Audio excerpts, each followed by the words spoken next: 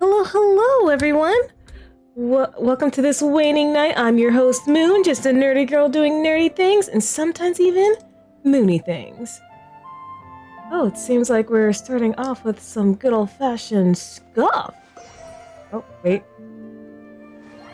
No one can hear me. Why is that? Why is that?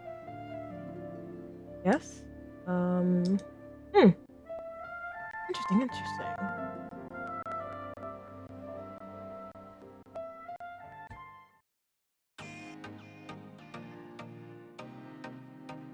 Interesting. Oh, okay. Okay. Why aren't you working? Hello. There we go. Alright. I think I got it fixed. Okay, there we go. Yeah. Welcome back to some more Genshin Impact. Oh, can you hear me? I just want to make sure, people could hear me. Maybe I was looking at the wrong input. Okay, yeah, I was probably looking at the wrong one. But either way, my PNG tuber wasn't acting accordingly, so I need to fix it. Welcome to the stream, Katori. How are you doing tonight? Yeah, we're back with some more Genshin Impact. I realized I can actually go to Fontaine. I can go to Fontaine! The very region that, the very reason why I decided to, I was like, okay, fine, I'll play Genshin Impact. If anyone was with me at the beginning of my streaming journey, they'll know like that my first stream title was Fontaine Broke Me, and I'm playing the game now. Yeah. So with that being said, yes, I kind of do know everything that happens in Fontaine. I know the whole story. So what I'm going to do, I'm a terrible actor. Terrible actor. But I will try to recreate some of my initial reactions to to the Fontaine storyline, and I'll try my best not to spoil anything, since I do know of like certain things. But yeah, I'm just gonna finish off my dailies since I kind of started them already, and it's just like I don't even know. Like, yes, I know everything that happens. But I forget how long it takes. And say, for example, I don't get around to finishing the first act. I want my dailies to be yeah, I want my dailies to be done for today. Because I doubt it. Don't quote me on this, but I doubt it'll take me till the next day reset to finish this act. Oh, wait, what? What do you mean I don't have Sunsetias? What do you mean I don't have Sunsetias? When did I not have Sunsetias? What? Since when? Okay then. I shall rectify this as soon as possible. As soon as I can find, Sunsetias. Like, what? When did I run out of Sunsetias, bro?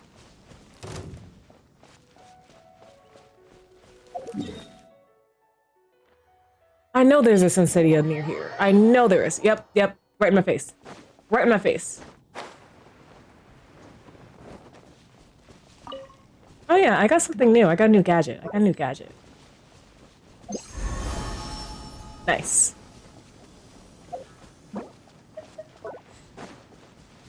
Yeah, so that lets you collect wood.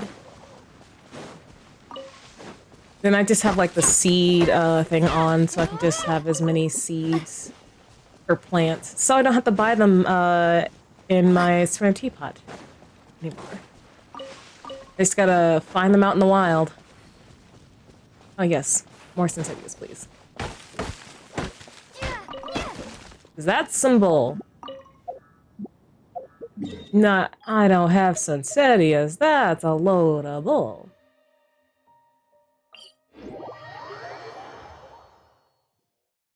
I believe the start of the Fontaine quest is also in Port Ormos. But it seems like, so far, I have not triggered it. I mean, if I do trigger it, then I trigger it. It's not like that wasn't what I was going to do anyway. But, it'll be quite, disruptive. Considering current objective. Get my dailies done. And then we shall start the Archon quest. Yeah, I'm really excited for this. Very excited. What? Oh! Oh, I feel silly now. Because I knew I had to have Sensitias.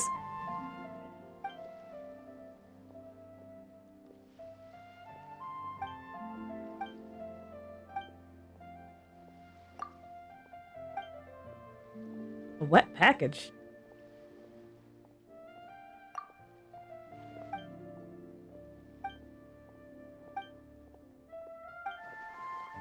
Okay, alright. Rapid fire button pressing. Okay, the commission is complete. Alright, where's the next one? Oh, I should have...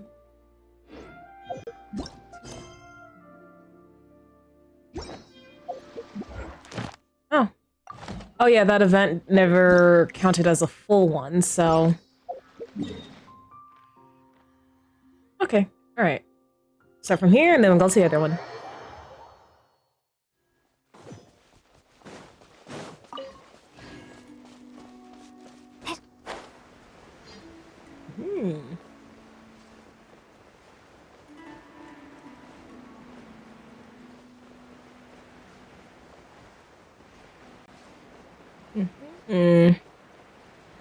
Yeah, I'm gonna try to finish these dailies ASAP, because I do want to get to Fontaine. I really want to, like, officially step foot in Fontaine, and aside from, you know, just like them giving us access to Fontaine because of the movie event. That was a really fun event. And supposedly the music one that's supposed to be for this patch is supposed to start on the 6th? In a couple of days, so Monday? It's supposed to start Monday? Cool it. That's gonna be fun.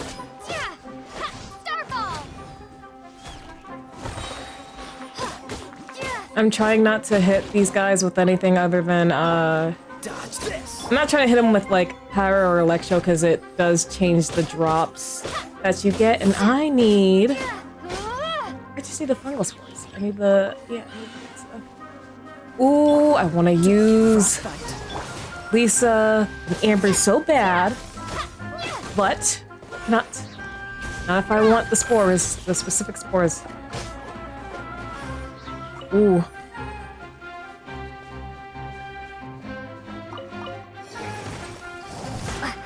You know, get down here. Get down here.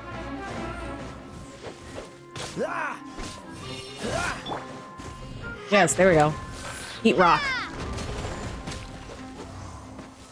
There we go. There we go. Oh, I see the mark of an Oculus. Is it under something again? I find that a lot of Sumeru oculi are... Oh. I don't want to deal with that right now. I'm just gonna walk away. I was about to say, that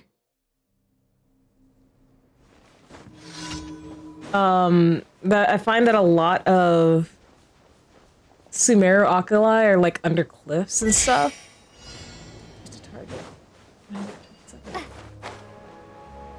Oh, there we go, there we go, there we go.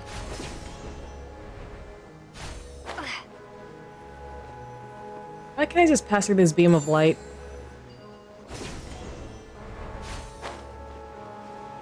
And then I'll just, like, register.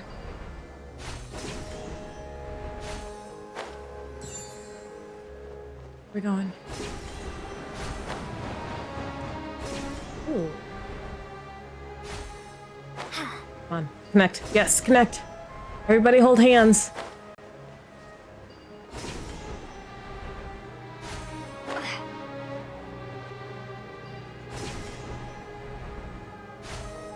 Not too familiar with this place.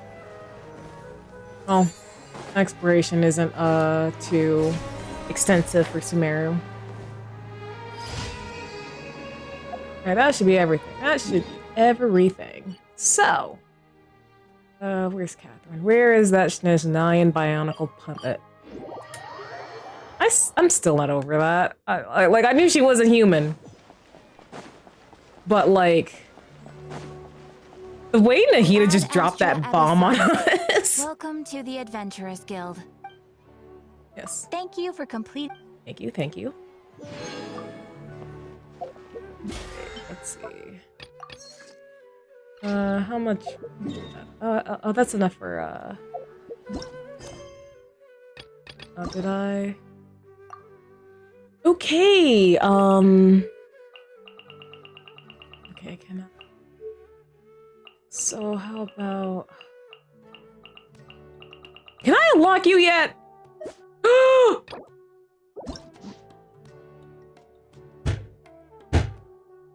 Okay, okay, okay. I'm cool. I'm normal. I'm fine. Oh yeah, last time, we did, like, Sumeru's 6th act of a quest. And, like, it starts off with, like, Kaya sending you a letter. I was so normal about that letter. I was so normal about that letter. And we got to see him. I was so freaking happy because it's been forever since I seen him in story and, like, main story. But then he was only there for a little bit. And then what's the rest of the quest? No Kaya. I was so upset. I'm still upset. I want more Kaya in the story, man. Let me see him. Aside from me using him in my party, please. Okay, let's do this. Let's do this. Let's get into Fontaine. Good old caravan rebat. Now let Paimon think. What were we up to the first time we came here? Oh, Paimon remembers. Nahida's consciousness had been trapped by the doctor, but we followed the clues she left behind to help her. Good memory, Paimon. I guess we may have stumbled upon this place at some point before. So much time has already passed since then. And it seems Sumeru's changing for the better now that Nahida's in charge, right? Mm-hmm.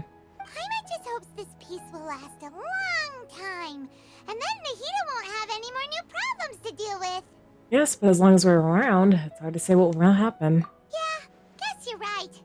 We somehow always find ourselves right in the thick of it. Who knows what will happen next? Come to think of it, maybe it's all because of you. Maybe you're just a magnet for trouble. Wow, Paimon. I was just thinking you might be the problem, Paimon. Huh? Me? Before Paimon ran into you, Paimon never ran into any trouble. At most, when she was super tired, Paimon got caught in some strange whirlpool and sucked out into sea. And even then, you fished Paimon out. Anyway, for Nahida's sake, maybe we should think about heading to our next destination for now. Next stop, Fontaine.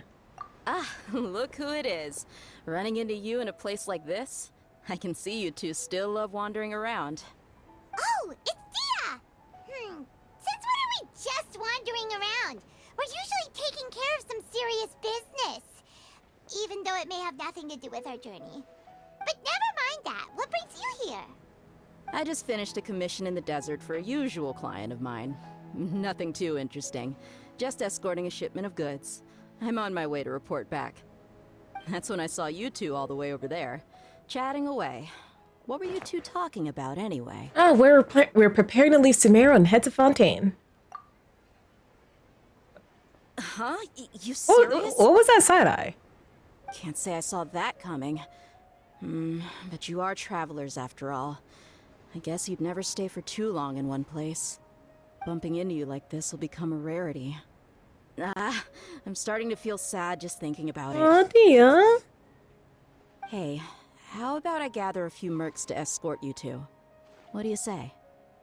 Thanks, but no need. Oh, Paimon had no clue you'd miss us so much. But don't worry, we'll come back to see everyone when we get a chance. Yeah. Sounds good. All you need to do to get to Fontaine is cross this stretch of desert and navigate some waterways. Knowing you two, I'm sure it won't be anything you can't handle. So, when are you leaving? We'll leave as soon as we finished a few more preparations. Oh, wait a sec. Paimon just remembered there are still a few dishes in Sumeru that Paimon hasn't tried yet. Now, where's that list Paimon made?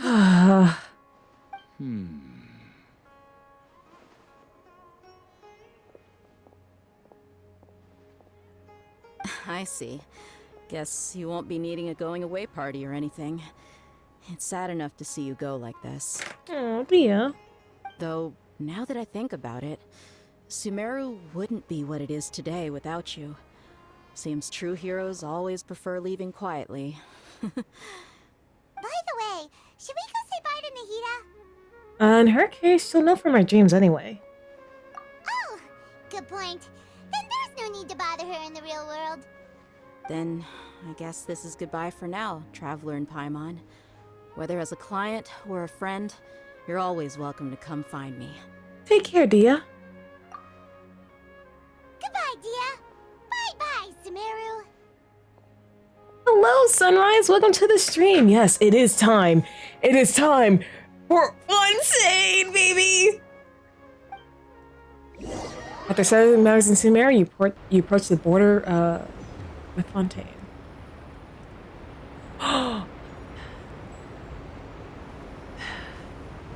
You know what? I'm glad they just teleported us here. I'm glad they just teleported us here. Look at that. Oh, that's so pretty. So pretty. Now hold on one moment. Okay, I can't find it. I was trying to see if I could see Celestia from here. Or maybe the clouds are covering it. Oh, what the hell is that? What?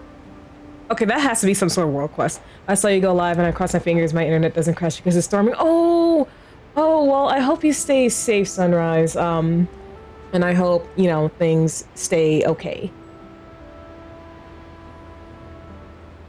Yeah, that looks like another world quest I haven't done. Okay.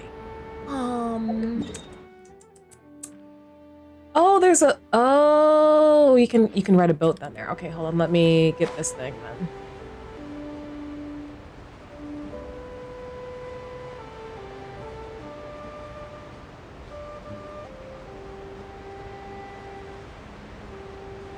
Oh man, I'm finally doing it.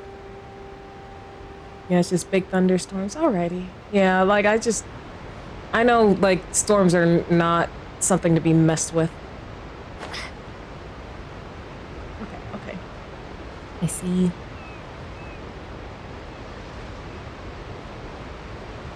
Wait. No, I can't pick that up.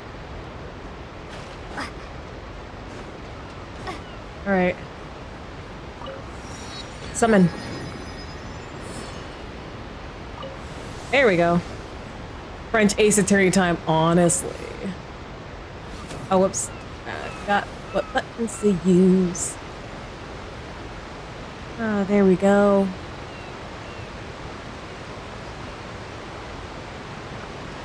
No, not in Tornado Alley, but it's mostly just my internet might get funky at a bad time. Yeah. Yeah, I could see that. Me too! Fontaine was so cool when I watched other people play it, so I'm very excited to play it myself. Whew. After crossing all that sand and water, we finally made it! Oh, this must be Fontaine's port. Wow, everything looks so advanced in Fontaine. Paimon's heard that the industry here is extremely developed, and there are all kinds of unusual machines. It's even more impressive than I expected. Just seeing the sights as a tourist is nice,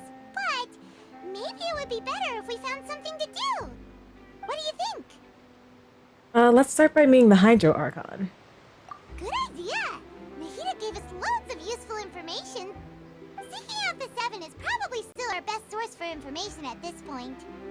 Our journey is to find my sibling and also find the truth. Yeah, the more we can learn, the better. So, what do you think the Hydro Archon's like? Will we get along? Nahida said that she has a very unique personality, whatever that means. To learn about a nation's god, start with the nation's people. There seems to be some locals talking over there. Let's go see if we can join the party. Alright, let's go see. Let's go talk to some locals.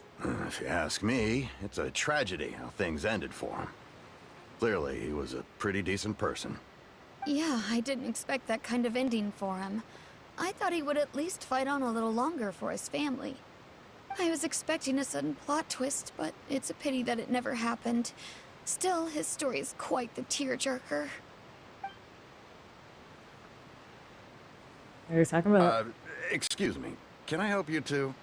I couldn't help but notice you standing here listening. Apologies. I didn't know where to, like, cut in. I'm sorry. Hi. We're travelers new to Fontaine, and we had something we wanted to ask, but you seemed to be really busy talking about some kind of play, so we didn't want to interrupt. Play? Oh, no. We're talking about something that really happened. In fact, it's a case that was just heard a few days ago. What? Really? Like, a real trial? But the way you were talking about it and the words you used just now made it sound like some kind of story. It's kind of messed up. You're talking about someone's life like that. Well, good tales are often based on true stories, aren't they? And what you see in reality may also be someone deliberately putting on an act while harboring ulterior motives. Whether something is true or not simply isn't that important. The main thing is whether the story being acted out on the stage is splendid enough. Okay, that's an interesting way to describe trials. Oh, but it looks like you're not from around here. You probably don't know that the Fontaine Court of Justice is called the Opera Epiclese, or more commonly known as just the Opera House. So they see trials as a sort of opera? But, shouldn't court cases be treated a little more seriously than that? Not to question Fontaine's way of doing things. It's just that putting someone on trial is usually a very serious thing. I'm gonna have to agree with Paimon here. No worries. Other visitors to Fontaine have wondered the same thing. You could say that we just don't want to waste the moving stories behind those cases. And as for your worries about whether the cases are treated with due reverence, we have the absolutely just and honorable Chief Justice Nouvelle. As well as the Oratrice Mécanique d'Analyse Cardinal, a machine created by the Archon. Between the machine and the Chief Justice, false charges and injustice are a thing of the past now. A judgment device created by the Archon. So this is the nation of justice. Hi, Eden. Thank you for the lyric. I hope your stream goes well. Kind of machine, too? Oh, Paimon's curious. We should check it out if we get the chance. Yeah, I would very much love to see the Oratrice Mécanique d'Analyse Cardinal. Wait, Paimon almost forgot to ask you our question. Do you know what we should do if we want to meet the Hydro Archon? Oh, that's easy. Just go to the Opera House. Lady Farina practically lives there. You could definitely say it's her biggest passion. Huh. I think what they mean is that they wish to speak with the Archon personally. Yeah, that would be nice. In that case, I'm afraid it's going to be a tad more difficult. You'll have to make an appointment well in advance, and it'll depend on whether or not she has any time slots available. Make an appointment? Huh. Is the Hydro Archon super busy taking care of official stuff? Wait, didn't you say that she's always at the Opera House? No. Lady Farina seldom takes an interest with the nation's affairs. The reason it's difficult to make an appointment is simply because she's incredibly popular. That's right. After all, she is the Archon. Though she may tend to get a little dramatic from time to time, people can't get enough of her. Huh. First time Paimon's ever heard of an Archon being described that way before. And she seems more celebrity than Archon. Wait! Paimon gets now! The Hydro Archon is kinda like a big celebrity here, right? Yeah, I suppose you could say that. Perhaps you could even say our mascot. Just like Paimon's, my emergency food mascot. Hang on. This is still Fontaine's Archon you're talking about. You should show some more respect. Yes, you're right. I guess I should at least try to be a little more respectful in front of visitors. Otherwise, I might get arrested and find myself face to face with Monsieur Neuvillette. I'm gonna just commit crimes just so I can have him look down on me. Come on. Sure, there's a lot of laws here, but nobody's going to be arrested for saying something disrespectful about the Hydro Archon. Seems the people of Fontaine really like the Hydra Archon. They don't appear to revere her. Alright, I think we get it. Thank you! At least we now know that we can find the Hydro Archon at the Opera House. I'll commit various war crimes. I don't know about war crimes. I think I'll commit like petty crime.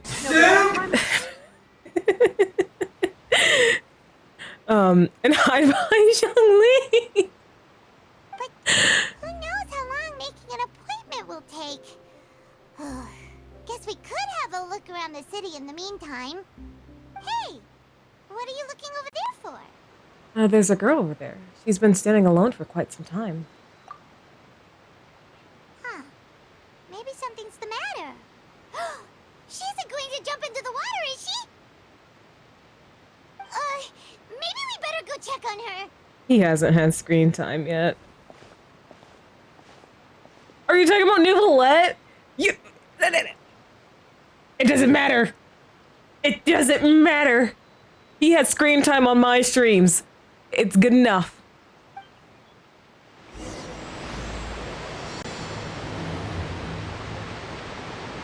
Hello, strange cat girl. What are you doing?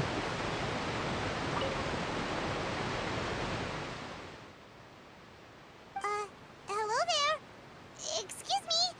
Are you alright? Huh? I'm fine. Thanks. Oh, okay then. We just noticed that you seem to be worried about something. About many things, actually. But there's nothing I can do but just keep my troubles to myself. I was just reminiscing about a place my brother and I would play when we were kids. It was just atop that hill over there. See? You're pointing at the sea. Wait, are you saying that you and your brother lived in the water? Maybe they're mermaids? Or a fantastical race from Fontaine? No people call the waters around Fontaine a sea. It's actually just an inland lake that's filled with fresh water. And though I can still see that hill clearly in my memories, now it's been completely submerged. We would skip and jump, tossing sand in the wind. The sun shone brightly, and the air was filled with the scent of the sea. But now, the water is gradually swallowing our memories. Oh? It won't be long before it swallows us. Sorry. Paimon doesn't really get what you mean. Do you mind explaining? I don't believe we've had the pleasure of meeting. Are you Lynette's new friend? Guys, look, it's Blade! It's Blade!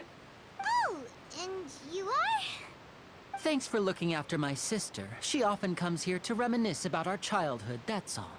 There's no need for any concern. Bladey! Allow me to introduce myself. I'm Linny, and this is my sister Lynette. If I had to guess, I'd say you must be travelers from abroad. Bladey! Nice to meet you. Paimon is Paimon, and this is a traveler. We just arrived in Fontaine. Yep. We were just talking with your sister. Even though we didn't really get what she was saying. Having hindsight, oh my god. Right? Like, I'm already seeing, like, oh, they were making a lot of foreshadowing here. Oh. I see.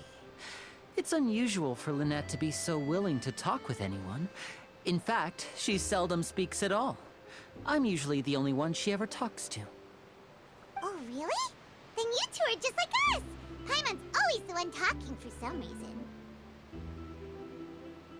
There's hardly anything left for me to say when you're around, Paimon, because you always steal all my lines. So that's how you think it is? I also think my brother can be too talkative at times. Seems you were right, Paimon. We are quite similar. So, what did Lynette mean just now when she said that the water is engulfing your memories? And that it won't be long before it engulfs you too? Oh, that. It's from a prophecy that's been circulating in Fontaine for some time now. Well, I suppose prophecy isn't exactly the right word, because that implies a certain amount of uncertainty. There's no doubt about what's happening in Fontaine now. Oh? What's happening in Fontaine? Where to begin? Let's put that question on hold for a moment. We still haven't formally greeted each other yet, have we?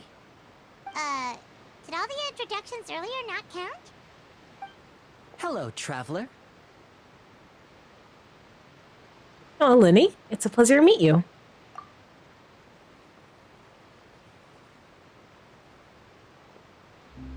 And hello, Paimon. Hey! Why didn't Paimon get a handshake? You're not poking fun at Paimon, are you? Please, don't take offense. Just consider it a sort of etiquette we have here in Fontaine when making new friends. You should remember it. It might prove useful. Oh, alright then. Well, Paimon's just happy to have a local friend now. By the way, we were just getting ready to go to the Opera House to meet the Hydro Archon. Would you be able to show us the way? Lynette's outfit is so pretty, man. So pretty. So you're going to see Lady Farina? No problem at all. In fact, I was planning to go to the Opera House later myself. I'll gladly take you once I finish things here. Please, follow me.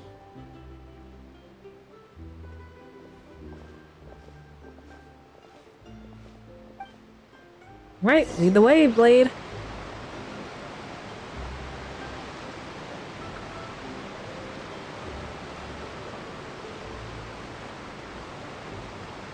So, oh.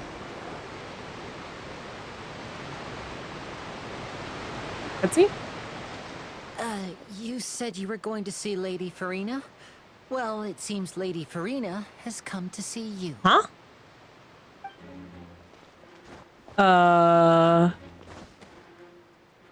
From goth hunk to magic twink. Oh, hello. You seem important. Oh.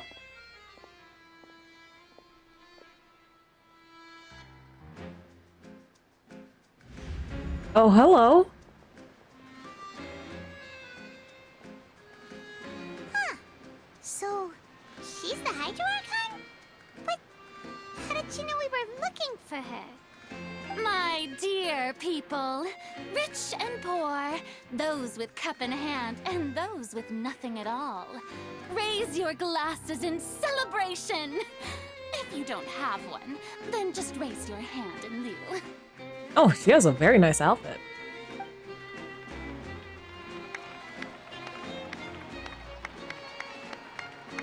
As you can all see, two unfamiliar travelers have arrived in our nation. Come, let us make a toast in honor of this traveler and her companion who have journeyed here from distant lands. Okay, I'm a little concerned. Is she talking about us? I feel like we're the only, Outlanders here. Nobody here seems to be holding glass. I've long heard of the turmoil and chaos you left in your wake as you visited other nations. But I welcome you nevertheless. Turmoil and chaos I've left? I have come to receive you personally. Now hold on a second. Most of the problems in all the nations I've visited are because of the goddamn Fatui. Okay? The Fatui has been leaving chaos. Okay, technically, I will give them a pass in Mondstadt. It was actually the Abyss Order who caused the most problems. But Liyue, Fatui, Inazuma, Fatui, Sumeru, Fatui, Petui. Don't put that on me, ma'am. Fear is for insignificant cowards. I am a god, and I will never entertain the notion of such meaningless wariness. You can be rest assured, I see clearly your sincerity. Of course, seeking an audience with me is the most sensible thing to do. It will allow you to truly behold my power and witness my authority. Intelligent people always gather under the correct banner. You know what? I don't like her attitude. I, Focalor, hereby welcome you to the nation of Hydro and acknowledge the value and significance of your trip. Now, you may rejoice in this.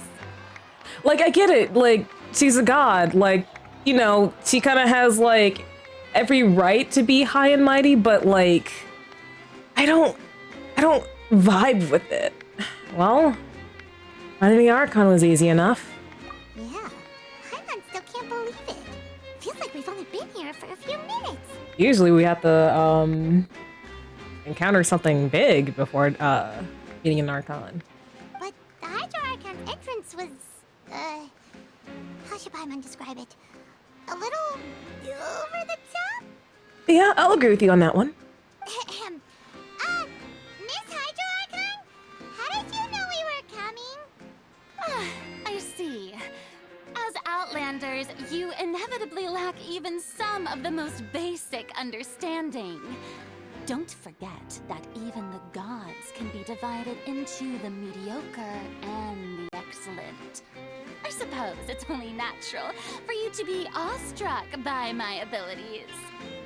Yeah, okay, Tori, I think you're right. The Farida is hydroficial, because I like Fischl. I would like Fischl more if she just dropped the act. I just can't stand the act. I can't stand the mask she puts on. I would just prefer if she were her real self. You had best stop and consider. Do you really have the noble qualities and etiquette necessary to communicate with a god? All it takes is a flick of my finger. Oh, who's that for dude me from to the know port? Everything about you. Not the port. Rebot? I'm already forgetting names. But that was the same dude. Whoa, talk about sounding high and mighty. Feels like she can't get over herself. Oh, what's with these looks? Perhaps the welcoming ceremony still isn't enough? What else should Genevia. I say then? Is she waiting for us to start talking? Wow, I didn't expect to see Lady Farina here. What a surprise! Wait, does this mean they're the legendary blonde traveler? How did I not notice before? Hey, what's all the commotion? Oh, is that Lady Farina? Is there some kind of drama going on? Of course. That's the blonde traveler. The one all those stories are about. Lady Farina came here to personally see her. Oh, I bet this is going to be the duel of the century. Duel? Ooh, I've got to see this. I knew Lady Farina would never disappoint. Wait. We're just talking here. Yes, but don't get too excited now.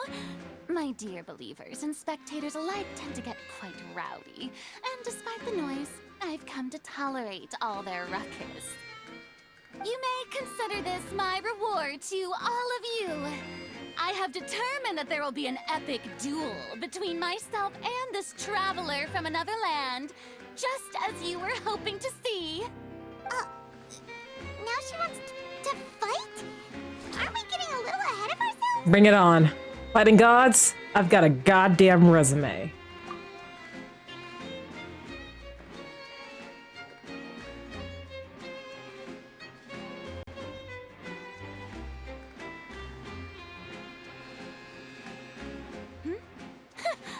Are you not afraid?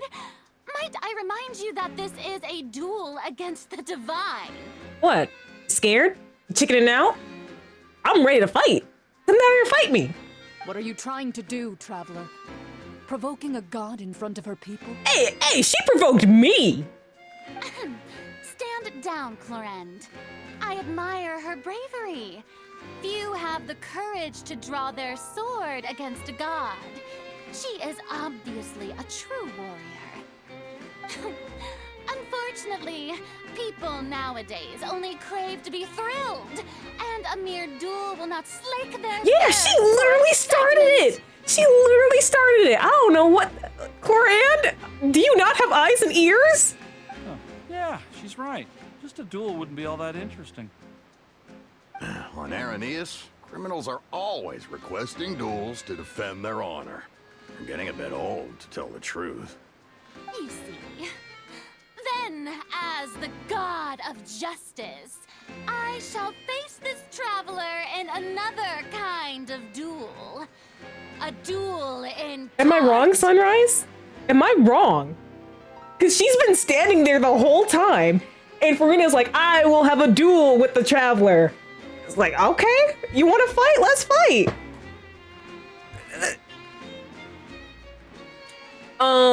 Farina is not giving me the best first impression here. Whoa. All right. Now that'll be worth seeing. Right. This is Fontaine, after all. Such a grand opera house, it would be a pity not to use it. Why do you care so much about the crowd's reactions? Seems you've spent a little too much time in the opera house. Besides, how exactly do you plan to have a duel in court? You mean you're going to put us on trial? And we haven't committed any crimes. We literally just arrived here. Oh, we have reason to put you on trial. It's obvious, isn't it? Obvious? According to Fontaine law, no one is permitted to release any flying objects within Fontaine city limits during the first 3 days of each month. You are clearly guilty of violating this law, no? Even if you want to, look, Paimon's been floating. Even if you want to say she's been flying, I did not release her. She is her own being. She is not something to be released. Oh, so that's what they've done wrong. That's our Lady Farina. That's No bullshit. one knows the laws of Fontaine like she does. That is a load of BS. You call that obvious? What kind of law is that? Wait, flying object? You mean Paimon? Paimon is a person. Yeah, Paimon is not an object. She is a person. Precisely! Now, if you two have no objections, then in the name of the Hydro Archon, I order your arrest. That's a little bull. My apologies, Lady Farina. I don't mean to spoil the fun. But if you would allow me to interject, I don't think that Paimon here meets the definition of a flying object. You tell her, Linny! Finally someone who's not crazy. How could anyone call Paimon a flying object? Yeah, Paimon doesn't have rights. Oh my gosh. Ah, great magician Linny, my beloved citizen. I'll permit you to object, but how exactly do you plan to prove your claim? As a magician who just rained on your parade, I naturally should shoulder the responsibility of saving the show. So, with such an audience gathered here, allow me to perform a trick for everyone.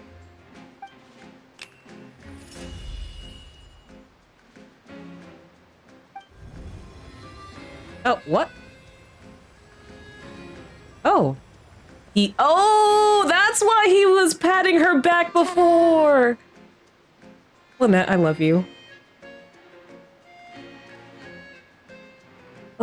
Wait, is that pronounced Hola me Xavier? Hello. Thank you for the first time chat and welcome to the stream. How are you doing? Even that's a bit far for emergency food to be considered an object. Honestly. What's that on Paimon's back? Just call me Swift Lamau. It's just an alt. Okay, Swift. Welcome to the stream. Ah, when Lily patted you on the back.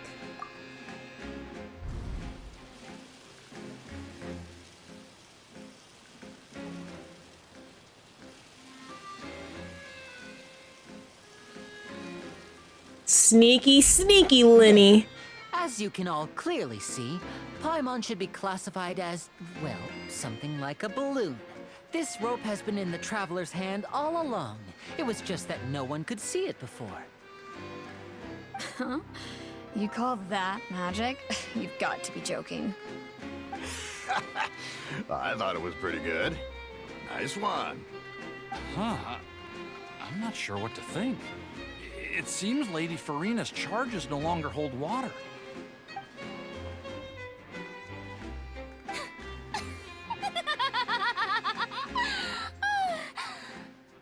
Amusing. Very amusing, Linny. Just the sort of unexpected twist that I enjoy. With you here, today's performance can finally be called complete. SpongeBob ass outfits. Performance? You see all this as a performance? You were threatening with having me arrested. Wait. I can't say anything. I can't say anything. In which case, consider the matter of your trial resolved. The god of justice will not bring charges against an innocent person. I don't like you. But when there are valid grounds, I will not only judge travelers from abroad, but even the gods of other lands. Maybe a little arrest is a maybe a little arrest as a treat. I look forward to seeing your upcoming performance at the Opera House, Mr. I know, okay, so I know, but I don't want to mention them because they haven't been introduced in the story. I'm trying not to spoil anything, despite I knowing everything. But I would very much like to be arrested now that I think about it. Failure quote of committing crimes. Oh yeah, that's true. I gotta commit a crime every region. At least one crime per region.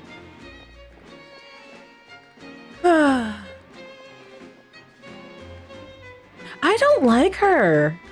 I don't like her attitude. Already committed a crime? She's gone. Technically no, Viper. Also, welcome to the stream. Unpredictable Archon Paimon's ever seen. You never even had a chance to ask her anything. But that's a problem for future Paimon.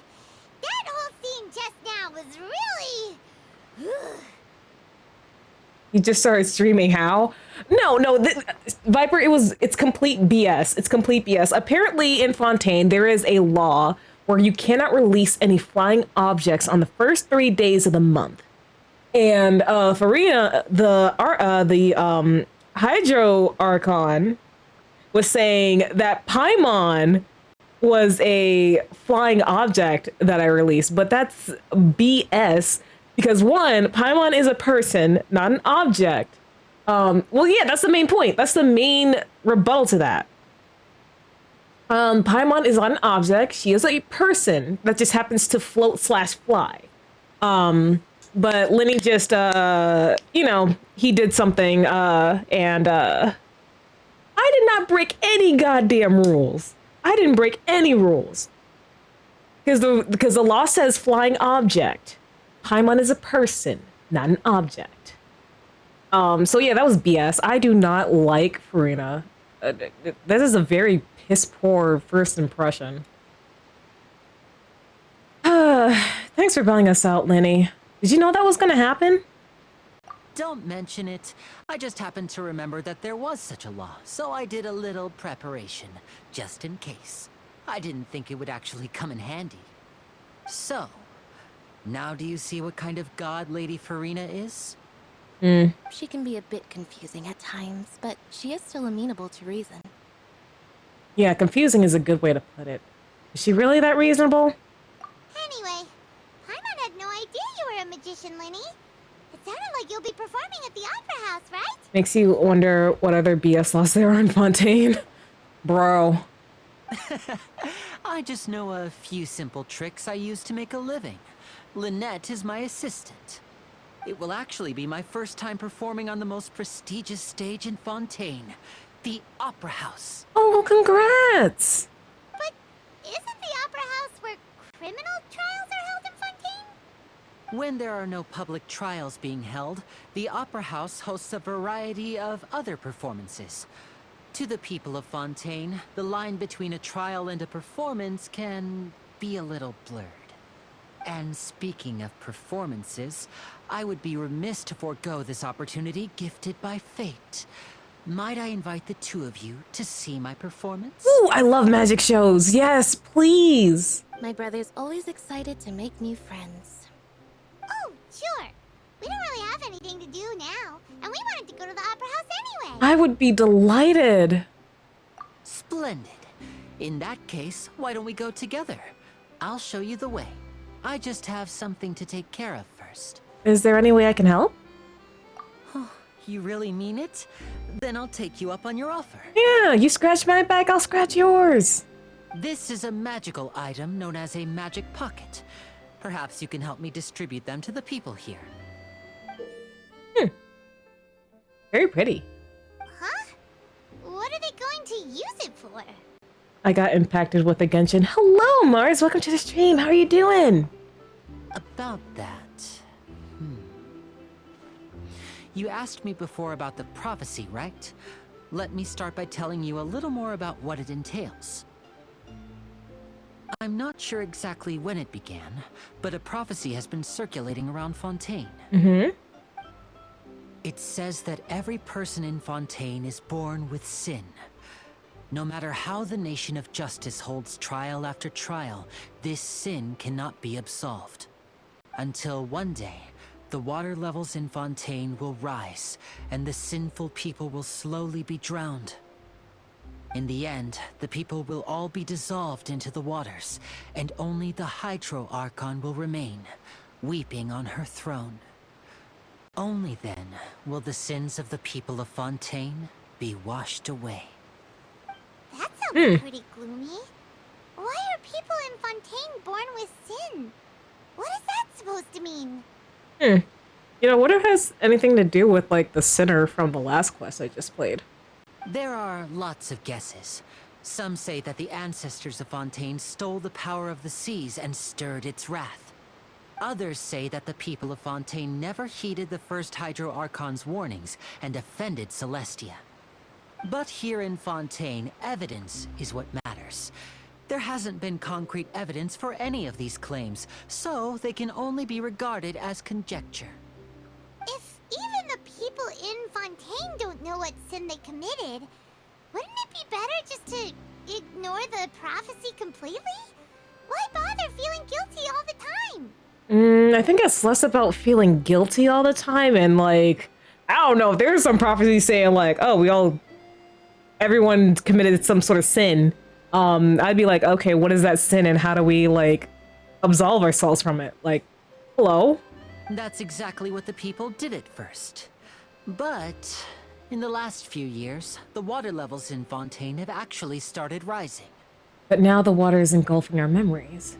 It won't be long before it engulfs us. Many places have already been completely submerged, and now lie beneath the sea. Many people carry on with their lives as before and shrug it off as a natural phenomenon.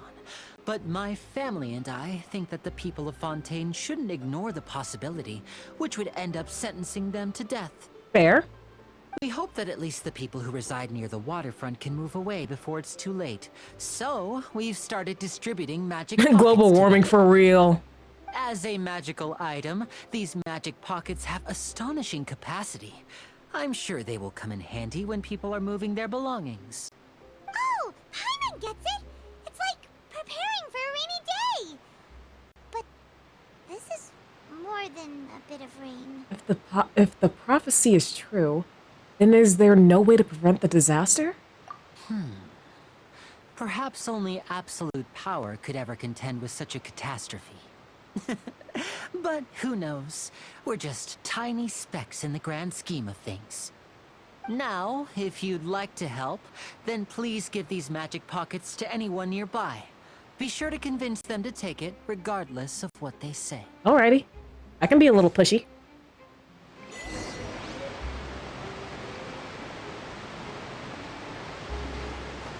Hello, Agaru? Or Agaru? What's this? So you also believe in the prophecy. Keep it. I won't have any use for it. What? Well, if you're bored, Mars, I hope my stream can cure that boredom. No, I believe in the prophecy. But I also believe in another story. The story says that people once lived in the ocean. They were one with the ocean and couldn't live apart from it. But as time wore on, people desired to live on land and developed blood vessels, encapsulating the sea within their bodies. Thus could people set foot on land. So, if you ask me, when the water rises and takes us all, it'll be like we're going home. Oh, we hadn't heard that one before. But people can't live underwater. They'll die. You should probably still take it. I'm just always bored. Okay, then. All right, I'll take it. I guess I just feel that being dissolved into the water doesn't necessarily mean death. Interesting take. Oh, hi, official! Welcome to the stream. How are you doing tonight? I'm just playing the first act of the Archon quest in Fontaine. I finally made it! Huh. Jinx, you owe me a soda. So you're the blonde traveler that everyone's been talking about. My apologies for not recognizing you earlier. Oh, there's no need to apologize. I'm just like everyone else. Here, take this. Oh, a magic pocket? Seems you really thought of everything. I guess it's better to prepare. Oh, I'm doing good. I'm doing good, official. I'm very, very excited to finally get to Fontaine. I started playing this game in December. Thanks. Please, also thank the magician on my behalf when you get the chance. So, like, I'm just very excited. I'm so excited. Oh my gosh.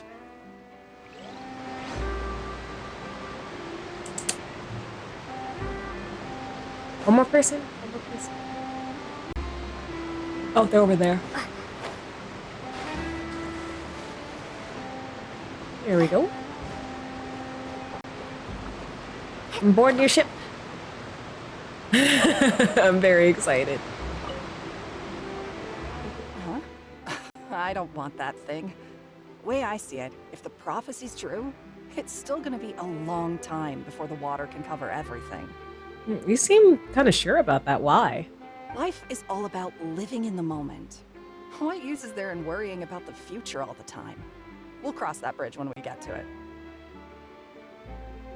Do you see the opportunity here? The opportunity to do what, official? You should still take it. You never know when it'll come in handy. Oh, senpai, thank you for the lurk. Oh, all right, fine. Thanks. It's just that if I start moving, that means I've already given up. You can throw Paimon off board and get rid of her. I'd really rather not. I mean... yeah, I think you'd have to, like, knock her out first. Or, like, distract her with food. And then throw her in.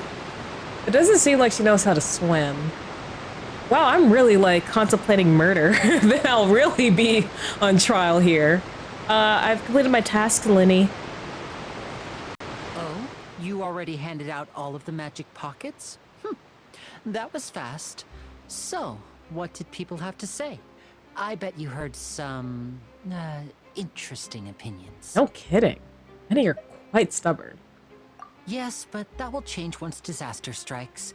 Tired to a They'll change their boulder. minds, so it's only right to help them prepare. Is there anything else you need to do before we leave? Yes, one last thing. I have the magic pockets made by a workshop in the court of Fontaine. Since we're out and about, I was thinking about bringing him some more materials. So, you want to collect materials? Just tell us what the materials look like and we'll help. Many hands make light work. Very true. Oh, that would be much appreciated. We'll need some Romaritime flowers. I remember seeing them near the waterfront on the east side of the harbor. Okay. What materials used to make magic pockets?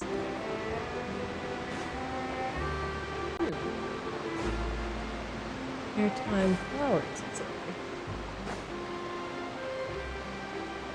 Oh, are these them? It seems we have to use Hydro to collect for maritime flowers. Huh?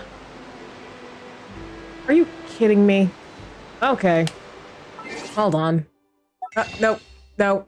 No, we're not buying anything. This is a free-to-play account. Yeah. Oh, wrong button. Alright. I know this is like basically saying, oh, you should switch to Hydro Traveler, but I built Geo Traveler so well, man! Well, okay, that's a lie. No, I haven't. I haven't built Geo Traveler that well. I just have Geo Traveler's traces leveled up really high, and I don't think it translates whenever you switch the moon. You get to be Mega Man as Hydro Traveler. I'm scared. I'm scared. Like I haven't been another type of traveler in so long. Like I didn't even touch Dendro or Electro Traveler. I didn't touch either of them. But I guess I can try it out. I will go straight back to Zhongli if it turns out to be very bad for me. You made quick work of that. I can tell you're an experienced traveler. I've also finished collecting a few here. Maybe next time you'll feel like helping too, Lynette. No way. I'm in power-saving mode today. Otherwise, I fear I may not have any energy left for the performance at the Opera House. Fine. Though the performance is still a long way off. Now that we're finished here, we should get ready to head back to the court of Fontaine. So, we're going to the court of Fontaine before we head to the Opera House? Good. Paimon wants a tour of Fontaine's largest city and try All the food. This guy's so zesty, bruh. I mean, I like it. Wait, shh. Have you noticed that person over there? The young girl. What about her? What's wrong with her? Paimon didn't notice anything. She's obviously a thief. Oh, you can tell just by looking? Magicians and thieves practice similar methods. We divert attention, and a distracted audience is one that won't discover what you're really doing. I see. That sleight of hand. Watch her movements carefully.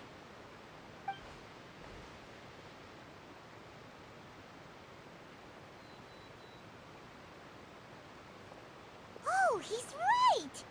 Shh, keep your voice down. We need to think of a way to catch her. It seems she's Oh. very alert. Perhaps we should split up. Merlin the Hermit, hello! Welcome to the stream and thank you for joining the Starmie. I hope you enjoy your stay here. How are you doing today?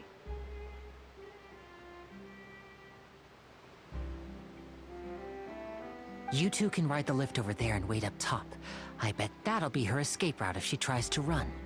Understood. Leave it to me. All right, let's go.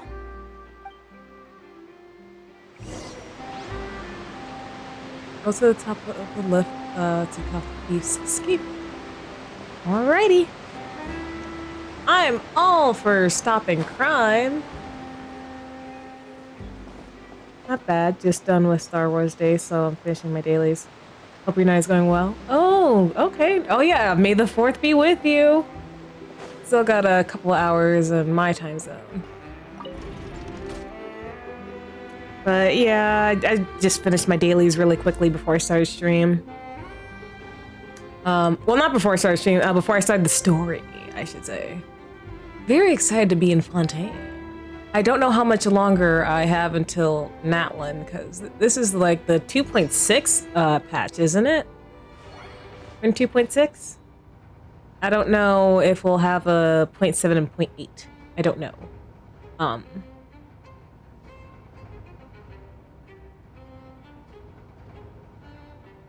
Oh yeah, Merlin the Hermit. Do you prefer to be called Merlin or Hermit?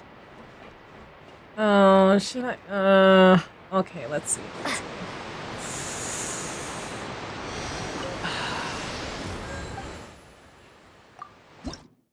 Yeah, go ahead and do that.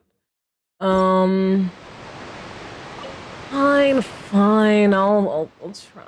I'll try resonating with Hydro.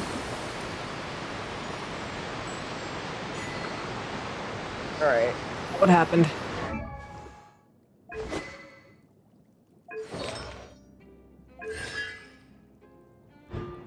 Okay. Okay. Most people call me Merlin, but when people say Hermit, I'm like, yeah, that works. All right, Merlin. Oh yeah. What are your pronouns, Merlin? I just want to make sure I don't like. That's what I was afraid of. That's what I was afraid of. Ah. Ah.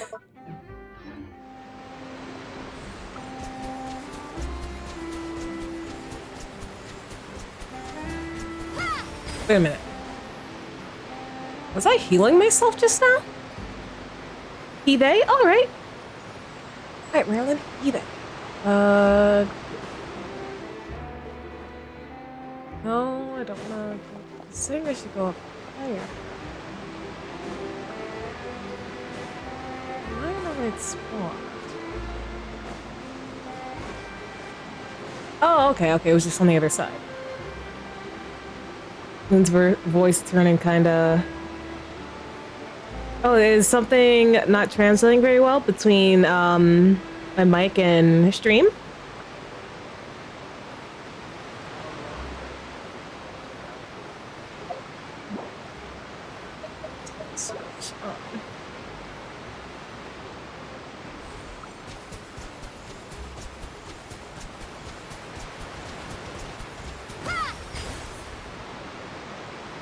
Okay, interesting, interesting.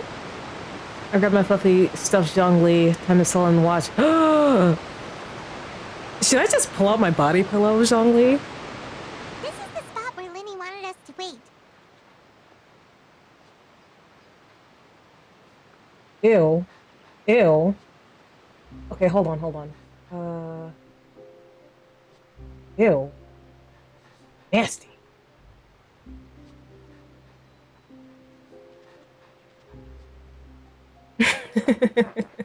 I guess I'll have to go back and watch it then. Yeetus deletus that bot. Okay, yes. Oh, I see the thief. Oh, look! Isn't that her? Come on, Hush. Get ready to stop her. Oh no! Did she notice us? She started running the other direction! What should we do? Should we chase her? Our job is to block this path. Let's leave the rest up to Linny. You're right. She might also be It's a baby dragon version with a scarf. Oh, that's so cute. That's so cute. Oh. You wait, but there's no sign of the thief. Nothing's happened for a while now. Paimon wonders if Lenny caught the thief. Seems there's no reason for us to stay here. Let's go find Linny. Yeah, let's go.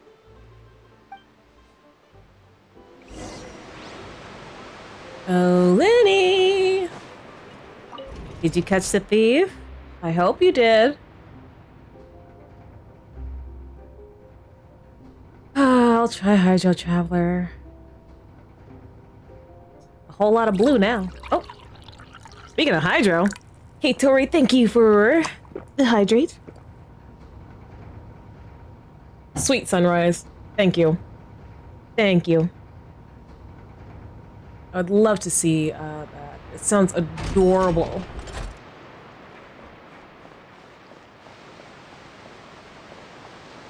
Nanny.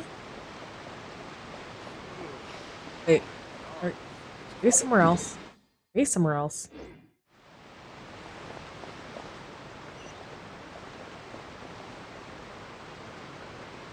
Are you serious? Were you upstairs the whole time?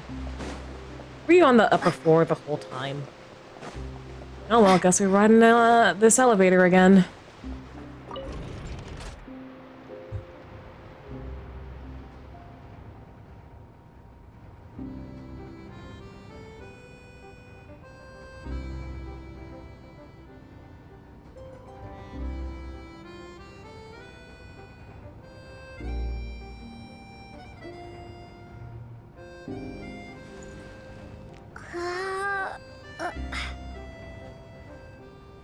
Yep, get that good stretch in, I mean. Oh yeah, has everyone ever tried that thing in elevators, like where like you jump right as the elevator like adjusts itself after reaching the next floor to feel like you're floating? Oh wait, no, that's not what I meant. That's not what I meant to do. I just wanted to I just wanted to find Lenny. Oh well, I just wanted to pick up that thingy. Just wanted to pick up whatever was there. Lenny! Are you sure that's all she took? You should check to make sure you're not missing anything else. No, that was all. Oh, I can't thank you enough. I didn't notice a thing earlier. Anyway, I should be going now. Thanks again. Oh, were you returning what the thief had stolen? That's right. Pity I wasn't able to catch her. She distracted me by dropping the thing she stole on the ground. By the time I looked back, she was already gone. I saw the general direction she went, but Lenny twisted his ankle, and I needed to make sure he was okay. Oh, hope you feel better soon. Did you get hurt, Lenny? I'll be all right. It's just a twisted ankle, that's all. In fact, it's feeling better already. If you want to play at being a hero, at least try not to get hurt. Gonna doing lurk it. while I wind down for a night. Imagine All right, what would Merlin. happen if you manage to derail our performance as a result. Yeah, for sure, for sure. I do stream pretty regularly, so. And I'm definitely gonna be streaming a lot next week. So I hope to see you soon. Hope you have a good night. Bye, Merlin. Or, well, at least, thank you for the lurk. I should say thank you for the lurk. You're right, you're right. Sorry, Lynette. I have to admit that the thief was even more skilled than I had anticipated.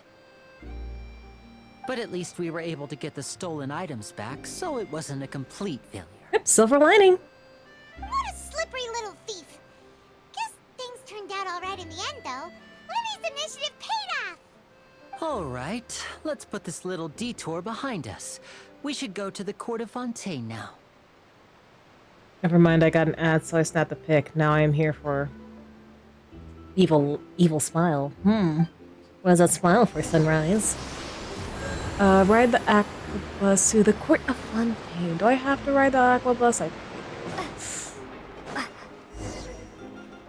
I don't say good night before stream ends, good night. And maybe may the fourth be with you. May the fourth be with you as well, Merlin.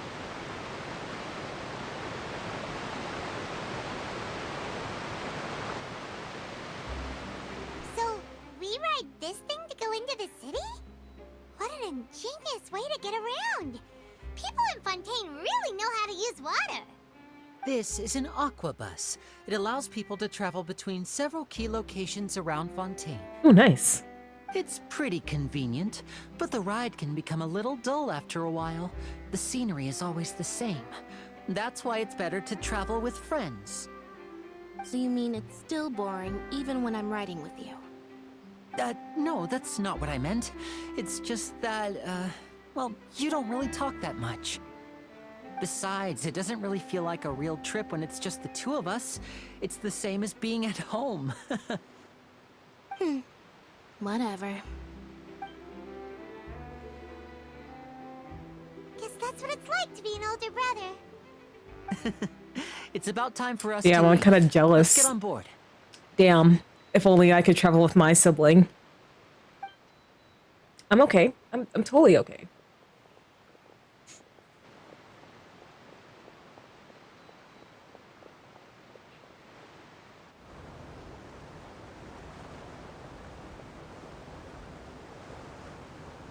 And who is this? Oh, excuse me.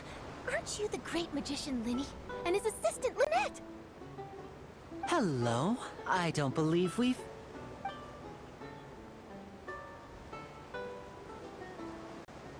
I'm Charlotte, a reporter for the Steam. Ah, makes sense, makes sense.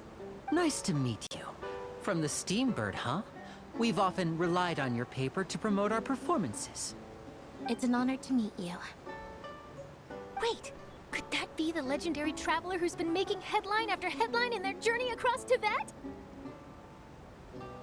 You know, her outfit kind of reminds me of Pom Pom.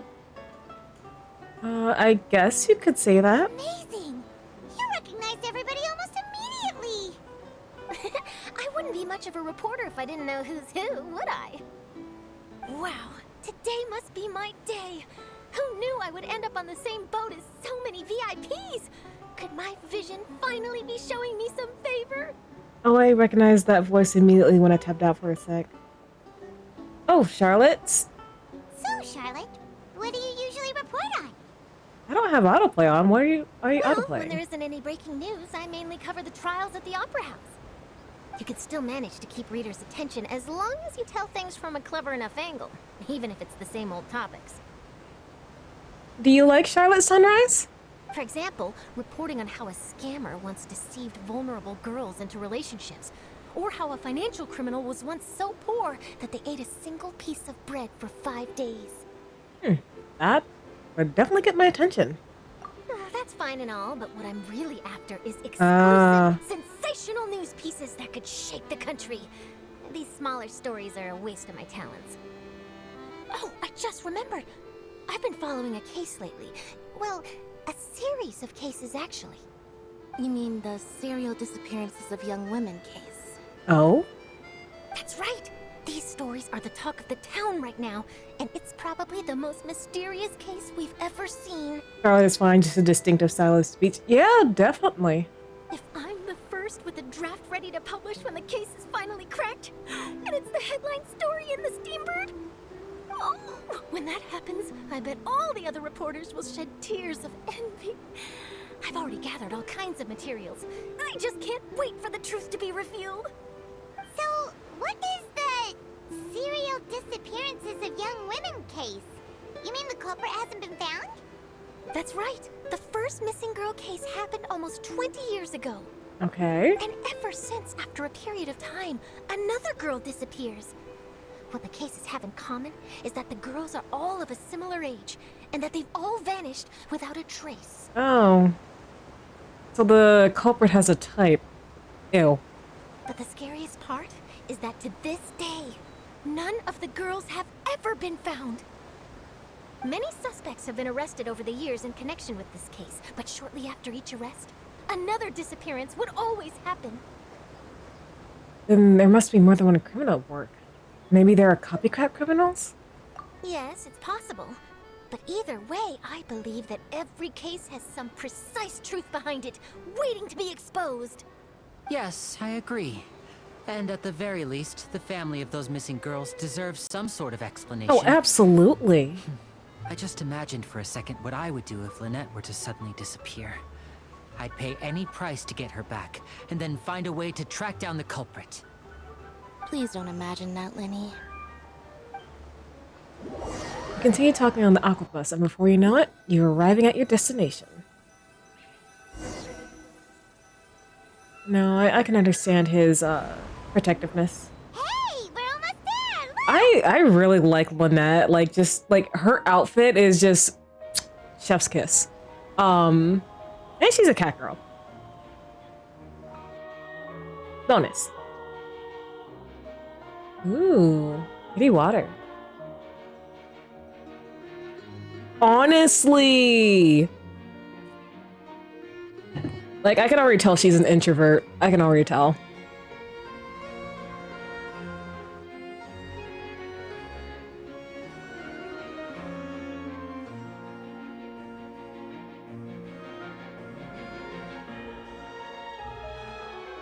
Ooh, this music. Kind of makes me want to, like, get up and, like, do a waltz or something.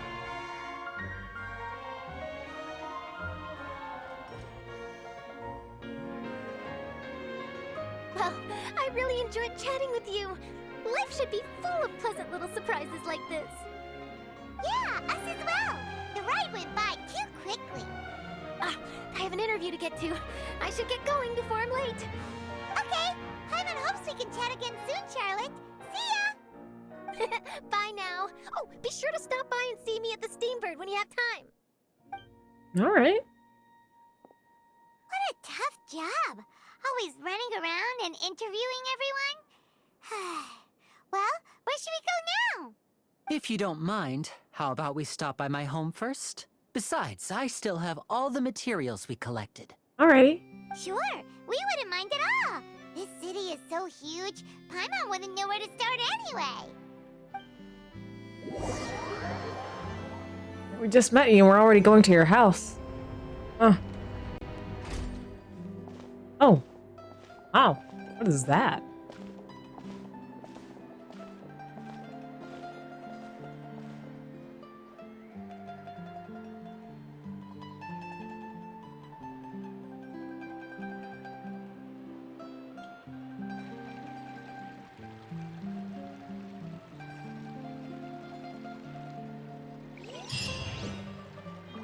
Ooh.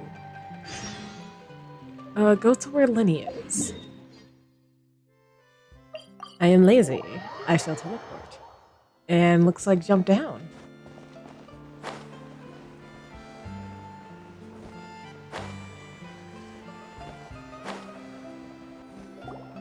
This is our current abode. Ah, Fremine, you're home. Where did everyone else go? I have some new friends that I would like to introduce. Oh, they all just went out a moment ago. I see. Everyone is getting busier now that Father will be returning soon. My son, Fremy. Father? Allow me to introduce you to my little brother, Fremine. He is a phenomenal diver. Oh, cool. Hello. Nice to meet you. Paimon is Paimon, and this is the Traveler. Oh, you sound very proud to have a diver as a brother, Lenny. Delta, hello. Welcome to the stream. Dad. I mean father. How you doing tonight, Delta?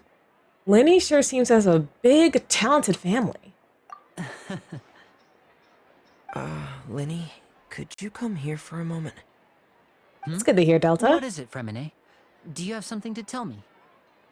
It's all right. You go ahead.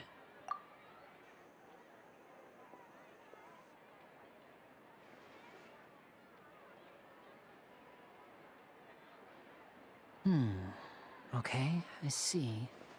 Is everything all right? Oh, it's nothing. We were just discussing a little housework. Sorry for the interruption. Oh, before I forget, the Traveler and I collected more materials to make magic pockets. Were you able to get any, Fremine? Yes, I went diving and gathered lots of materials. I was about to give them to you. Oh, he has the cutest little freckles. That's our Fremine, always quick with the underwater work. All right, I'll take these to the workshop. Oh, it's raining all of a sudden. Spontaneous rain showers. Okay.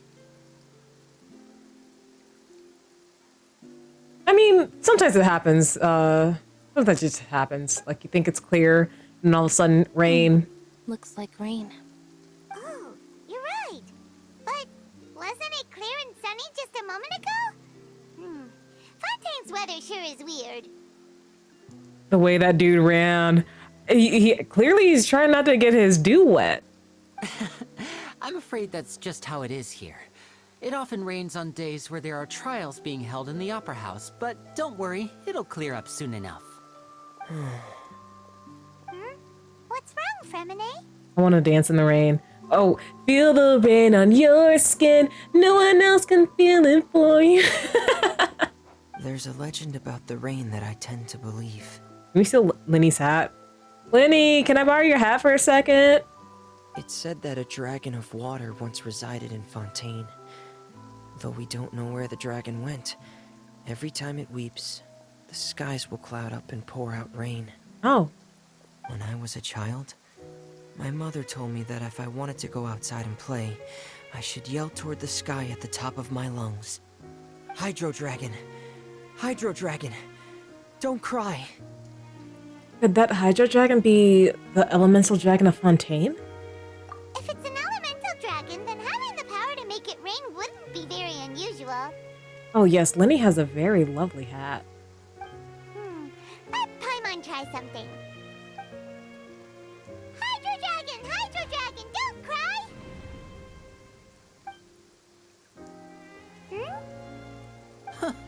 Doesn't seem to be of any use.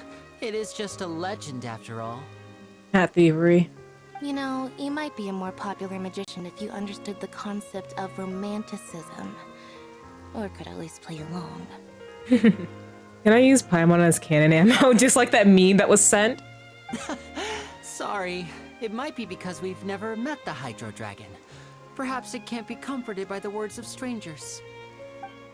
After some time, the rain stops. It rained for longer than I suspected. Oh, it's already getting late. Was there something you needed to do, Linny? Yeah, some preparations for the show at the Opera House. I need to find a way to catch There's a lot the of people last that Aqua bus of the day. especially with her behavior from Sumeru. Bro. On the day of the performance, just ride the Aqua bus to the island of Araneus. I'll have Lynette meet you at the fountain in front of the Opera House. Sounds good. You go ahead, Linny. See you at the performance. Oh, are you leaving now? What is it, Fremine? I'm in a hurry. Oh, I get it. You feel nervous delivering the materials for the magic pockets, is that it? Perhaps we could trouble the Traveler to help us take these materials to the Beaumont workshop and deliver them to the owner there? Yeah, sure. I'm happy to help. I'm afraid that Fremine can be quite introverted. Oh, And the boss Delta, there thank you tends for to be the quite hydrate. talkative. Fremine has always been a little afraid of her. Gotta stay hydrated in the Hydro Nation. No trouble at all. Don't worry, we're on the case. Sorry for the inconvenience. I'm quite useless when it comes to such tasks. Oh, baby, no. I'll think of a way to make it up to you. Oh, don't think anything of it, honey. Oh, no need. This will be a walk in the park for us. Thank you, Delta. Speaking of taking care of myself. Okay, no one has said anything. Okay. Fremine and Lynette being different kinds of introverts. I feel like Fremine is the socially awkward introvert, while Lynette is just the just like your baseline introvert who's just like, if I don't have to talk to people, that's a great day for me. Thanks again, you two. I really can't deal with that lady. It's all good, all good. Oh, whoops! I'm sorry. Thanks Sorry, again, I thought I saw something sparkly. Go to Beaumont. Go.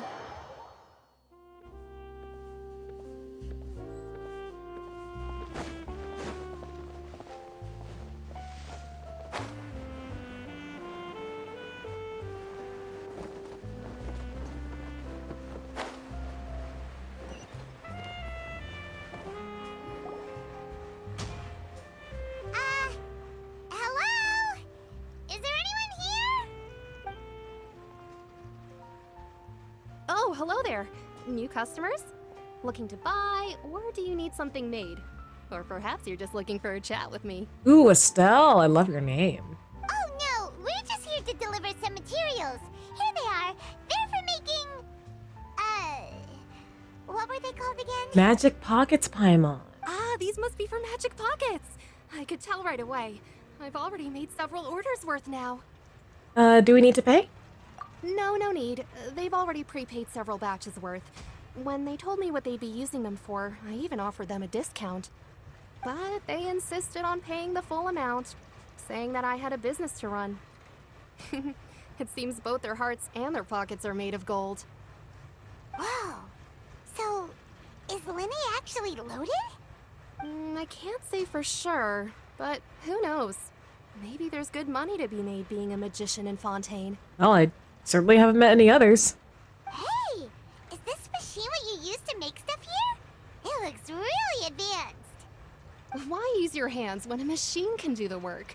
It would be a waste not to use the latest technology, and wasting is a kind of crime. But where does a big machine like that get its power from? Well, it's a little complicated.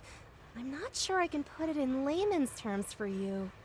But basically, everything we usually use here in the city is powered by indemnitium. It's a type of energy that's produced from trials. Energy produced from trials? Huh? How can trials produce energy? Wow, Well, I'm not completely sure of all the details myself, but basically, when a trial is in session, the Oratrice Mécanique d'Analyse Cardinale harvests people's belief in justice and converts it into energy to be used all around Fontaine. Oratrice Mécanique d'Analyse Cardinale. So that's what its other function is? Paimon heard that the Oratrice was created by the Archon to make judgments. But Paimon still doesn't get it. How could something unreliable like people's beliefs be turned into a stable power source for these machines? Well, Venti and Nahida both said the gods rely on belief to obtain power. Oh, yeah! So that means the Hydro Archon relies on the machine to take the energy created by belief and turn it into power for all of Fontaine, right? Even though I've never heard anyone really put it that way before, it sounds like it makes sense. Besides indemnitium, we have another type of energy called pneumosia. It isn't produced by the power of the Archon, but it is unstable by nature. Even now, it still cannot be widely used by civilians. According to the judgment of the Oratrice Mécanique d'Analyse Cardinale. I thought I'd find you hard at work, but here you are chatting the day away. Since you're already talking, I'm sure you wouldn't mind a few words with me. You again? Didn't I already promise you that I'd have the more I owe to Confrérie of Cabriere by next month? Why are you hounding me now? Uh-oh. Ooh. Someone gifted me a sub and I got blessed with the Miko. Ooh. Yeah, but how do we know that you won't go running off by the end of this month? I want 50% today. Wait, no? 70%. Oh, Estelle, what have you gotten yourself into? Huh? You... Seems business isn't so great for the workshop. We've already finished our job and delivered the materials. Maybe now's a good time to leave? You're right. Sounds like a usual case of someone owing somebody else some money. Hey, hold on. What? Before you go What? around trying to collect payments, why don't you settle your own debts first? Hey, yo! If Confrérie of Cabriere wants to poach clients from Northland Bank, that's fine. But I'm afraid you still owe the bank a hefty sum of mora. So why don't we work things out between us first, before you get back to your little conversation here? Oh, hello! You're from Northland Bank. But we said we'll pay everything we owe next month. Why are you hounding me now? Oh, you took the words straight from Estelle's mouth. Oh, how differently you act when the shoe's on the other foot. Traveler, Paimon! I didn't think I'd run into you here in Fontaine. What are the chances? Your work's behind you. I still need to beat your sorry behind after Liyue, you orange-haired menace. We're surprised to see you too. What are you doing here in Fontaine? You didn't want to stay and stay. Ginger without the wasabi. We sure seem to have run into a lot of friends lately. Fontaine really is a curious place. Long story short, I've already been in Fontaine for some time now, and honestly, things have been pretty boring. But it seems that fate brought our paths together today. Not only will I have some good friends here now, but ones who always seem to find trouble. Hey, yo! Either way you look at it, it seems things are going to get a lot more interesting now. Pretty sure we'd want to avoid anything that you'd find interesting. Besides, our trip here has gone pretty well so far, right, Traveler? I think we've weathered enough storms for now. Yes, indeed, hey, he is the trouble. Northland Bank boy. Aren't you forgetting something? Yeah, he is the danger. He is the problem. And you're ignoring your work to talk to me. Interesting. Don't interrupt. It's not often I run into the Traveler like this. Why don't you wait for me over there for a while? He's so happy to see me. Oh my gosh. You kidding? Aren't you the one looking for us? You really expect us to sit and twiddle our thumbs while you catch up with your friends? Well, I mean, if you aren't aware that he's the 11th of the Fatui Harbingers, like, you'd probably be a little more like, oh yes, I will gladly twiddle my thumbs. No, that, he... Okay, I will admit his story quest kind of, like, made him a lot more endearing. Like, yes, he's done bad things, but, like, goddamn, if he... Like, he will literally let the world burn for his family, and honestly, valid. valid. Like, he literally pushed himself, even though he was recovering, just to keep the dreams of his little brother alive. I can't... And it's not like he actually drowned Lee away. It's not like he actually... He just attempted. Listen to me, boy. If you want Chamora, fine. Why don't you come and take it? Hey, I just said not to interrupt. Oh, by the way, Traveler, the last time I took Tonya and Tusser ice fishing, Tusser said... He's a lovable menace of society. Yeah, that's a great way to describe it, Sunrise. I respect him, I just don't like him.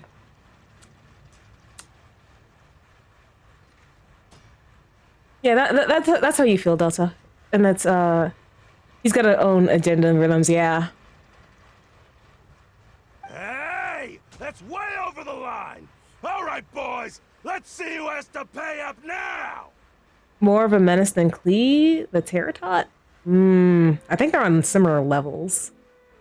Can you at least let me finish one sentence? Fine.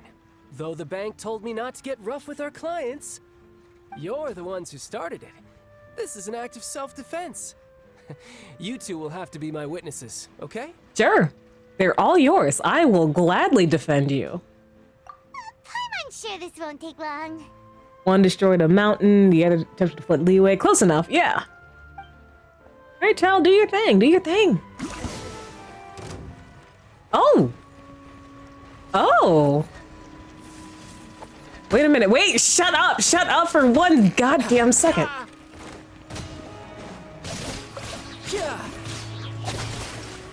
Just let me.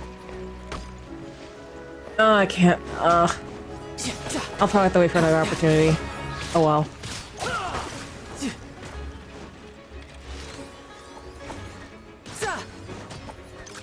You can run, but you can't hide. I need to switch to the blades.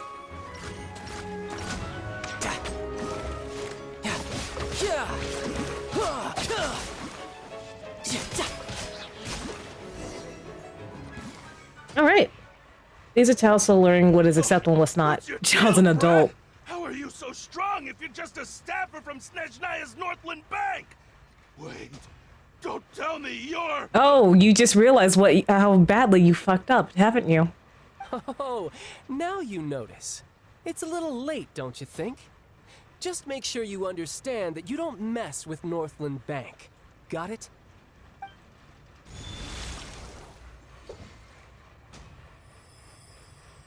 Huh? What? Now's my chance! Damn! Laid him out! Huh. That was weird. Laid him out! What just happened? Are you feeling alright? But damn, that was a nice punch. I'm not sure. It's as if I suddenly lost control of my hydro powers when I needed them. Maybe there's something wrong with my running in vision? the background. Strange. How could that happen? First time Paimon's ever heard of someone losing control of their vision. Does it have something to do with the fact we're in the nation of Hydro? Never mind. It doesn't matter. If I want to stay sharp, I shouldn't be relying too much on my vision anyway. Besides, I always have my delusion in case I need it. You better not use your delusion too often. So what are you doing in Fontaine, child? I don't see its work for Northland Bank. I'll give him the benefit of the doubt. If you say his story quest is decent, then it's worth a shot. I mean, do what you want to do, Delta. But yeah, I did enjoy his story quest. It was very sweet and endearing. Well, I guess it's because I've been in a bad mood lately. Really? Huh? What kind of reason is that? Wait, since when do you feel down about anything? I don't know. Maybe I still have a lot to learn about myself. I mean, you're young. Again, Child has his own goals, beliefs, and morals. Yes, he does. Recently, there seems to be some sort of restless power stirring inside of me. And I don't know why, but every now and then I feel like I'm in a terrible mood. Maybe you losing in control of your vision just now is connected with that power you're feeling inside. Oh yeah, like something I like want to point out. Like a lot of Hydro characters are in like blues, but like Child is like an outlier. So about this power, do you have an idea where it came from? I can't remember if I ever mentioned it before, but when I was 14, I fell into some unknown abyss. It was during that time I learned nearly all of my abilities. The one who took me under her wing and taught me was named Skirk. Oh. She was always quiet and very mysterious. Nobody knew where she came from or what she had been through, and she was always very strict when teaching me combat techniques. One time, I asked her why she was willing to take me on as an apprentice. From what I could make of her answer, it was because I had awakened it, and traces of it remained on me. She said that all my combat training would be useful in the future. Interesting. But what is it? What did you awaken? I'm guessing your trainer wasn't very forthcoming about it. She never explained that. But my guess is that it's related to a dream I saw when I had just fallen into that abyss. In my dream, I was in the deepest depths of the sea, and the boundless seabed was all around me. But in front of me appeared a whale that was so massive, I felt like I couldn't breathe. A whale? Oh, that sounds familiar! When we fought against you before, you summoned a huge whale that seemed to leap at us. Is that the one? That's just an abstract form of a whale that I create using my elemental powers. Still terrifying, because I was just screaming whale over and over again in panic and terror when I fought you that first time. It takes that shape because the scene I dreamt of the whale has always been stuck in my mind. Child, the original whale. So you used the whale as inspiration for one of your moves? Huh. Seems a little twisted to Paimon. It's very possible that the power inside you is connected to your incident in the abyss. So why don't you just go ask your master? I mean, he is the wallet. The answer. Yeah. Hey, Child, buy me dinner. Oh, jeez. Hold on. Give me a second.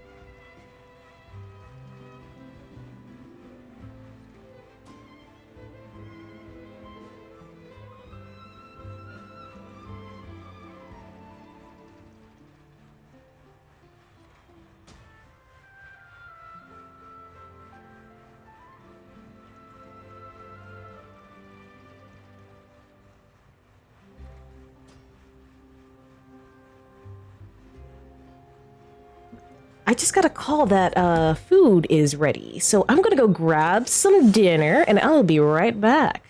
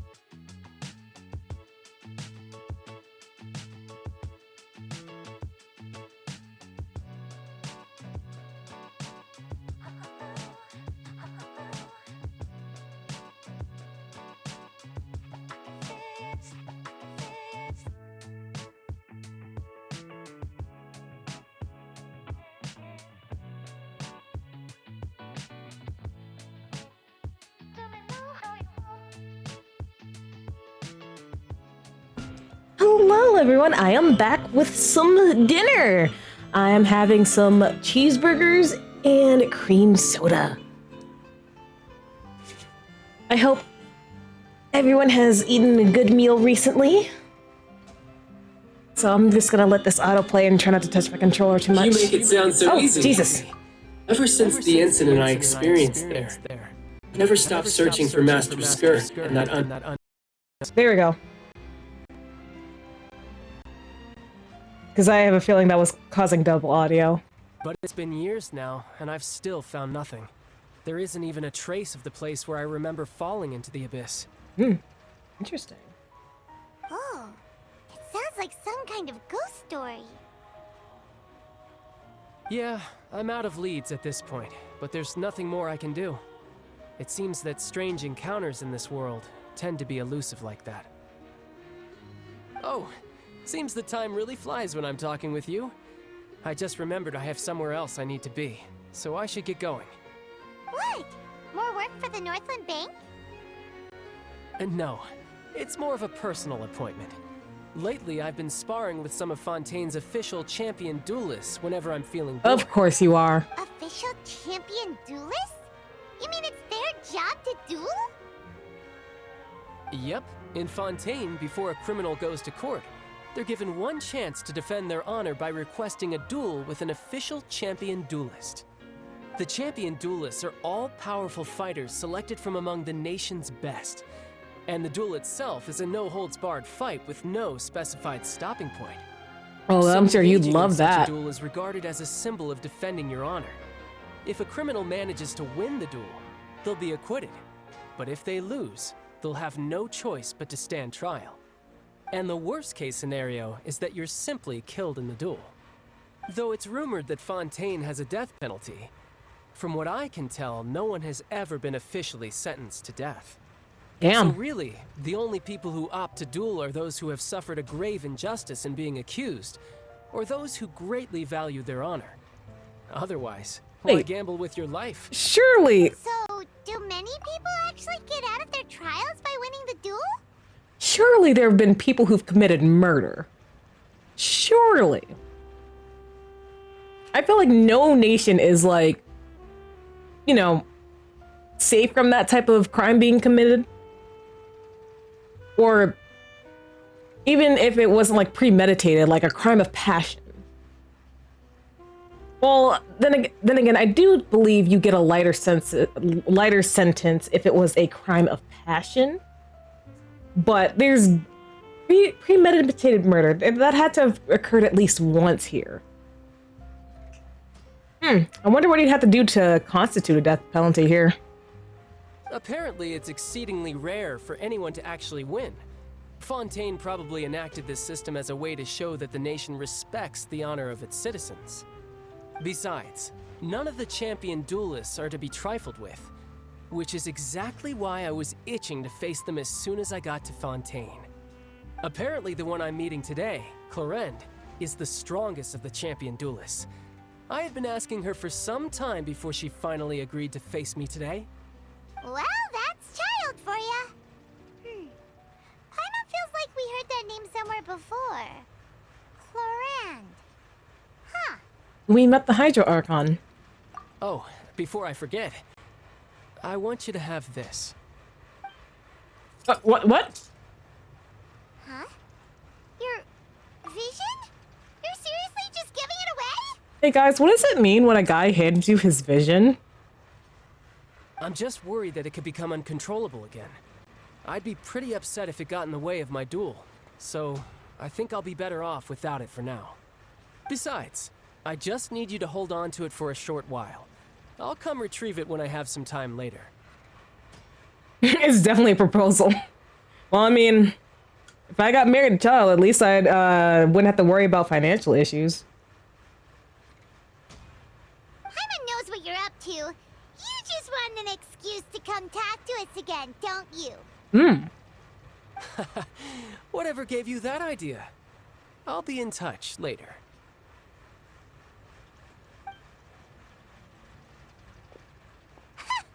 That sneaky guy. He said he's been feeling down lately, but he seemed the same as ever to Paimon. And I imagine he has house husband skills. Oh, because I believe in his like drip marketing, his sister Tanya talks about how he like does a lot of household chores around the house. So I mean, male wife material? Well, since we don't have much to do for now, we might as well walk around and see the city before Lenny's performance. I almost forgot about that.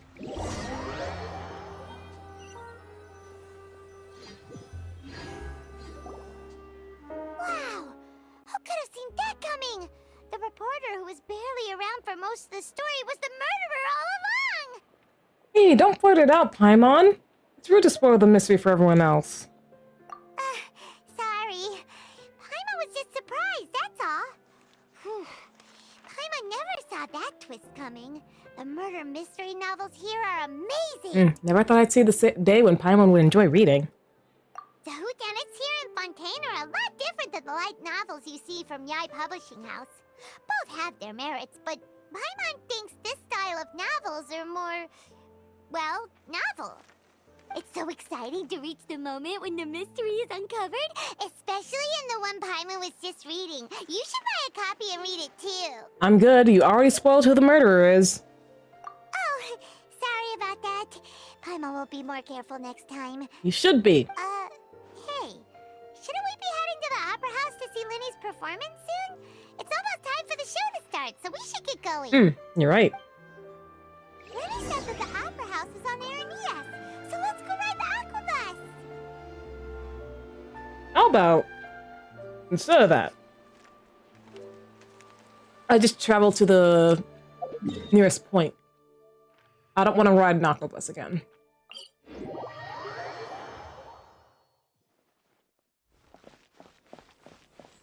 Don't get me wrong.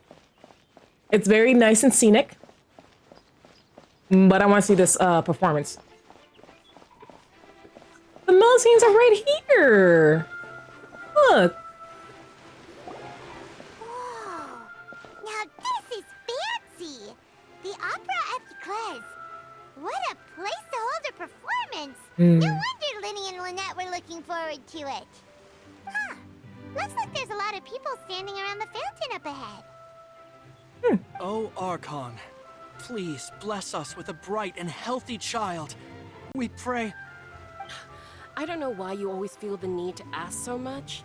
I'll be happy as long as our child is healthy and lives a peaceful life. I guess if they're our kid, then there's no doubt they'll turn out smart. Aw, look at that. A happy couple. Maybe this is one of the customs in Fontaine. There sure are a lot of couples here. I wonder if this city is also known as, like, the City of Love. Vache. What the? Huh? What's wrong? Vache. Vache. What's going on? Did you just say something, Paimon? No, Paimon didn't say anything. Are you hearing things? Strange. Whose voice was that just now? Welcome to the Fountain of Lucine. All the water flowing through Fontaine converges here. It's customary for newlyweds to come here and wish for children. Oh, Lynette! You scared Paimon! When did you get here? Lenny asked me to wait here for you, remember? Right. By the way, Lynette, I seem to hear a faint voice just now. What do you mean? There are a lot of people here right now. It seemed as if the voice was coming from the fountain. Hey, you're not trying to scare Paimon, are you? Besides, it's the middle of the day. It's not the time for eerie things. It's not my fault if eerie things follow me. I see. I might be able to tell you something that could help explain the voice you heard. Oh, please do. In fact, you might not be imagining things at all. I suspect that what you heard is a result of your hypersensitivity to the hydro element. Others in my family have had similar experiences. It's because of her sensitivity to the hydro element? But what would hearing a voice have to do with elemental power? When do you cry, Paimon? Wait, what? What does that have to do with anything? Let her cook. Just answer me. When do you cry?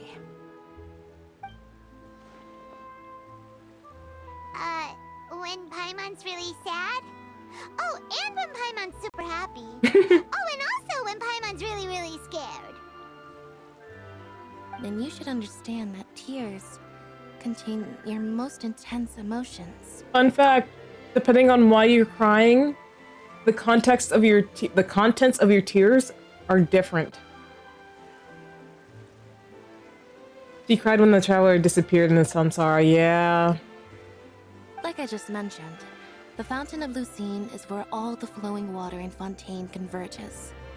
Even the tears that fall to the ground will eventually gather here. So maybe what you heard was the intense emotion coming from someone's tears. That's an interesting explanation. So, what did the voice say? It seemed to be calling out someone's name. Huh. If you were hearing their emotions, then Paimon wonders what happened to them. Rather than worrying about them, we should worry about my brother first. Hmm? Don't let that calm look of his fool you. He tends to get pretty nervous just before a performance. So chatting with Linny might help him relax a little before he goes on stage. Okay. Oh, right. That makes sense. Let's go in and see Linny. Yeah. I'd like to give him a little boost.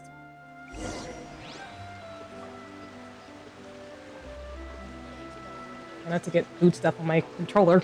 Ah, right.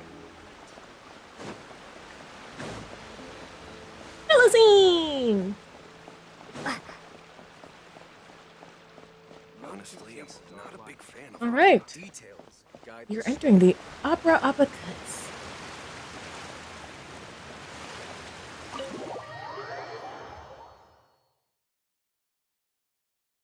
Now, what you got for me?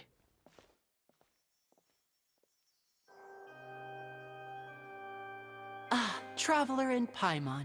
Good to see you. I knew you two would come. Wouldn't miss it. Are you kidding? We wouldn't miss it for the world. We've been looking forward to it. I can tell, judging by how early you've arrived. But you're actually right on time. The audience still hasn't started entering the venue yet, which means now is the perfect chance for us to take you to the best seats in the house. Wait just a moment, I'll fetch the tickets.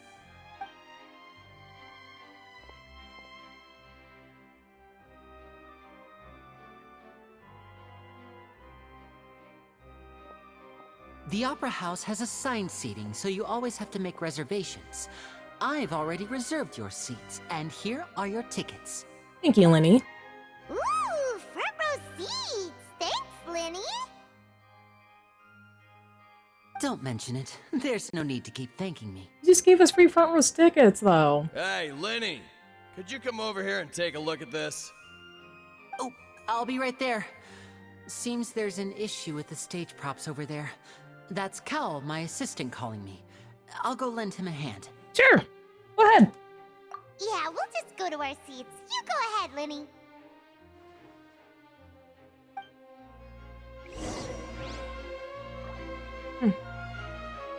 Go to the seats that Linny arranged. All right. Let's go to our, if I'm right.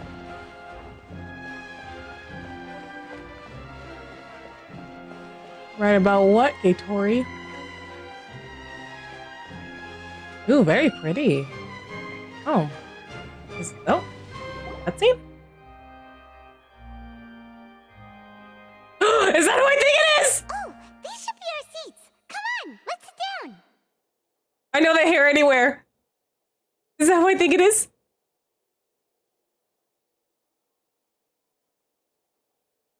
Hmm? Oh, it is. It is. Oh,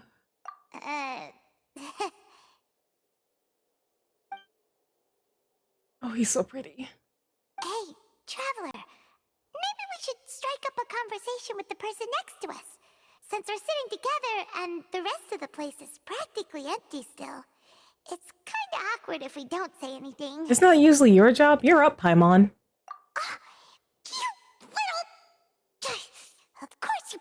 Paimon. Excuse me, I did not realize you felt awkward. I am terribly sorry. No, don't be, I don't would be. perfectly happy to chat with you if that is what you would like. Yes, yes, Oh, please. So you heard all of that, did ya? Boy, you sure have good ears. Paimon thought she was keeping her voice down. Paimon, you have a big fat Wait, mouth. that's not it. Paimon's sorry. Paimon's the one who was being rude, talking under her breath like that.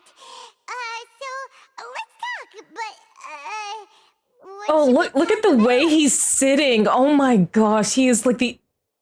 Oh, he's so elegant. Oh my god. Oh my gosh. Oh my gosh.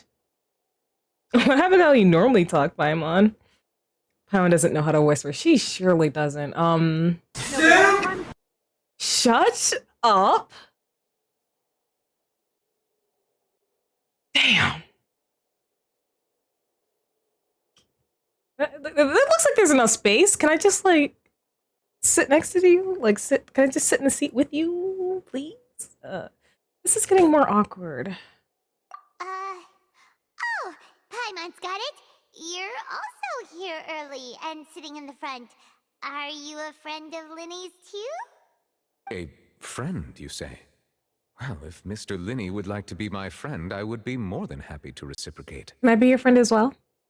Oh, so you're not friends with Linny then?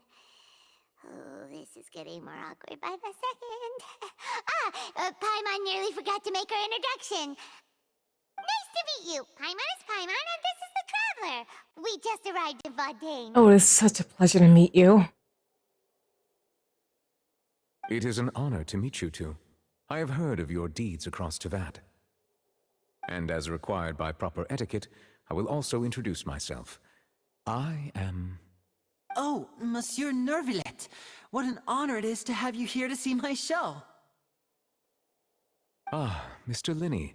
I should say it is in fact an honor for me to see your performance in person. Oh, he has such a wonderful smile. Wait, Nervillet? Could he be... I saw you all chatting just now, but it seems you still don't know who Monsieur Nervillet is. Allow me to introduce you to Fontaine's Chief Justice. That seat is always reserved for him. It wouldn't be too much to say that he's the symbol of justice and honesty here in Fontaine. Hmm. Ooh, sorry for being so rude just now. Oh, his fit's so pretty. I had no idea you were such an important person. No offense taken. Being Chief Justice is merely what I do for work.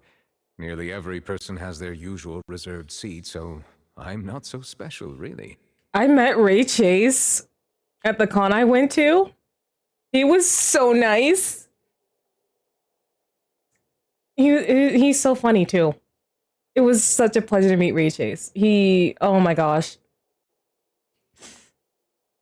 It is so good to see you, Nuvalet. Oh my gosh. And by the way, I should probably let you know, even though I would prefer not to. There's someone sitting up there in the VIP seats that has been striking a pose for quite a while now. Oh. I believe she is trying to give you a most elegant and impressive first impression. Oh, she fucked that up so already. I think you should take notice of her sooner rather than later.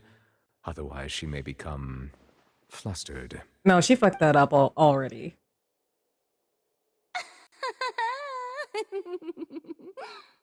Huh? Oh, it's Farina, the Hydro Archon. Huh. She sure has a smug and satisfied look on her face. Guess she has no idea that you saw right through her act. Very good. That is for the best. No need to pay her any more attention. We may now enjoy the show. Mm-hmm. Mm-hmm. Huh? So is this what things are like between the Chief Justice and the Hydro Archon? All right, please wait just a moment longer.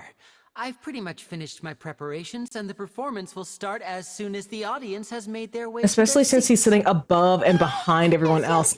Yeah, how would she honestly expect us to, like, find her? Like, we're new here. Like, we're here to watch a show, not her. Yeah.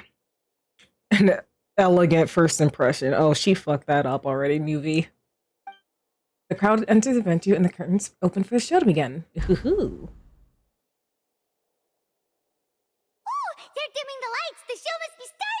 Paimon, shut up!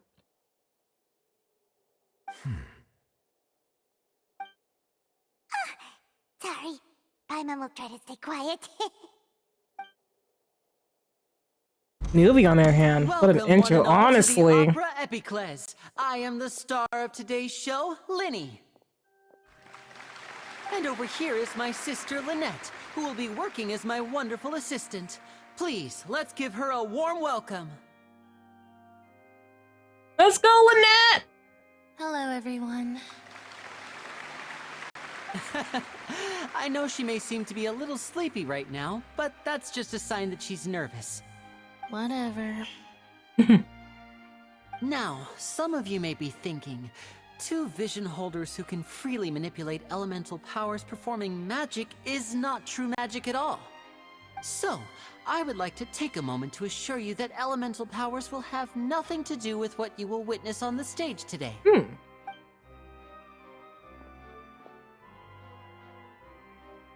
Both Lynette and myself have removed our visions for the show. That way, even the gods won't be able to help us. Okay. Oh, good point. That's what makes the show real magic. Let's go. Now, without further ado, let the show begin. Lynette will now exit the stage to make some preparations. I know you might miss her, but don't worry. She'll be coming right back on stage momentarily. Perhaps in an unexpected way. I'm sure she'll be stealing the spotlight soon enough. And before I forget, there's one more thing I should say. You never know what can happen in the blink of an eye. A magician's greatest skill is making things disappear or appear. The possibilities are endless.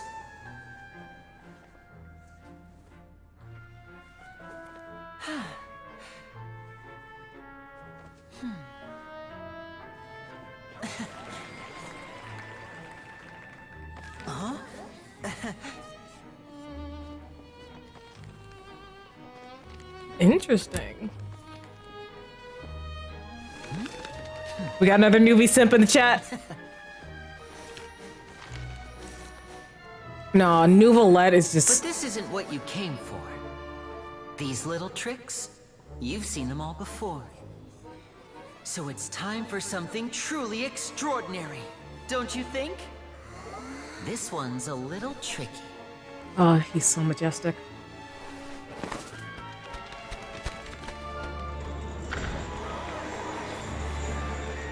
Using this water tank, I shall make my sister vanish completely, right before your very eyes.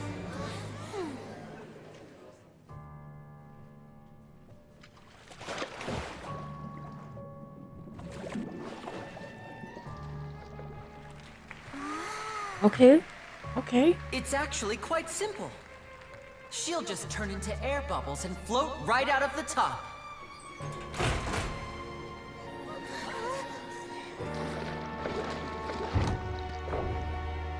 Oh no! I told them to check all the props carefully. No, I only want Yai. Someone quote that. Someone quote that for me, please. An amateur magician would be getting very nervous right around now. Luckily, it's me on stage, so let me show you what a true virtuoso can do.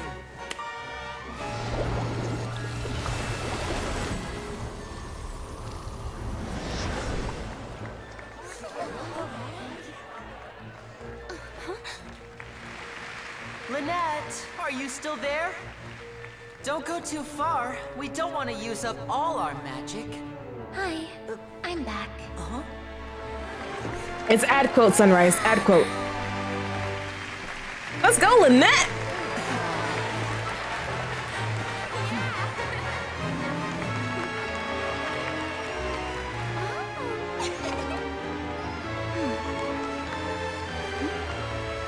Thank you, Sunrise.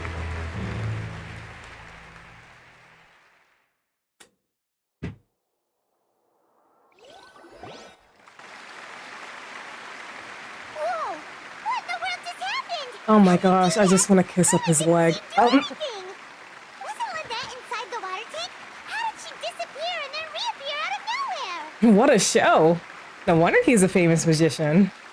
If we could see easily through his tricks, then that would mean that his skills are still lacking.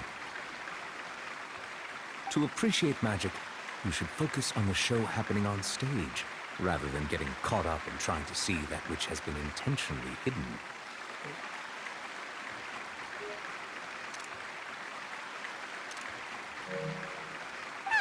Guess you're right. Paimon couldn't believe Knowing her what eyes more when Expo will look respectfully at Nuvi. Amazing. Man, I want to be a sandwich between Zhongli and Nouvelette. That's a good sandwich to be the filling of. What pics? I don't know what you're talking about. Thank you, everyone. I'm glad you enjoyed that performance. But our magical journey has only just begun. I've prepared even more astonishing surprises for everyone here. The magic of transformation and disappearance can go far beyond what you've just seen. Ooh. Lenny. I can't wait to see what the SIP number is at the end of the stream. I mean, it's probably only get higher from here as long as Nuvi's here. Oh, I love that man with all my being. I'm sure many of you are thinking that escaping the water tank was impressive enough. But Lynette is still my assistant after all, in which case, I have ample time to make all necessary preparations. Sorry about that, Lenny. So, for my next trick, I will require the participation of one lucky audience member.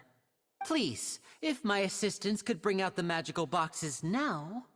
There are 2 boxes, and only 2 boxes. One is here, and one is there in the aisle among the audience.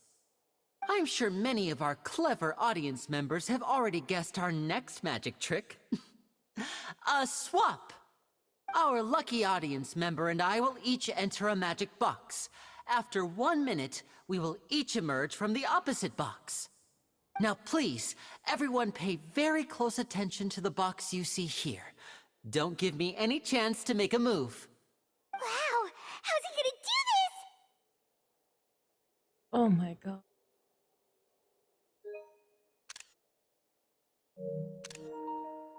Hey, do you think this is all magic tricks, or does Lenny have actual superpowers?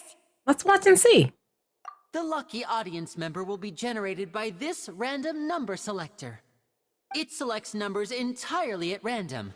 Even I don't know who will be chosen to participate. Now then, let's begin. Surely it won't be us. That's too Let me see. Oh, row 7, seat 3. Congratulations! You now have the chance to experience magic firsthand for an entire minute. Please, come forward. My assistant will take you beside the magic box. Wait a minute.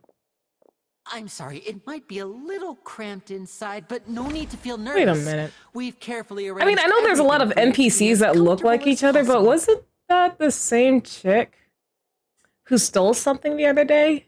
You don't need to do anything, but no matter what strange things may happen, don't come out of the box. If the magic is interrupted, who knows where you might end up? You might even find yourself in the Fortress of Meropide. Oh, okay. All right. Seem a little nervous Before there. I enter the magic box, there is one more thing I need to ask the audience to do. Could you all give me a countdown? Like this. 60, 59, 58. Just keep counting down. You can go a little faster or slower if you like. I won't be able to see anything in the pitch black box, so I'll be relying on your voices to know when time is up. Oh, and no tricks now. If you quickly count from 60 in just 30 seconds, then I'll be in a tough spot. Ooh, Paimon kinda wants to count faster after hearing him say that. I'm sure Lenny's prepared. And besides, with the whole crowd counting together, you couldn't even if you wanted to. No, that won't do. I can see it in your eyes. You still can't be trusted. Let's practice together. Come on, repeat after me. 60, 59, 58. 60, 59, 58! That's right, perfect. Keep it going. All right, I'll see you all on the other side once you've finished counting. 54, 53, 52? Why aren't you counting, Nervalet? I am counting in my head. I think things are exciting enough in here as it is. Merely a consequence of my identity and personality. Do not worry about me. Just enjoy the show. Can I enjoy the show that is like your presence? Oh, alright. You look so serious that Paimon thought you might be feeling uncomfortable or He something. really is. I love him so much. 40, 39, 38! Mr. Linney, are you all right in there? Is everything ready? Yes, I'm fine.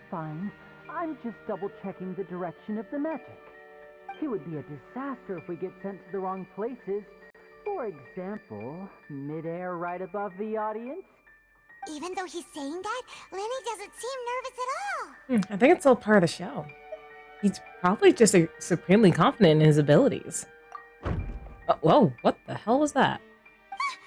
What was that noise? Did you hear it too? Did it come from the stage? Not sure. Anyway, it doesn't seem like anyone's worried about it. 25! 24! 23! What's wrong, Mr. Linney? I can still hear you moving in there. I seem to have accidentally knocked over a decoration. I'm trying to fix it, but it's pitch black in here. I can't tell left from right. Never mind the decorations. There's no time for that. The show is what's important. No, that's unacceptable. I want my show to be perfect. Don't worry, we still have 20 seconds. Hear them counting? 19! 18! 17! It seems things aren't quite going as planned. I apologize, everyone. It feels like you're all starting to count faster, but that's all right. I know it can be tiring to do such a long countdown. 10 seconds and change is still plenty of time. 10! Almost there now. Whew. Swapping two people is harder work than you might think. Even a master magician like me can't guarantee I'll get it right the first time. Hey, wait! Is this the back one? I can't tell. They both look the same inside. Huh? No, that's not it. I'll try again. 7! Hey, slow down! Honestly! 5! 4! 3! Whoops! That doesn't count! 0! Did he do it? Did he do it?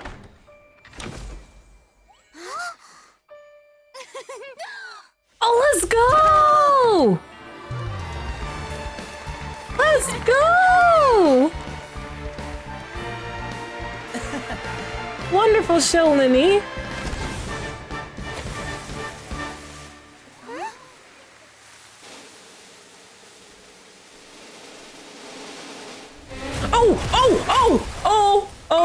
Oh, I don't think that was supposed to happen. I don't think that was supposed to happen.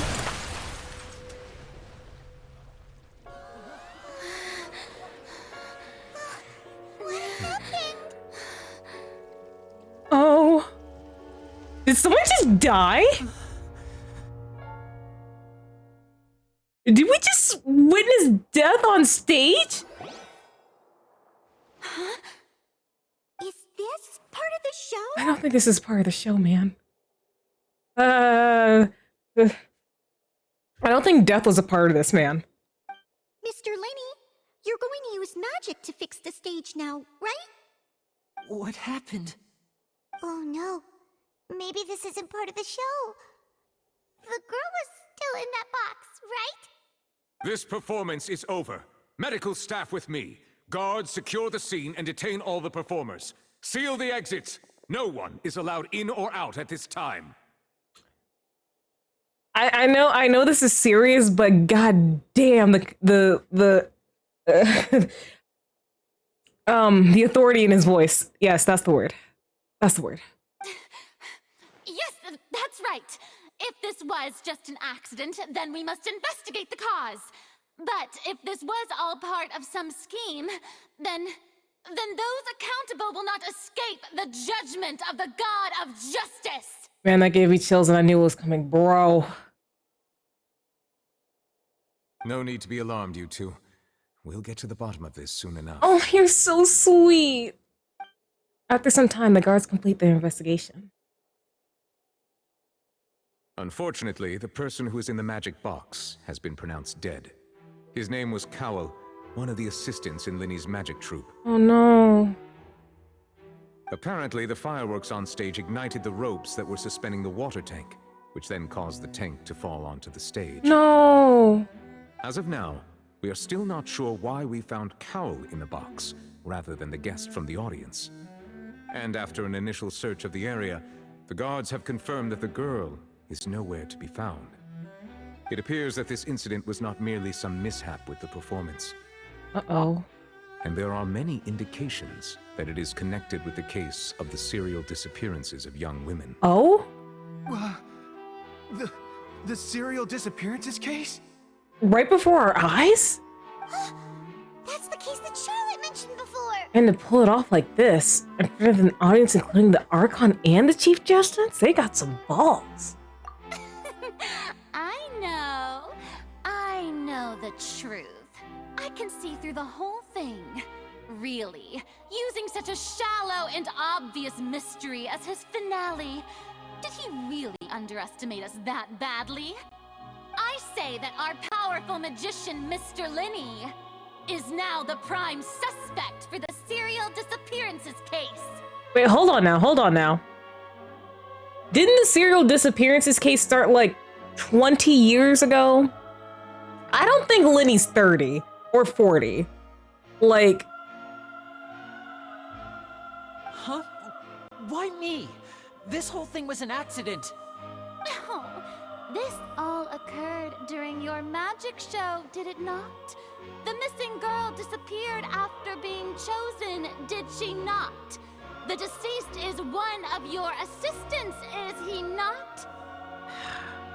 I can't even argue with this line of logic because at this point there's too many coincidences to not say that there's a pattern going on here. I trust Linney. I trust Linney. Like whatever happened here was not his fault. I am sure of that. But I will give it to Farina. Like, yes, there's too many coincidences here to not think there's a pattern. Once an outlier, twice a coincidence, 3 or more is a pattern. Now that I think about it, that whole speech about magicians making things disappear was nothing more than a provocation, a bald-faced challenge.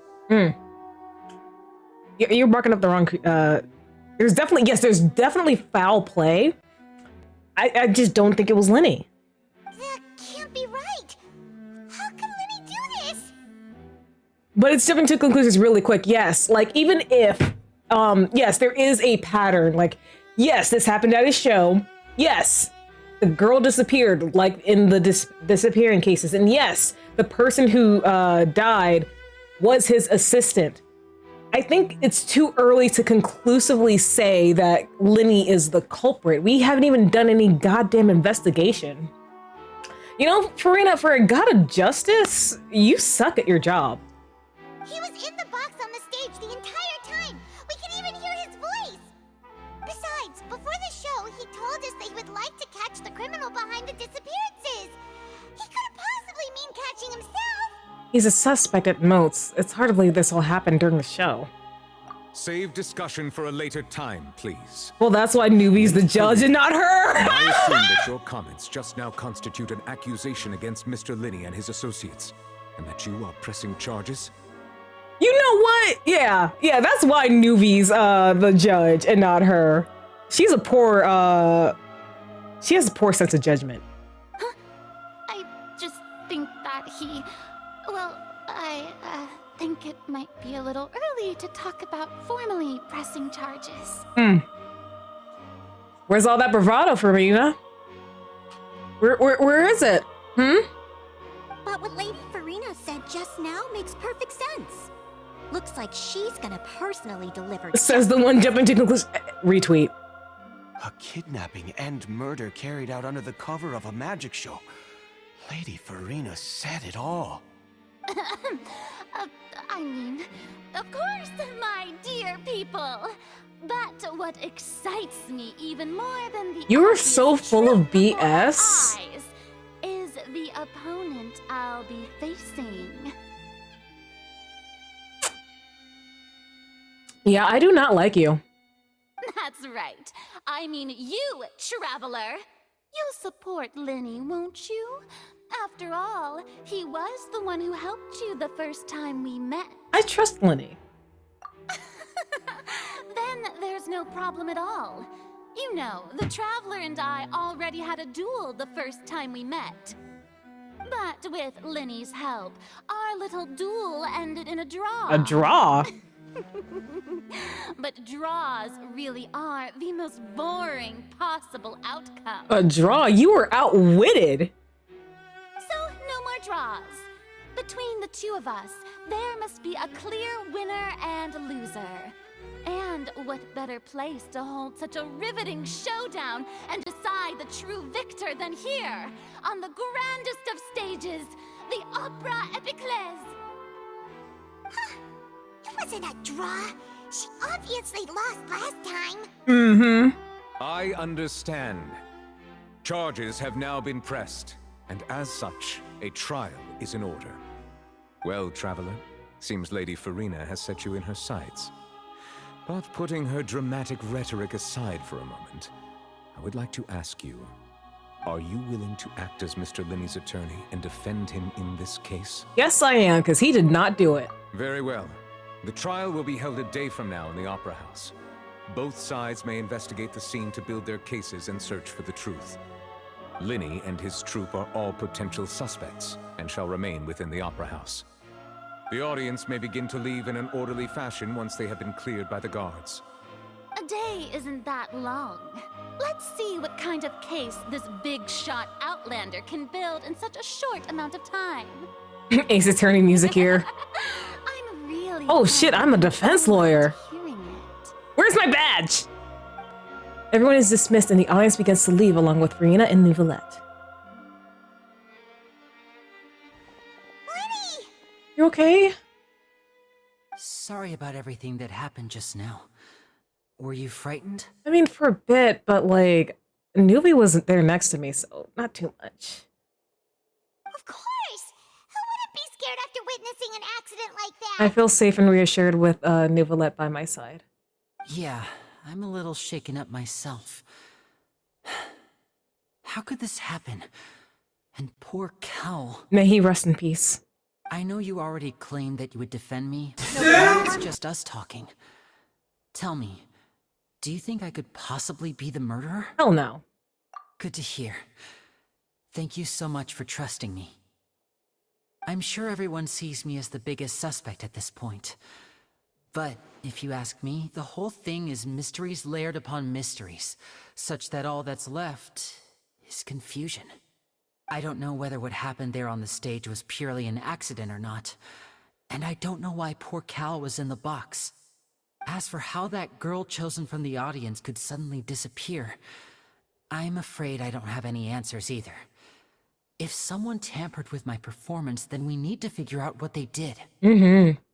Even a skilled and knowledgeable magician like myself couldn't pull all that off in just 1 minute. Yes, it's very strange. Which is precisely why we need to investigate. As this book says, the impossible could not have happened. Whatever happened must have been that which is possible. Where did you get those glasses? Paimon bought them when we were reading at the bookshop in the city earlier. Pretty cool, huh? Actually, it makes you look goofy. You kind of look like the Pringles man. You kind of look like the Pringles mascot.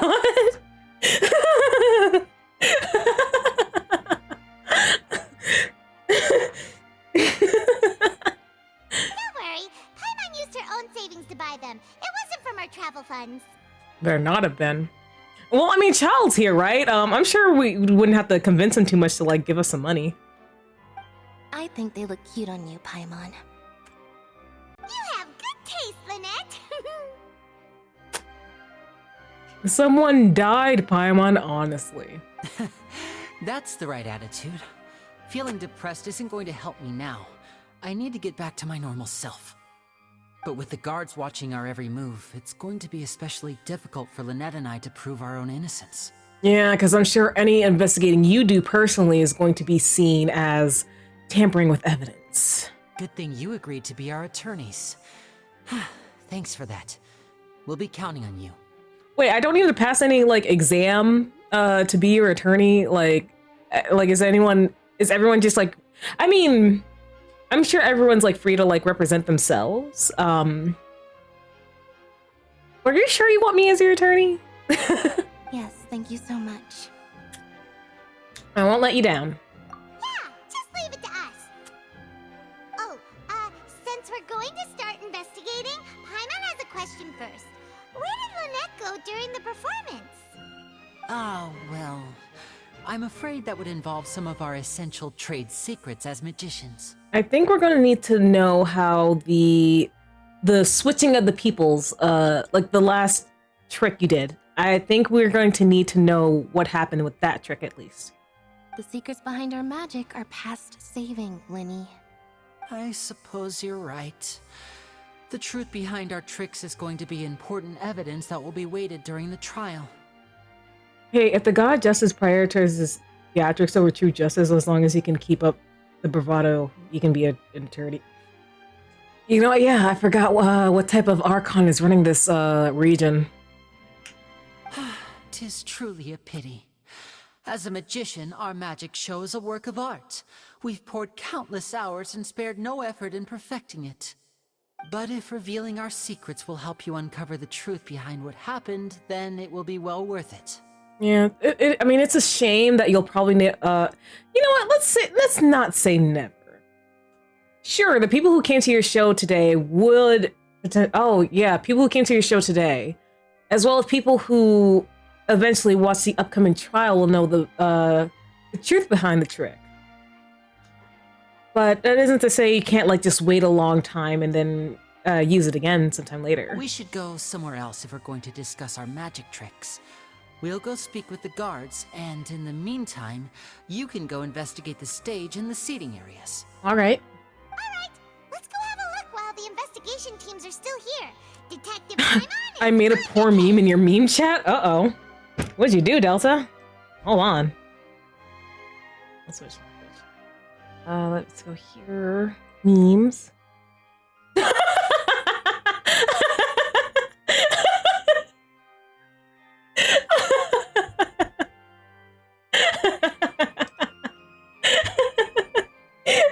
That's not a poor meme, Delta. That's a great meme. That's a great one. Oh my gosh. That is a really, really good meme. So thank you. Oh gosh. If chat is wondering what I'm laughing at, if you come join the Discord and go to the memes channel, you can see the lovely meme that Delta has graced the channel with. Oh gosh. Oh, that gave me a good laugh.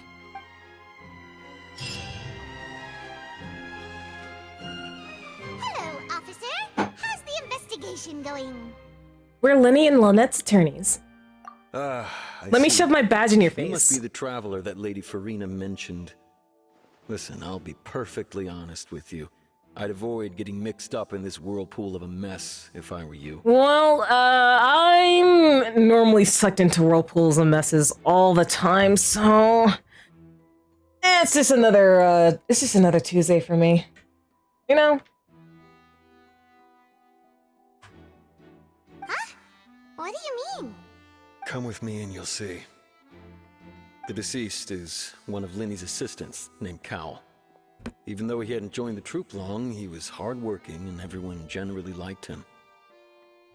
The assistants are usually in charge of setting up and inspecting the props, as well as assisting with the show and keeping the crowd engaged.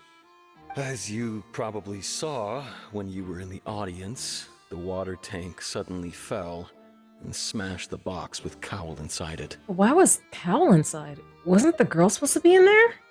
This is the real mystery. We've already searched the scene and were unable to find any traces of the girl. However, if you look carefully, the box was positioned directly under the water tank. The ropes holding the tank were then burned by the pyrotechnics on stage, causing them to snap. All these factors lining up so perfectly makes it hard to see this as a mere accident. If anything, the more logical explanation is that the whole incident was intentionally planned, and Linny is the most likely person to have access to all these areas. But he doesn't have a motive. Are you both good friends of his? Well, you can't say we're good friends, but we've known each other for a little while. So in just a short time, he was not only able to win your trust, but even convince you to act as his attorneys. Well, I mean, he helped us stay out of jail on our first day here.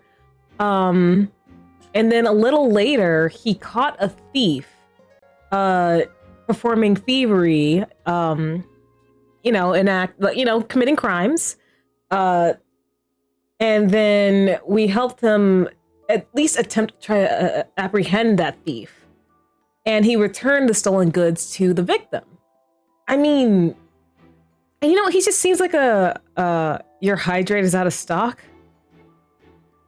I feel like I put limitations on how many times people as an individual can redeem hydrate, as well as how many hydrates can be redeemed per stream. So either you used up all the hydrates you can redeem for me, or possibly all the hydrates have been used up for this stream. One of the two. Maybe someone else should try redeeming a hydrate. Yeah, but Lenny seems like a really stand-up guy from what I've seen. Like,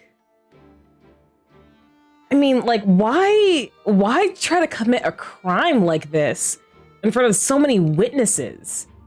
Especially since one of them is the judge of this land and the god of this land. Like, I don't know, you'd have to have some real cojones to intentionally, like premeditated murder in front of so many people. Like, it's just, like, you would put you up as, like, the prime suspect. Like, that's dumb. I know there's no such thing as magic. The real trick of a magician is holding the audience in the palm of their hand. I've seen a lot of cases, and I can tell you that people are the least reliable kind of evidence. But that's not always true. Sorry, I tend to be pretty straightforward. Just know that I'm warning you for your own good. But don't worry, Katori. I've been, I just finished it off, but I've been, like, drinking my cream soda. Anyway, you may investigate the scene of the crime yourselves if you're curious. Who knows, maybe you'll be able to come up with some new evidence. Well, here's hoping we do. You can use the case record to confirm your... Oh, this really is becoming, Ace Attorney, huh? You can use the case record to confirm your current evidence and clue collection situation and sort case-related information. You can check as yet undiscovered evidence and clues in the case record, then investigate the corresponding area to locate them. Using the perception skill to find evidence and clues that can be investigated within a certain radius around yourself. This will also advance your overall progress. Ooh, alright. The guard's investigation report. The investigation from the guards indicates that the fireworks launched at the tail end of the magic performance set the rope dangling the water tank alight, causing the tank to fall and kill Cowell, who was within it. It seems evident that Linny is the likeliest user of the power to commit the crime. However, the reason for the victim being Cal and the reason for the chosen lady's disappearance remain mysteries, okay? The deceased identity. The deceased is one of Lenny's assistants named Cowell. He was well trusted by all his colleagues. His job was setting up and inspecting the props, as well as assisting with the show and keeping the crowd engaged. Alright, we got 2 pieces of evidence. Insert the Ace Attorney music here, please. What investigation music should we have? Oh, examine the white line. This is where the magic box was struck. If Cal weren't inside the box at the moment, he might have dodged the falling water tank. Okay. Ooh, yeah, this really is. This really is. Okay, examine the damaged box. The broken magic box was left on the scene after the guards completed their investigation. Looking at it now, the water tank must have struck it really hard.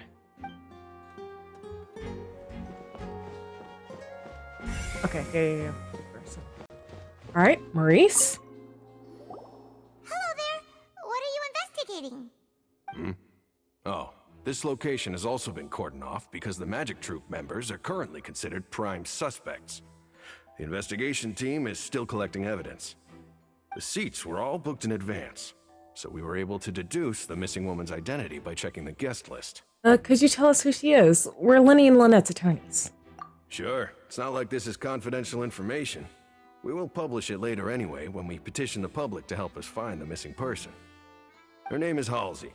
She's a painter from Fontaine who's made a bit of a name for herself. Apparently, she wasn't a regular at the Opera House, but she'd been feeling some pressure with her work lately, which made her decide to come see the magic show. The Magic Troop members all claim not to know her. We have looked into her social connections. It seems that she has no personal grievances or conflicts of interest with the suspects. I see.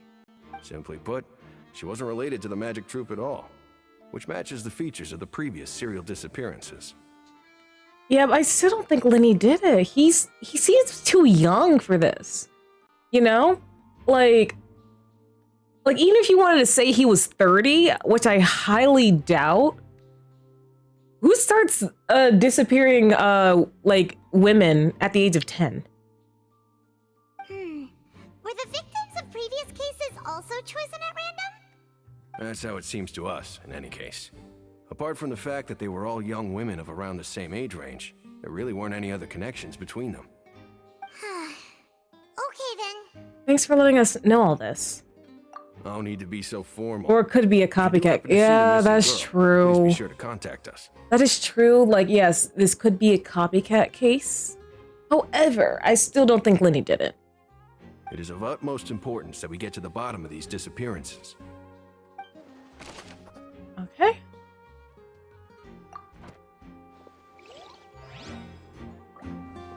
We got investigation music.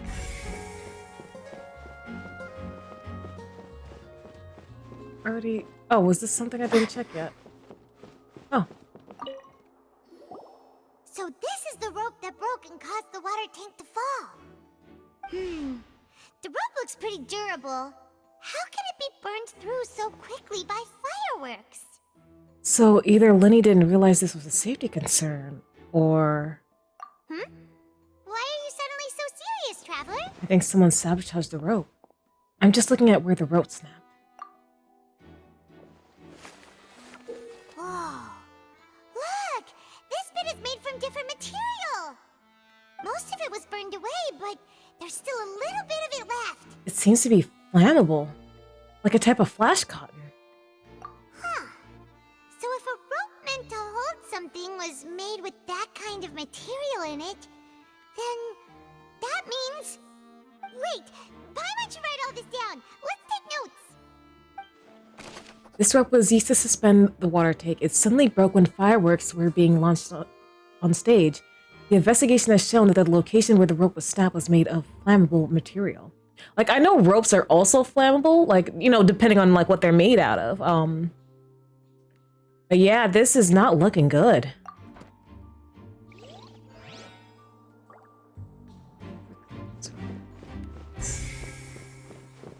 Oh, examine. No, I examined the white line.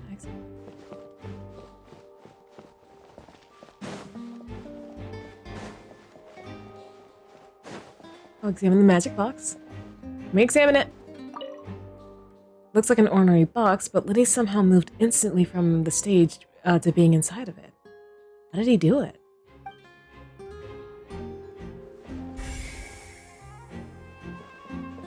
Okay, someone over here. Isildur? I see that you're investigating the area. Well, it just so happens that I'm interested too. If you find any new and interesting leads, be sure to share them with me, alright? We don't have too many thoughts yet. Then why don't I tell you my hypothesis first? The way I see it, It all started with that loud thud. Oh yeah, that did happen during the countdown. The thud? Oh, you mean the sound that happened during the countdown? Yes, exactly. It wasn't terribly loud, but I suspect that most people heard it. It's just that everyone was awaiting the results of Lenny's trick with bated breath, so no one paid it much mind. But now that the incident has happened, the thud has become an important clue. You're right. That makes sense. So, what do you make of it? I'm of the opinion that it may have been the sound of Lenny's accomplice. Lynette, perhaps. Jumping atop the water tank, or something like that. And when the pyrotechnics went off, she cut the rope, sending the water tank crashing down. No, that's not what happened, because the rope was burned through. But wasn't the noise we heard too loud for that? Perhaps the balance wasn't right, leading to a particularly rough landing. And wouldn't the water tank have started to swing a bit in that case? Oh, that's true. I suppose I must reconsider. I mean, I guess I'll cut you some slack. You don't have all the information. That does remind Paimon, though. What was with that sound? Strange sound during the magic show.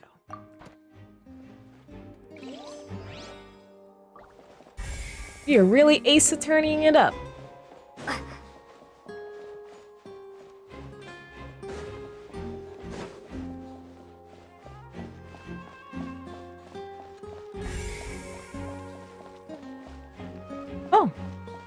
Oh. Hello. Lenny's still talking to the guards. It seems he'll have a lot of explaining to do. I think someone will be assigned to monitor us later, but that's alright. Okay.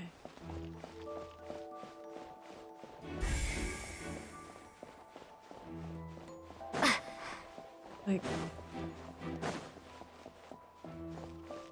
this area reached. What am I supposed to be examining? Nope.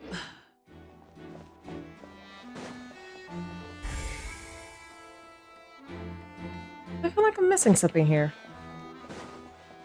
Yes, I examined that already.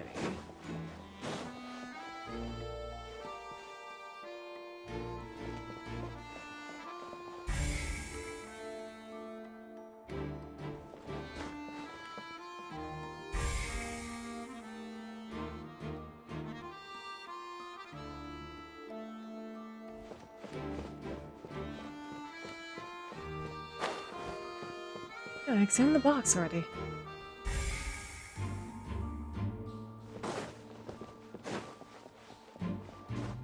Oh, I can't talk to you.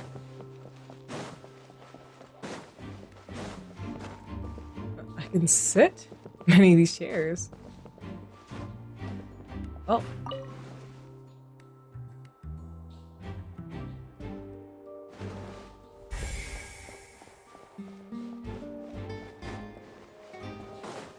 Seriously.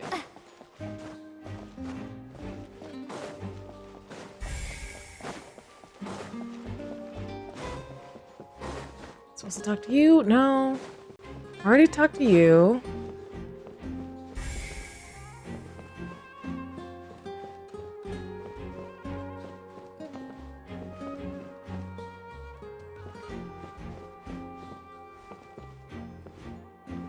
What are you having me examine? The white line, yes, I already examined that. Okay. The investigation team has some new findings.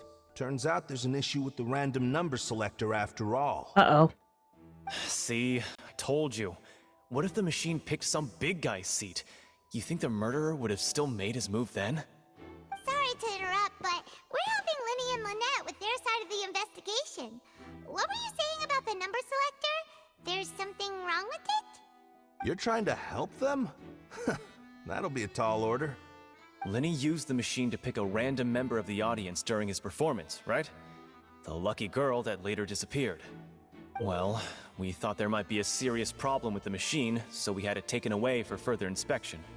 It turns out that the seat number it picked wasn't random at all. The machine picks that same number every time. Uh-oh. I'm sure you already know that you have to make a reservation in advance to get a seat, regardless of whether it's a trial or some performance. In other words, Linny knew who would be sitting where from the very beginning. That much checks out. Linny reserved our seats for us too. The evidence is stacking up against you, Linny. But don't worry.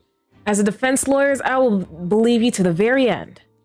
Bet you see why I was saying it'd be tough to make a case for Linny. Thanks. Sorry to bother you. Even though it's bad for Linny's case, Paimon had better write it down. This device was used during Linny's magic performance to choose a lucky member of the audience. However, the guards have found that it will generate the exact same number no matter what. Clearly, someone has tampered with it.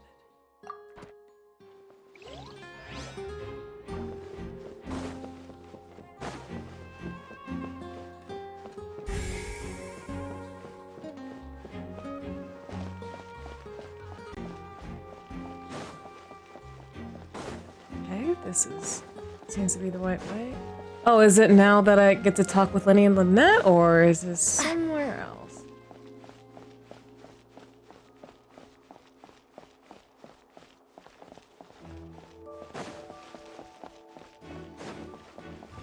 Oh! I didn't realize I could come out here. Hey, you! Yes, both of you! Over here! Oh? Keeping an eye on you for a while now. Who is this lovely lady? Huh? You mean us? That's right. If I'm not mistaken, you're also among those who wish to cut down the thorns and pursue the truth. No? And by the looks of it... Yep, it's Taylor Swift, guys! Well, you're right on the moor about that one, but who are you? Paimon, haven't you realized it's Taylor Swift? Have you never heard of the Spina di Rosula? From mediating disputes and providing protection to solving conundrums, you name it, Spina di Rosula does it. And I, Navia, have the honor of being its renowned president. Oh, she's very pretty. Though those who play by our rules call me boss. I'm Silver, her attendant. Pleased to meet you. And I'm Melus. Demoiselle's various daily needs and affairs are under my purview. Huh? Boss? Demoiselle? What gives with the names? Well, I am the second generation president. Melus and the others are still used to my previous title. I'm back. Lynn's voice tone knocked me back into consciousness. Oh gosh, what did I do this time, Mars? My apologies, Demoiselle. Should you prefer, boss, I will endeavor to use that instead. No need. You don't have to call me boss. Just Navia is fine. Okay, if you say so. Not that we're members of Spina di Rosula anyway. All merely trifling details. Never mind. Now, back to the situation at hand. So you want to investigate as well? That's right. I've always kept an eye on the serial disappearance cases. My interest stems from a matter back from my father's time. Judging from the look of things, I find Linny an unlikely mastermind. Same here. Really? We think so too. That's why we're looking for clues now. But how did you come to that conclusion? Intuition, naturally. My unparalleled intuition. Okay. Farina sure was quick to point the finger at Linny without any decisive evidence whatsoever, wasn't she? Oh. Oh, the Taylor Swift part. But that's not uncommon for her. If you remember, the justice had to interrupt her and ask if she was pressing charges just to keep her from getting carried away. Man, makes me wonder, like, who's the real Archon here, man? Anyway, a trial begins the moment someone levels charges. And, of course, there was no way Farina was going to back down in that situation. Nah. Sounds more like you just don't trust the Hydro Archon. Paimon, we've met her. I don't trust her either. Well, what's your opinion? I must admit that she can be interesting at times, but liking her doesn't mean that I'll blindly agree with her. Well, when you put it like that. All right, I've answered your question. Now, it's time you answer mine. Wait a minute, did that answer count? Well, I say it does. But don't worry, you won't hear any pointless questions from me. In your opinion, do you think it's right to treat a trial like it's an opera? Well? Not always. And why would that be? Sometimes something serious like a trial shouldn't be treated like entertainment. See, Silver and Malus? I told you they'd be different. Most astute of you, demoiselle. I too think that the traveler's response was most excellent. No matter how wonderful the script or how fervent the audience's expectations may be, the trials that go on stage here must be based in fact. And if that can be done, boss, then... All right, that's quite enough, Malus. Anyway, I like your answer.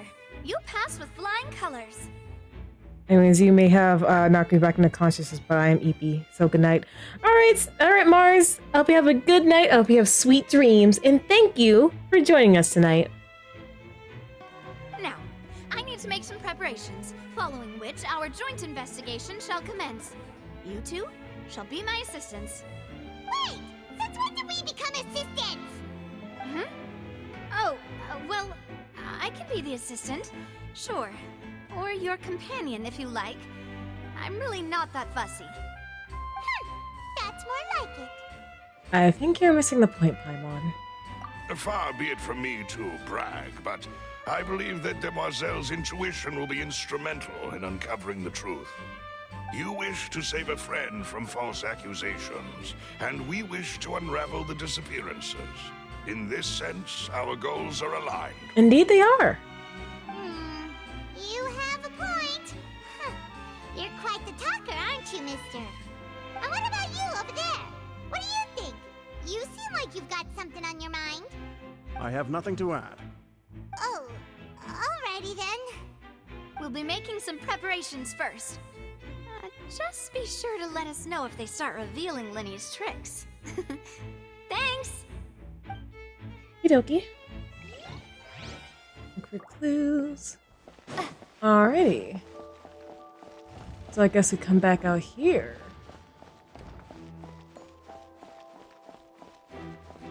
Oh.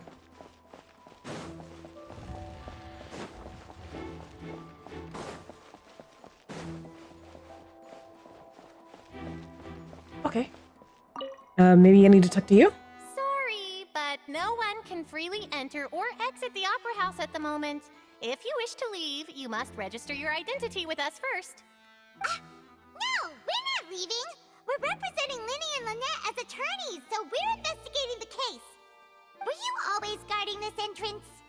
Yes. After the Chief Justice gave the order, everyone coming in or out must undergo a strict inspection.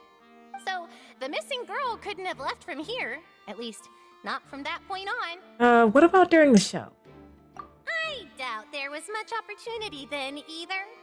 How can you be so sure, Well, because I was in charge of security near the entrance at that time. I couldn't see Linny's performance from here, which was quite a shame. Just my luck. But still, I did not abandon my post, and I stayed put no matter how loud the applause was. If someone had so much as even approached the door, I would have noticed it, let alone if they had tried to leave. Okay, so the missing person has not left the building. We Melazines are good at that sort of thing, you know. So, it's safe to say the girl couldn't have left through here. Alright, thank you for your help. This'll be useful info. No one left the Opera House during the magic show, and after the incident happened, only those who had their identities cleared by the guards could leave. Alright. We kept everything of note here at the performance venue. Paimon wonders how Linny's discussion with the guards is going. Let's go see, shall we? Ooh, things are getting interesting, huh? We're about to see how magic is made. Indeed we are. Understood. Then I will be going with you. Just so you're aware, I will be monitoring your actions and making notes as necessary. Very good. Thanks for being so agreeable. I'd pull a rose out of my hat as a gift for you if I could. You may spare the pleasantries. I'm just doing my job. You've arrived. Who's this? Me? I'm Spina di Rosula's guardian angel. If you've got a problem, I've got the firepower. Sorry, I got a little carried away there. Call me Navia. I'm a partner of theirs, and will be helping investigate this whole situation. And these are my companions. Would you mind if they join as well? Fine by me. Oh, new helpers? I would be most grateful. Well, let's just say we're tagging along. It's not every day you get to see the secrets behind magic performed on such a large scale. Very true. I appreciate your kind interest. Come with me. We'll be heading below stage. All right. We're seeing where the magic happens. Literally. Huh? Below stage? Yes, a world of secrets is hidden beneath this magic box, prepared specifically for this switcheroo trick. But before I reveal everything, you should have a look first. Notice anything strange here?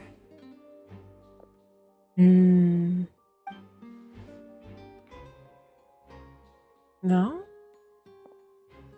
I'm not trying to be dramatic. Remembering the details of a trick will help you understand the methods used to perform it more easily.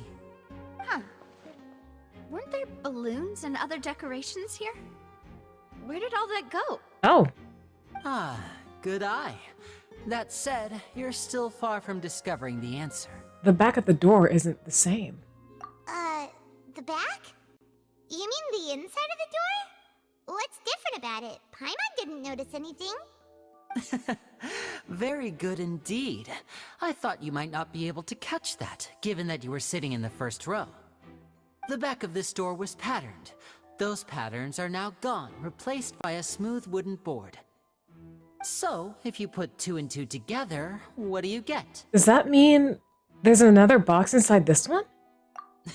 Exactly. All right, let's go. I'll tell you how it works as we head down.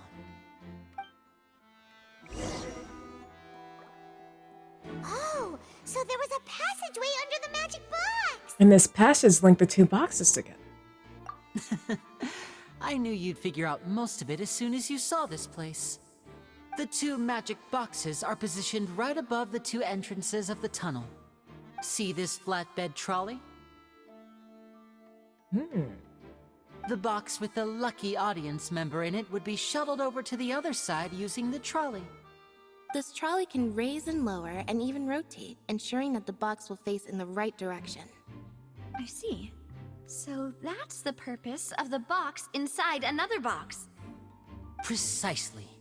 The inner box would descend after the audience member was put inside and be moved along the trolley, all while the outer box would remain on stage as if nothing had ever changed. So that's how you did it! Once the box was lowered, the trolley would store some energy through this device here, with which it would complete the rest of the steps.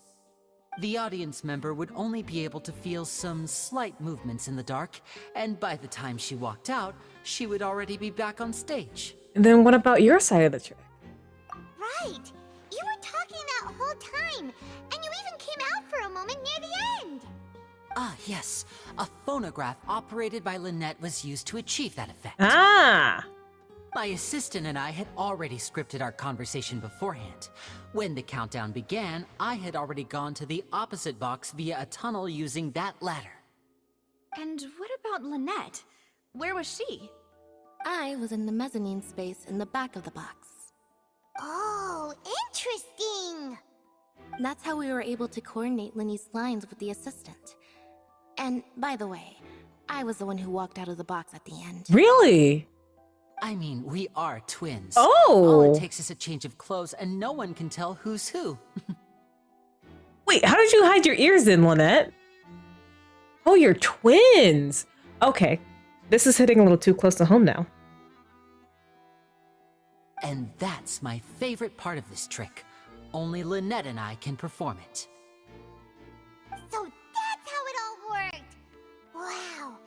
every detail you revealed was more amazing than the last! I can tell a lot of thought was put into this. Lynette would briefly walk out of the box and then go back in, jumping into the tunnel and escaping before the box on the trolley could finish ascending. And then I walk out of the other box in the audience area, and the trick would be complete. The operative word here being would. But as you saw, Cal was in the box, not our audience member. She, on the other hand, mysteriously vanished. We really don't know how that happened. If not for that interlude, this would have been an astonishing trick. I probably never would have figured out how you pulled it off. Shoot, neither would I. And yet, to think that someone was able to use this magic trick to commit a crime. Oh, yeah. Could we have a look around? I think we can come up with some more leads. This is the scene of the crime, so Linny and Lynette are not permitted to stay here. I'll escort them back up. Yes, of course. No need to be so strict now. I won't disappear into thin air, you know. Thanks, everyone. We're counting on you. Oh, the magic trick. All right. Okay. All right. Got more evidence. Okay. Examine the control board. This should be the control device for the trolley. It seems to be able to operate automatically.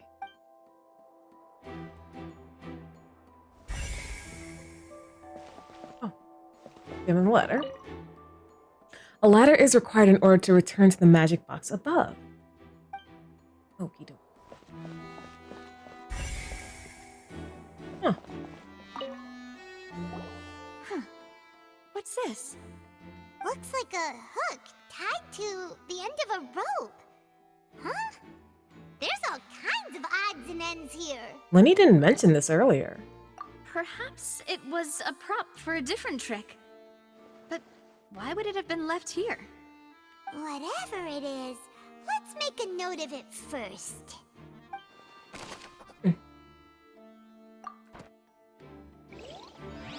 Interesting. Oh. There's a broken vase here. The floor is wet. Please be careful not to slip. Speaking of which, why would there be water here? Maybe it was for a trick? Oh, Paimon knows! It's one of those tricks where you pour water into a jug and then flip the jug over only for the water to disappear? And here's a broken vase. Huh. Did the trolley knock it down while moving? That can't be. The trolley moves along tracks from start to finish. It couldn't have hit the vase at this distance. The Mika hate is real. I mean, I don't really... He appeared in like one of the events that happened recently. I think it was something from afar event, like where you had to cook for people all over Tibet. Like you would get like visitors from all over Tibet. Like, and Mika appeared in that quest, and I hate his voice. Like, not like I just hate the way he speaks. It's, in my opinion, I just feel like it's too cartoony. Like, no hate to like his voice actor at all. Like, none at all. I just don't like the direction they went with Mika's voice. Ugh. If I ever get him, I'm only using him to find Mondstadt specialties. Let's note this down too and think about it later. Oh, there are many pieces of a broken flower vase on one side of the tunnel. All the water within has been spilled. Judging from the distance, it seems unlikely that it was knocked over by the trolley meant to transport the magic box.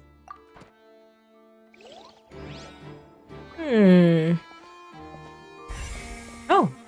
Clothes? Oh. These are the clothes that the lady chosen from the audience was wearing, right? Her clothes are here, but she's nowhere to be found.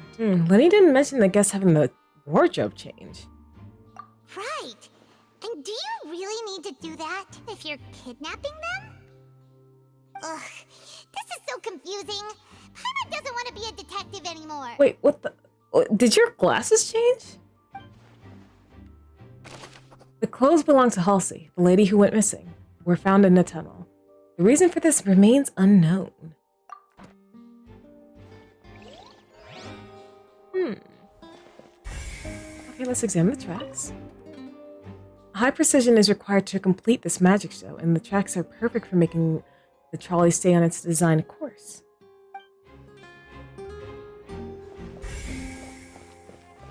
Examine storage boxes. All kinds of props and costumes are haphazardly stuffed inside. Well, let's examine the trolley. The trolley is crucial for transporting the magic box to the other side. The culprit must have used this to execute their plan. And what's this? A vent? Sus. What is this place? Looks like a vent. It seems someone could fit through here. Huh. Could this have been the suspect's escape route? Alone, perhaps. But if they had to pull another person with them, the space would be too narrow.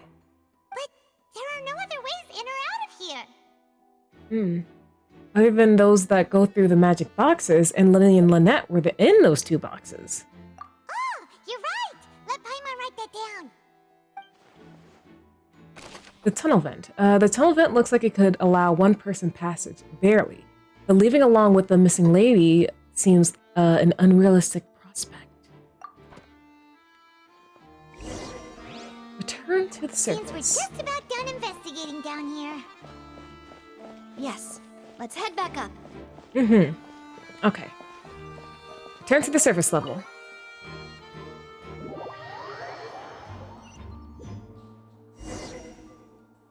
Well, we've ascertained the state of the crime scene. Let's find a place to sort out our findings once Malus returns. It seems to me that there are several things that don't add up here. Apologies for the wait, demoiselle. So, what did the guards say? Did the criminal escape through the vent? They believe the odds of that are very low, since the vent leads to the Opera House's basement.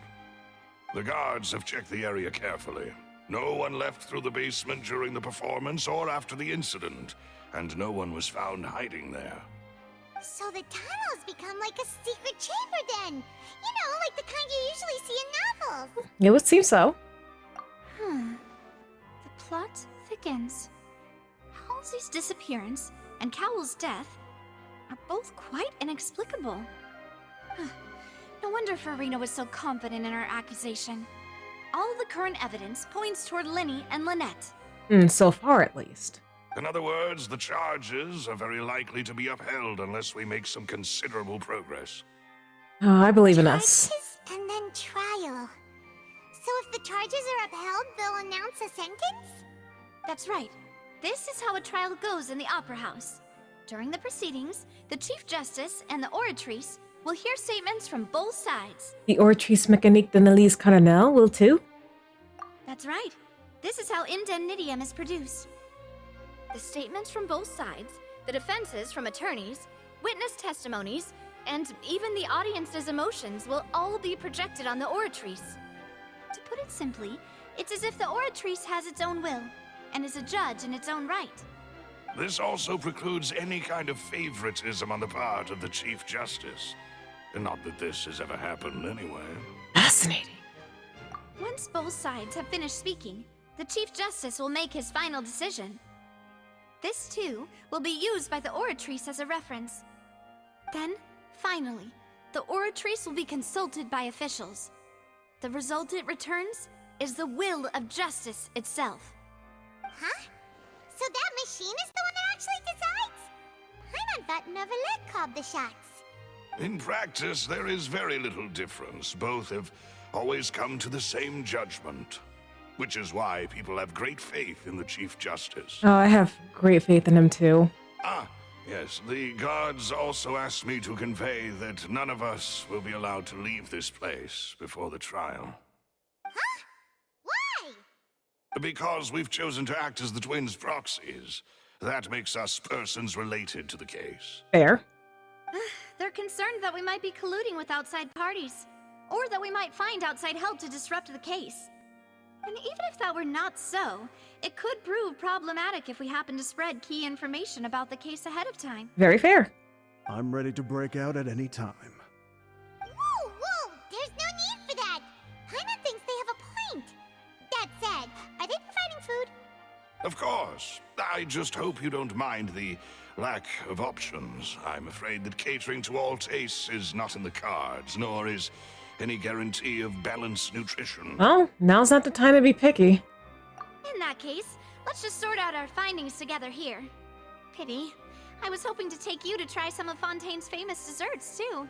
Ooh. I mean, what better way to properly think through our findings than over some tea and sweets? Huh. Breaking out suddenly doesn't seem like such a bad idea after all. Paimon, I don't want to commit our one crime chrono yet. Just kidding! Paimon will still do her best, even if there are no snacks. Hmm? What do you mean, no snacks? Of course we'll have snacks. If we cannot buy some, then we'll simply make some. Ooh. Huh? Here? But how? Understood, Demoiselle. Everyone, please come with me. Oh?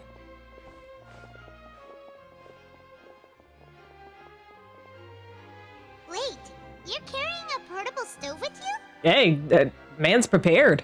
Yes, I must be prepared to meet the Demoiselle's baking needs whenever the fancy strikes her. Ooh, you're a baker. I have eggs, sugar, and almonds at the ready.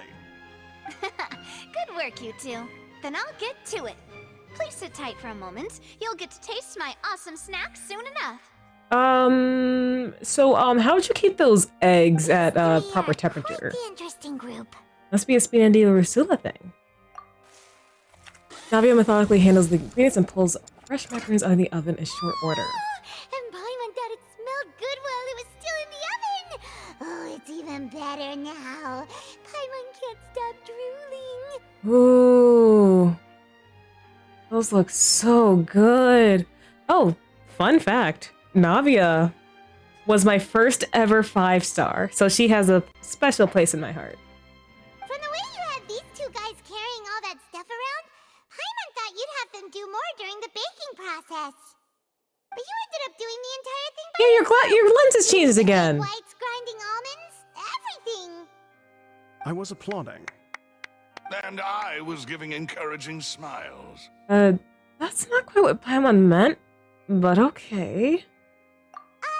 Paimon was just thinking, aren't you worried about getting your fancy dress dirty, beating egg whites and baking like this? And they're two-tone colored? Good grief, Navia, you are a queen. Well, I don't think it's carved in stone anywhere that fancy ladies can only read books, sip tea, ride horses, and play the piano. I just really enjoy making snacks. Me too, Navia. I just made some cookies to, well, I guess technically yesterday I made some cookies. Don't underestimate beating egg weights, by the way. It's a real arm workout. You also need to beat them to just the right consistency, or your macarons will crack. Anyway, give these a try, fresh out of the oven. There's 3 for each of us. Only 3? Well, eating too many sweet treats might send all that sugar to your head. You wouldn't be able to think clearly about the case on a sugar rush, would you? Tea is ready to be served as well. This is Demoiselle's favorite, strong black tea with a floral fragrance that clears the mind and lifts the spirit. Thank you, Malus. Why don't you take a break as well? No need for concern. I'm merely doing as I should.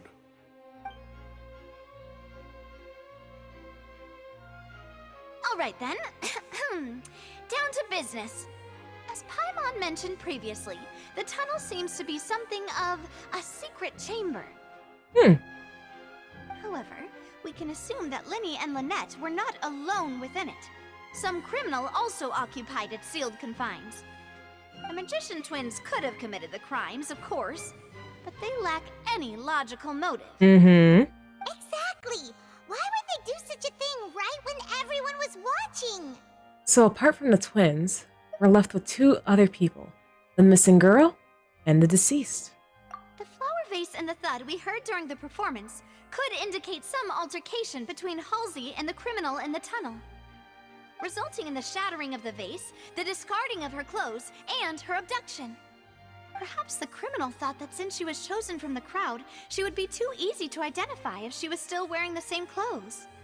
Paimon thinks that makes sense, but the real trouble is... There's no evidence that this third person even exists. True.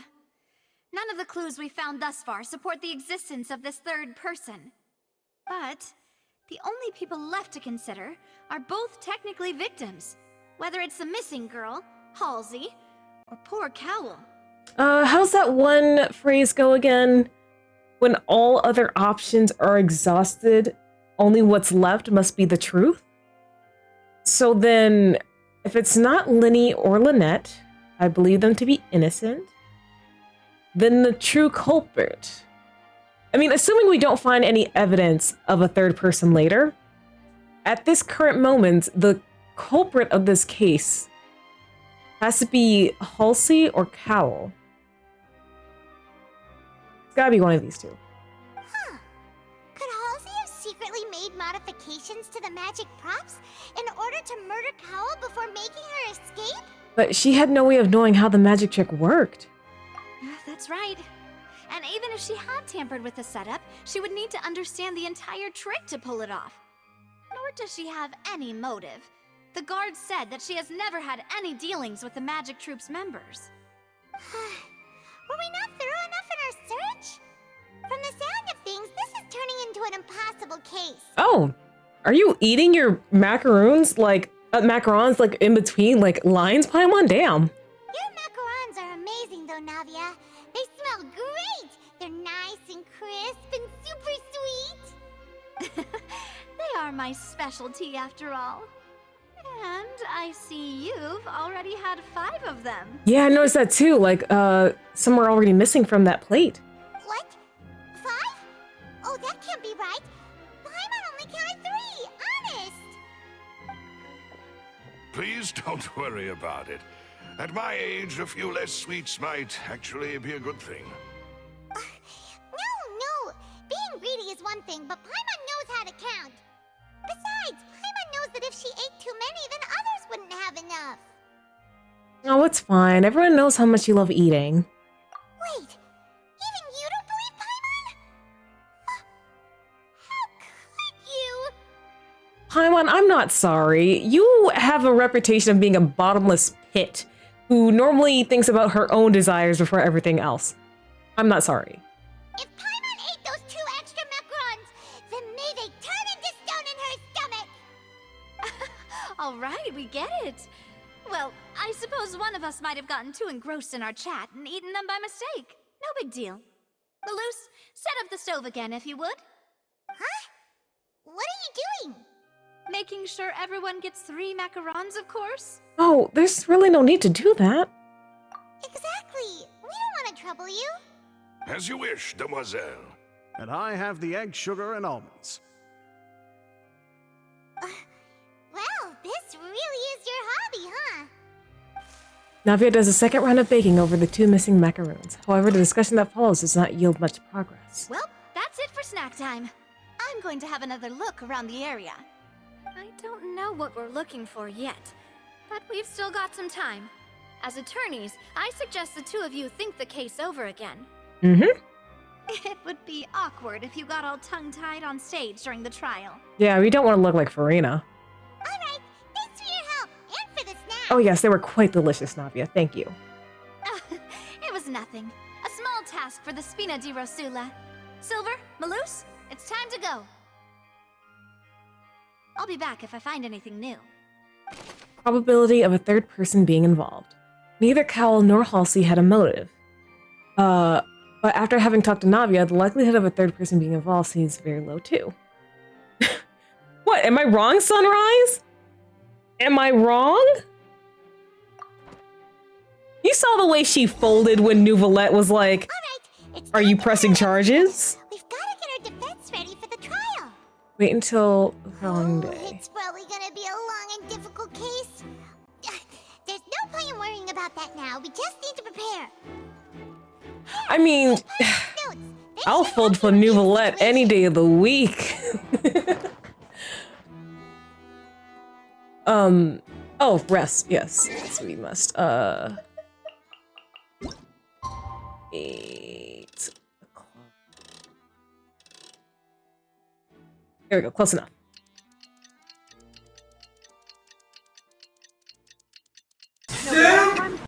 Damn it, Sunrise. Okay.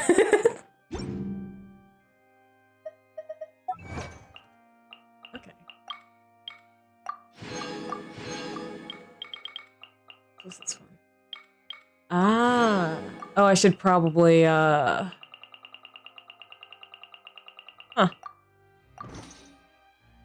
I almost let it pass, but... This encounter is also the amount of times I sent to.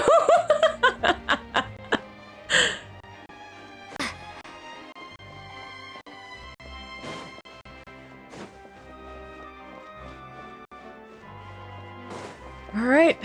It's time to defend Linny and Lynette. I wonder if we'll learn something new. I mean... I don't know if anyone's, like, familiar with Ace Attorney, but there's a lot of times where once we get into the trial, it'll turn out that the prosecution has kept key information from us. So I expect that to happen because we need a little more information, and I feel like the prosecution will have kept some important information from us that we won't learn until the trial, if this is going to be Ace Attorney-esque.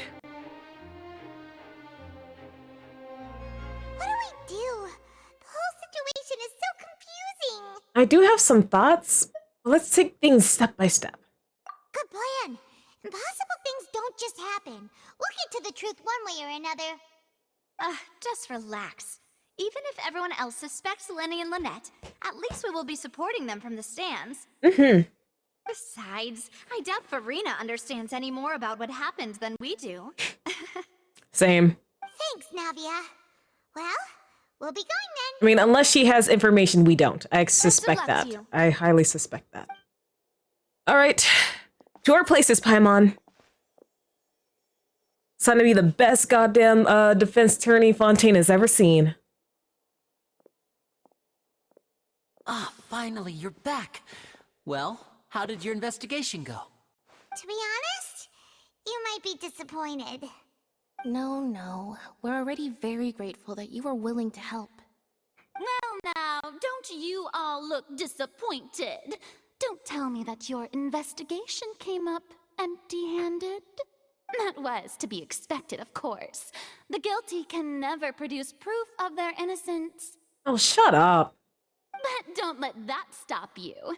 I shall be terribly disappointed should you, my most anticipated foe, concede so easily. Oh, just you wait. Since both parties are present, oh, hello. I declare that the trial regarding the magic show incident is now in session. Hello. Firstly, in order for the audience to understand the causes and results of the incident, could we please have Mr. Linny explain the trick? Yes, of course. I will explain while Lynette demonstrates on stage. All the necessary items have been prepared. Lynette clearly reveals the details of the magic trick. Everyone in the audience is stunned. Thank you, Mr. Linny. In that case, I take your statement to be that you ran to and remained hidden within the magic box in the audience stands once the trick began, and thus could not have committed the crime. Is this correct? Yes, that's correct, Your Honor. In that case, I call upon the prosecution. Lady Farina, do you wish to refute his statement in any way? Why, of course I do. Allow me to take the first shot and break this case wide open. Mr. Linny is clearly lying. There is no way you could have been in the box the whole time if you were to abduct Halsey and murder Cowell. In fact, I'd say you were hardly in that tunnel at all. That is simply your hypothesis based on the presumption that I'm guilty. Oh, is that so? And if I may ask, what did you hear while you were inside your box? The roaring countdown of the crowd, of course. That's how I kept track of the time and built anticipation for the finale. And you didn't hear anything else at all? Nothing that might leave an impression of any kind? Oh, she's baiting him. No, nothing. What? Lenny? I see. But when the count reached 30 Lenny? seconds or so, there was a thud. One so loud that I believe practically everyone heard it. Huh? Huh. Hey, hang on. Something's not right here. Lenny, sweetie, honey, sugar pie. Oh. Okay, so you are lying about something, or at least you're keeping something hidden from us, Lenny. You shouldn't do that to your defense attorney, Lenny. Because you clearly look surprised about that. How could Lenny not know about that sound? Yeah, I'm sure he could have heard a noise that loud from inside the box.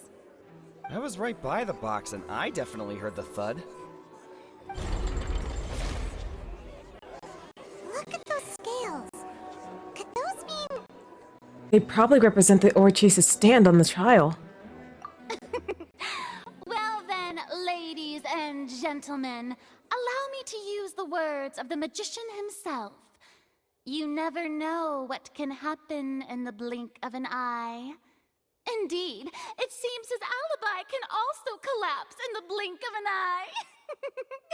Oh, don't be so smug. Of course, I have armed myself to do far more than smash your alibi. Confidence cannot go unfounded, and my foundations are rock solid. Oh, we'll see about that. Tell me, aren't you and Lynette actually from the House of the Hearth? Why is that important? The House of the Hearth? They're... Fatui? No wonder they did something like this.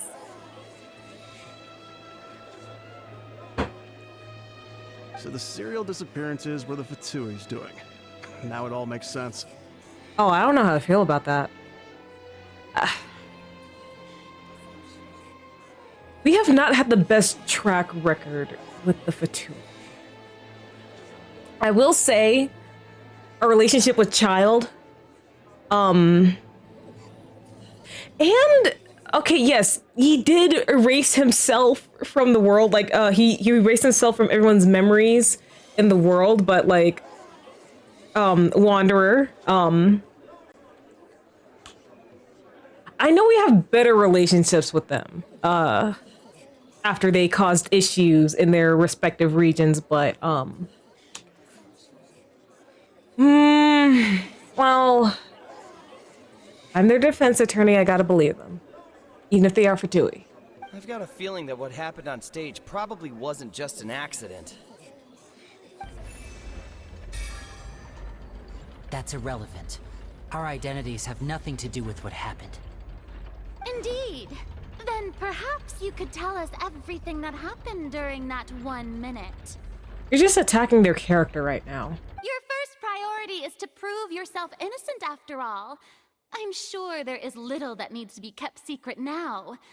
Unless your script already has holes in it. The Outlander is speechless. My, oh my, don't they look flabbergasted? Now comes the infighting and discord, I suppose. This was almost too easy. Good thing I made all those preparations. Seems the all-nighter I pulled last night is really paying off. Hey, Lenny, why didn't you tell us this before? You shouldn't be hiding things from your defense attorney now. Lenny and Lynette are Fatui. Order! Order! Mr. Linney, allow me to reestablish the facts. Lady Farina has raised 2 points. Is the Orchis moving? First, when the thud was heard in the Opera House, you were neither in the box nor the tunnel. Second, you and Ms. Lynette are both members of the House of the Hearth. Are these claims true? There's no doubt about a magician's ability to con others. Given how Lenny has concealed his identity, this could have all been set up beforehand. Plus, Child is here in Fontaine along with other house operatives. There must be some scheme at work here. I've been a victim of such schemes before, and now... Please answer my question, Mr. Linney. Oh. I'm sorry. Yes, they're true, Your Honor. Lenny? I knew it! Well, that's it. We might as well move on to the sentencing already. What should we do now? Permission to speak, Your Honor. Granted. My client has withheld some key information. My defense cannot proceed. In that case, what is your request? I request a brief adjournment. There are things that must be discussed. He uses serious tone. Oh my gosh. Bro, I am weak in the knees. Is that really necessary? They're already as good as guilty. Shut up. The defendant deceived their own attorneys. What is there left to discuss? I'm sure he had his reasons. Order! Order, I say! Your request is reasonable, and we shall adjourn. This trial will reconvene in 1 hour. So you would stick to Mr. Linney's defense even after knowing what you do now? You certainly have more professionalism than I thought. Certainly more professionalism than you do. Than you have. In that case, my dear audience, let's allow the joy of victory to steep for a little while longer. I do not like you. While court is adjourned, you meet with Lenny and Lynette backstage in the Opera House.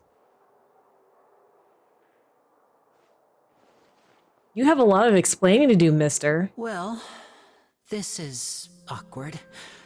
I didn't think the Hydro Archon would dig all that up. Rena, you're such a brat. The way his voice softens just a little bit when speaking to someone who is trying their best. Bro, I love this man so much. I'm sorry, Traveler and Paimon. Yeah, sorry. Paimon doesn't know where to start. We trusted you two. We based our entire reasoning on the assumption that you weren't bad guys. Not to set the wrong tone or anything, but Paimon's really mad. I'm kind of disappointed more than mad. I'm very sorry.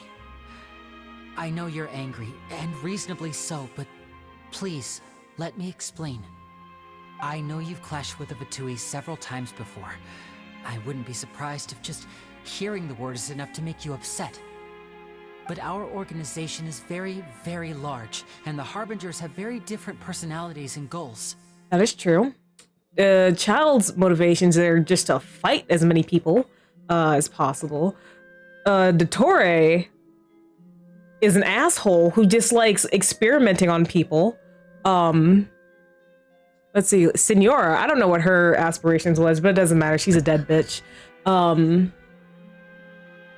Wanderer's aspirations were to get revenge on those who wronged him, but he wasn't actually wronged. Let's see here. Are there any other Harbingers that we met? So that is a true statement. Right now, we want to save people. As many as we can. That's right. I'm sure we're on the same page when it comes to this nation and the disaster that its people might face. I knew if it weren't for our respective identities, we could become good friends.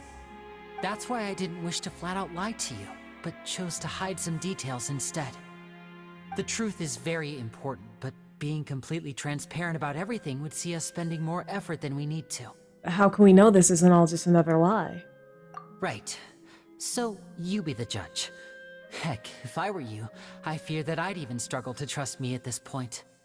You met a Fatus who works as a magician, a trickster by trade. All by coincidence, too.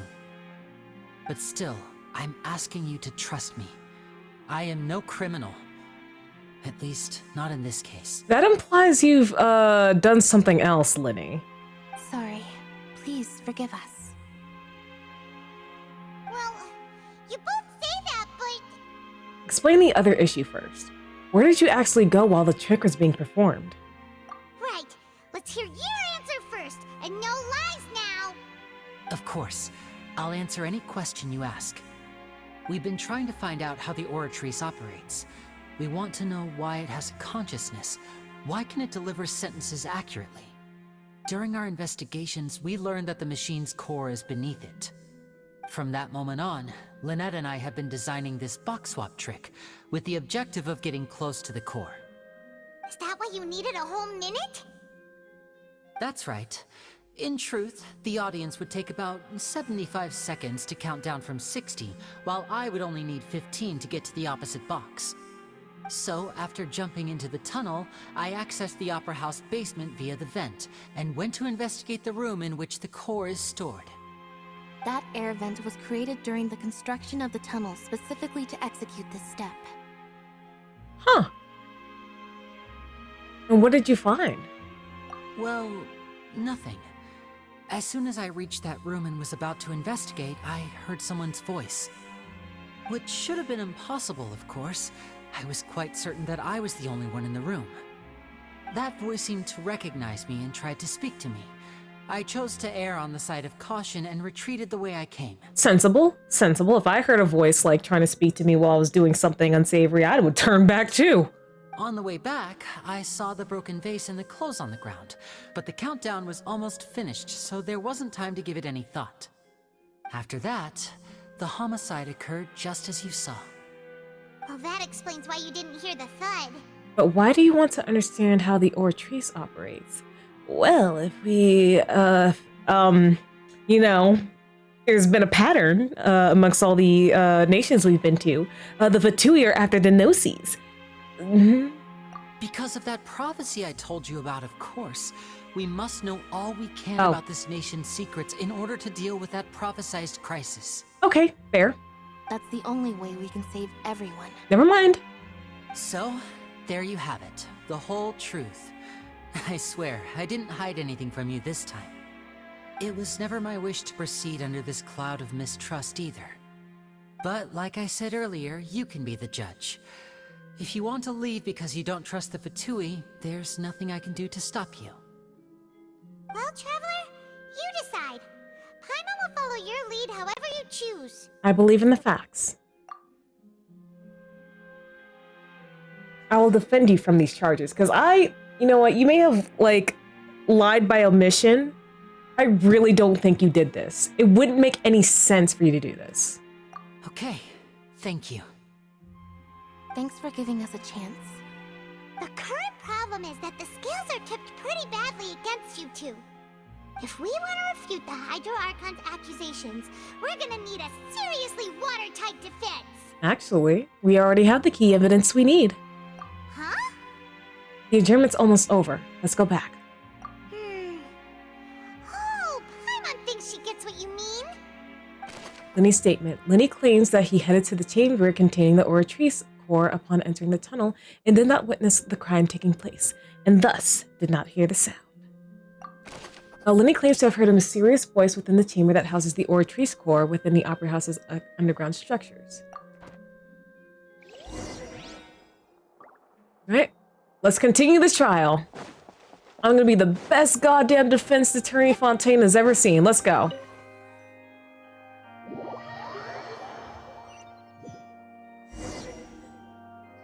The brief adjournment ends and the nail-biting trial reconvenes. Both parties have returned to their positions. Let us continue the trial.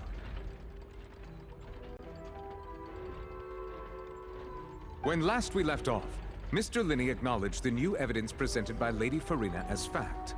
Therefore, Lady Farina may continue stating her reconstruction of the events. Ugh, that took long enough. Now then, if everyone would lend me their attention. At this stage, let's revisit that scene from Linney's perspective. Ugh. Based on the opposition's account of events, you can identify loopholes in their statement. Use evidence and clues obtained during the investigation to refute any erroneous assertions of fact and replace them with new inferences. Use your refutations to convince the audience and obtain more support from the people. The Oratrice will display such shifts clearly. When you find and refute all incorrect content, you complete the cycle of refutation and unveil the truth. As the countdown began, he entered the tunnel. Okay. When the flatbed trolley passed, he opened the box and got into an altercation with Halsey, which caused the loud thud. That's not right. He did not realize that the sound could be heard by everyone in the Opera House, which is why he claimed earlier that he could not hear the sound.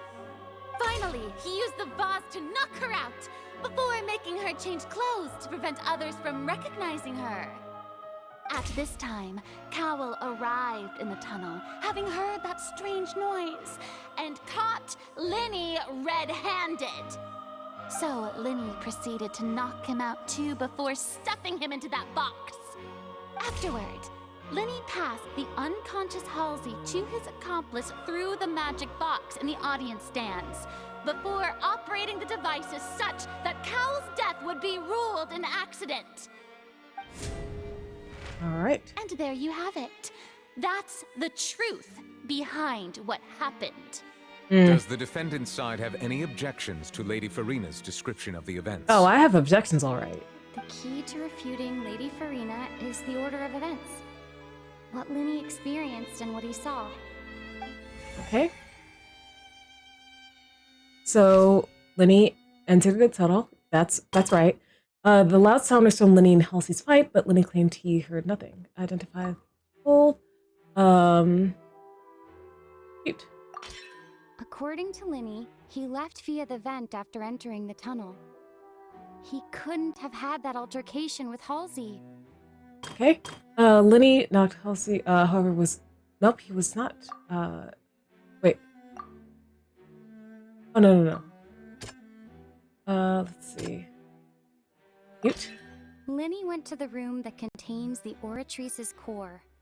This is the actual truth. Linny knocked Cowell out. Cowell walked in on Linny. So the lie locked note with the vase leading to the victim's death. All Linny saw was...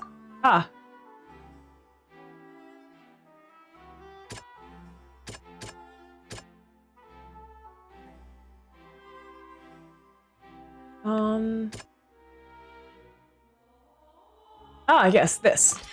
Linny did not take part in the underground altercation. He only witnessed traces of the aftermath. Attention! Ace Detective Paimon has something to say! When the countdown started, Linny did indeed go into the tunnel. But he immediately used a vent to access the Opera House basement, which is where the underground core of the Oratrice is stored. Once he reached that area, he heard a voice in what should have been an empty room. Since he felt something was amiss, he returned immediately. The crime scene had already developed by the time he reached the You're just a speaker, not a detective. Honestly, I'm doing all the hard work here. for any length of time. Finally, he reached the surface, and that was when the accident happened from his point of view. Therefore, he's innocent.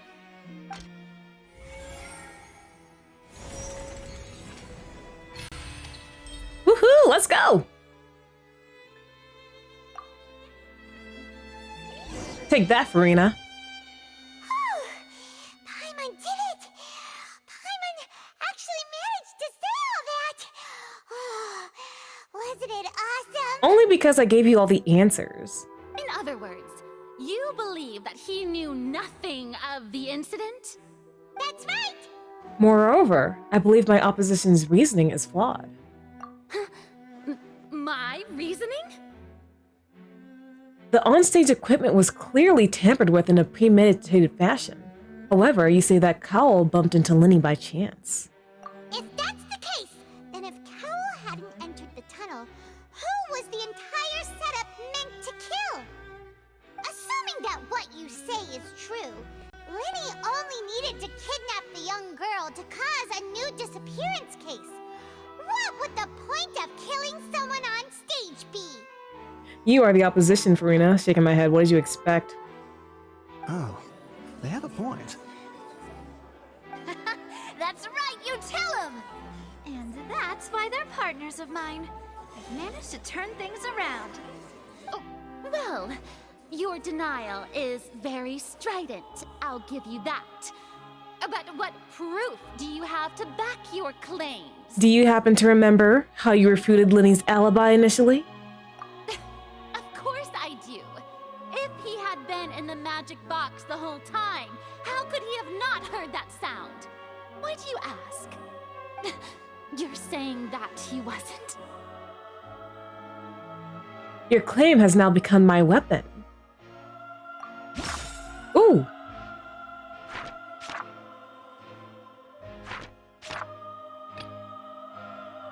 Oh. Wait.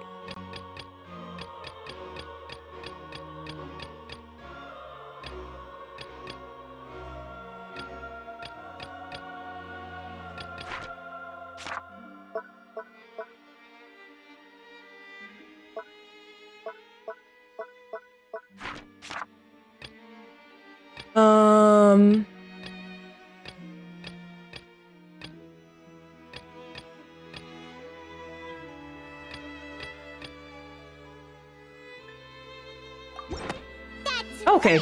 I was overthinking it. Wasn't in the box or in the tunnel.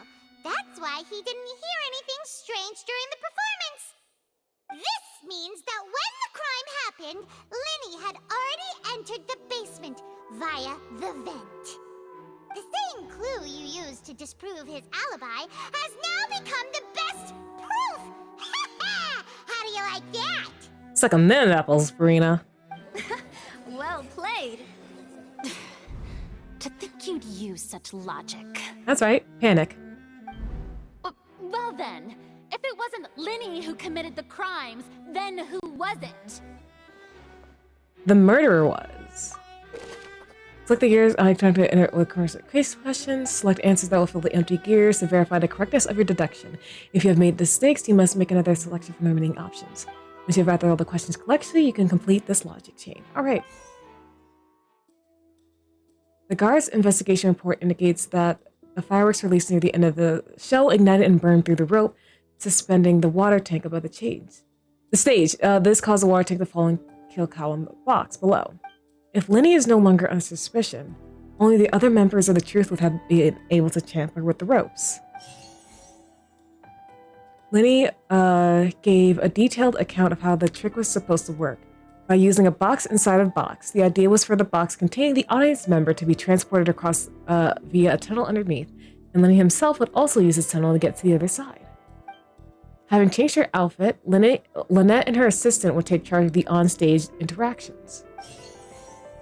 The clothes belonging to Halsey, the lady who went missing, were found in the tunnel. The reason for this remains unknown.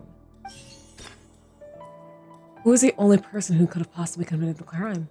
Cowell. The deceased's name is Cowell, Linny's assistant. He would have been able to tamper with the equipment. That's a clue. Hypothesis correct. It was indeed the victim himself. Huh? That can't be right. Are you serious? Dead serious. The killer was, in fact, Cowell, the deceased! Oh, is that so? How interesting! Let's hear your reasoning then. What I must do next is recreate the truth. What Cowell did, and how he went from would-be perpetrator to victim. Okay. How can we envisage Linny as having been able to interfere with the crime? No one entered or left the opera house through its entrances. So, where would the criminal have wanted to take Halsey? The sound we heard may have come from a clash between the missing Halsey and the criminal. Right. Linny was not in the tunnel at that moment, which gave our criminal ample time. Like the clue? How can I prove that there was an altercation in the tunnel? The sound we heard may have come from a clash between the missing Halsey and the criminal. Select that one. Who is the prime suspect currently? It would have been tough for both people to fit into that vent. They would likely have bumped into Linny as well. No one entered or left the opera. The deceased's name is Cowell, Linny's assistant. He would have been able to tamper with the equipment. Okay, wait, this is it? Where did the missing Halsey go? Halsey's clothing was in the tunnel. I think it might be this one. No one entered or left the opera house through its... It would have been tough for both people. So maybe this one. I think it's this one. Oh. Just that last... Okay. It would have been tough for both people to fit into... Halsey's clothing was in the tunnel. So there must... Okay. It would have been tough for both people... Okay. Wait, what? Oh, I was supposed... Okay, I'm supposed to... The colonel must have understood the methods behind Lenny's magic trick and must have been in a position to easily modify the equipment. Leaving aside how he died, Cowell had all the means to commit the crime at his disposal. The strange noise could likely have been the sound of Cowell and Halsey struggling. Lenny was not in the tunnel for 1 minute. This would have given time for Cowell to bring Halsey out of the magic box and in the audience stands. This quest really worked my last 2 brain cells. I'm starting to realize this is a we have to refute everything else to come to the truth. But according to the guard's testimony, no one entered or left the opera house, so even if he had taken her, there would be no means of exiting. Exiting from the box would have been in full view of the audience, pretty much guaranteed they would be discovered. What's wrong, Traveler? Are you still having trouble figuring things out? Where in the world did Halsey go? I see how it is. So this was all just a bluff. And here I thought you had something to show for it. But it seems you're still far from the truth. Okay, but can you tell me where she went? Look, since we're at a dead end, why not consider a different track? Just like the trick as it transpired, the end result must have been utterly different from the magician's initial design. If only we knew how Halsey disappeared. Well, that would be nice, but the tunnel only has 3 exits, and none of them seem very likely. And it's not like this is a magic trick where you can just make a real live person disappear. You know, like you did from that water tank, Lynette. Magic. Escaping from the water tank. Wait, could it have been the water? Excuse my interruption, dear opponents.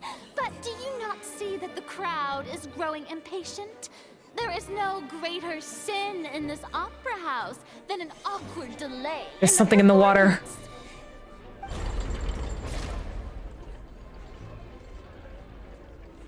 If the defense is unable to make further effective arguments, we will move on to the next stage of the trial.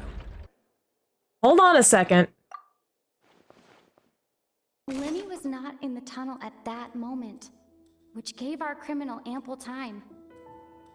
The sound we heard may have come from a clash between the missing Halsey and the criminal. Objection! The deceased's name is Cowell, Lenny's assistant. He would have been able to tamper with the equipment. Where did the missing Halsey go? The vase was not broken by chance. It was used to cover important evidence. The water. There we go. Paimon gets it! It all comes together if Halsey disappeared instead of being kidnapped. Lynette escaped from the water tank, vanishing gradually and leaving only clothes behind. If there's a similar method where a person could be transformed into water... Oh, just a moment, please. I do hope you know how preposterous you sound at the moment. How could a person ever be transformed into water? This is reality we're talking about here, not some magic trick. I request we examine Cowell's personal effects. You might find something there. Must we really? I should think that of anyone. Your friend Linny already knows this truth very well. Oh! Hello, Raiders! Welcome to the stream! Eden! Hello! I hope your stream went well! Oh yeah, your 12-hour stream must have ended just now. Welcome, Raiders! Welcome to the stream. I'm Moon, just a nerdy girl doing nerdy things, and sometimes even moony things. I am a variety streamer that plays games like Genshin, which you're playing right now, Honkai Star Rail. I play dating sims, and I also do art every now and again. Shout yourself out, Eden. Shout yourself out, and I hope you get some rest. You've been streaming for 12 hours. For 12 hours, my guy. Look, you just went and did a 24-hour stream like not too long ago. You mad lad? If you need to, like, if anyone here, because I know it's like 1 a.m. my time, if anyone here needs to grab a snack or even like head out and go to sleep, please, by all means. Yeah, he was streaming for 12 hours.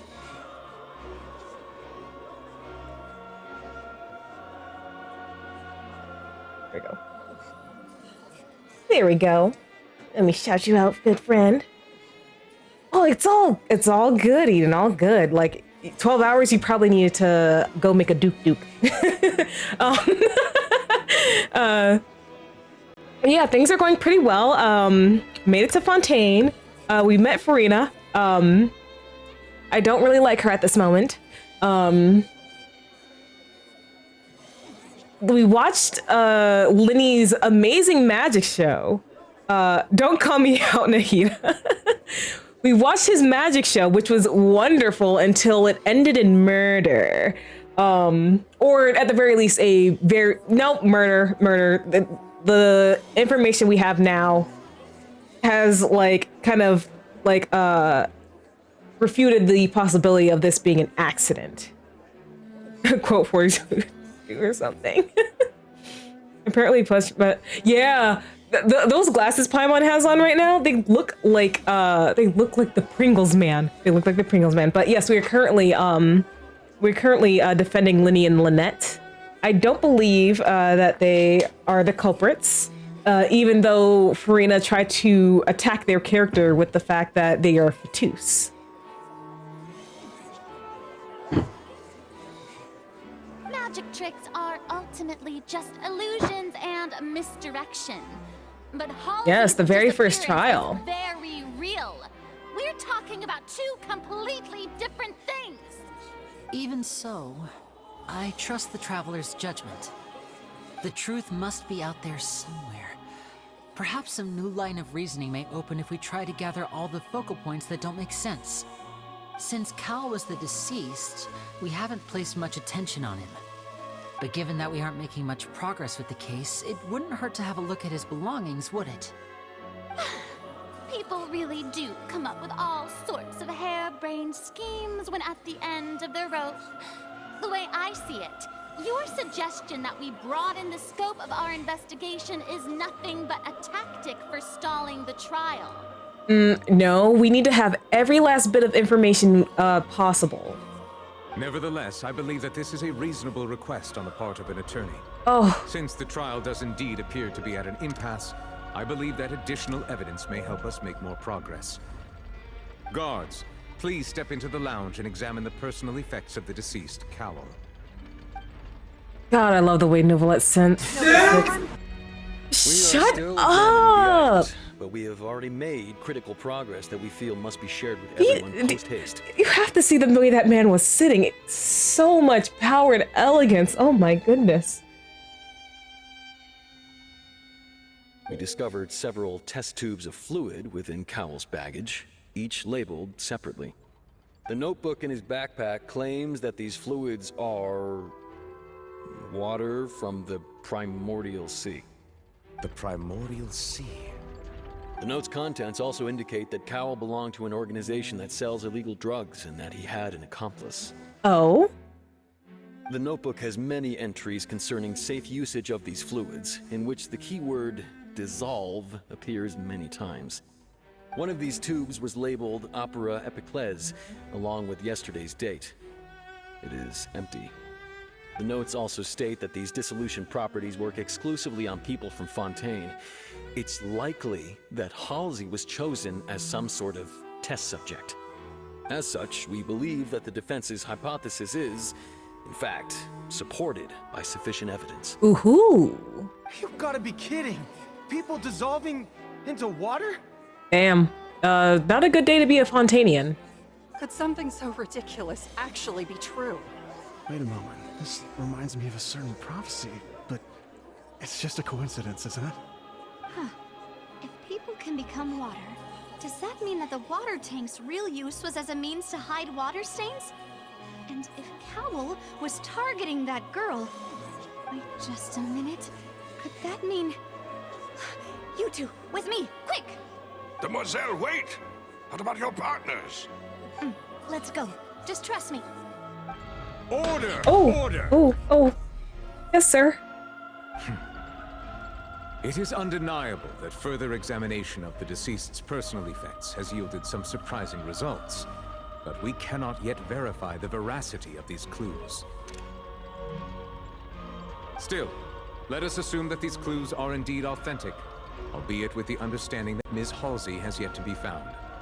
Guards, please continue examining the items along these lines. Mr. Linney, it appears your hypothesis is supported by the evidence, so please continue speaking. Of course. Thank you, Your Honor. I can't even kick goddamn pictures anymore. If we uphold this hypothesis, I believe that many of this case's seemingly unrelated clues can be connected together. Right! Like the metal hook! That one didn't make sense at all. Let's think about this. Cowell's methods must have something to do with that water from the primordial sea. Osmanthus wine changed the sea, as I remember. The liquid the guards found in Cowell's luggage seems to have the ability to dissolve Fontanians into water. Who is the prime suspect currently? The deceased's name is Cowell, Linney's... What item did the culprit use to control the timing of the dissolution? Now it seems like the hook rope was not meant for another magic trick, but was instead some form of triggering mechanism. Okay, what item did the culprit use to dissolve Halsey? It would be this. The water from the primordial sea should already have been prepped before Halsey entered the magic box. What item did the culprit use to hide the mechanism behind the crime? Lynette was in the magic box on stage the entire time. Did she have something to do with Oh, it's probably the burnt rope. The rope that strung the water tank up was lit by the fireworks and cut. As such, the focus here is on the water and not the tank. Oh, it wasn't that. Okay. I remember there was something else within the inner layer of that box. Lynette was in the magic box on stage the entire time. This? I remember there was something else within the Okay. Okay.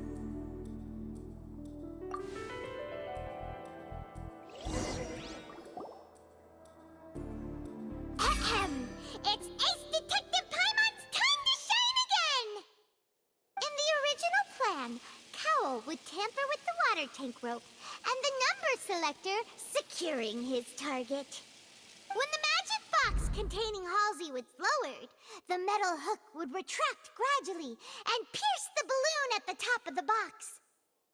When the balloon attached to the box popped, the water from the primordial seed inside it would pour down and dissolve Halsey. Paimon, don't scare me saying you're an ace detective. She's an ace, findings repeater. She's not a detective. I'm the one who's doing all the hard work. Afterward, Cowell would enter the tunnel and break the flower vase to conceal the water inside the tunnel, with the remaining evidence being covered up by the water tank on stage. But he encountered something unexpected in the tunnel and wound up being fatally hit by the same water tank he meant to use to cover his tracks. That does make sense. That actually links together a lot of the more confusing pieces of evidence. It does indeed. Oh dear, what do I do? Even I think they sound convincing now. Have I falsely accused an innocent person? What a humiliation. Maybe she just be the Pringle mascot. Yeah, she's just a microphone for us right now. Now, it seems like the only point of contention remaining is the exact circumstances that led to Cal's death. His notes mentioned he had an accomplice who could be related to the situation. On that note, the guards have just contacted me indicating that they uncovered new evidence. I shall now invite him on stage to share it with us.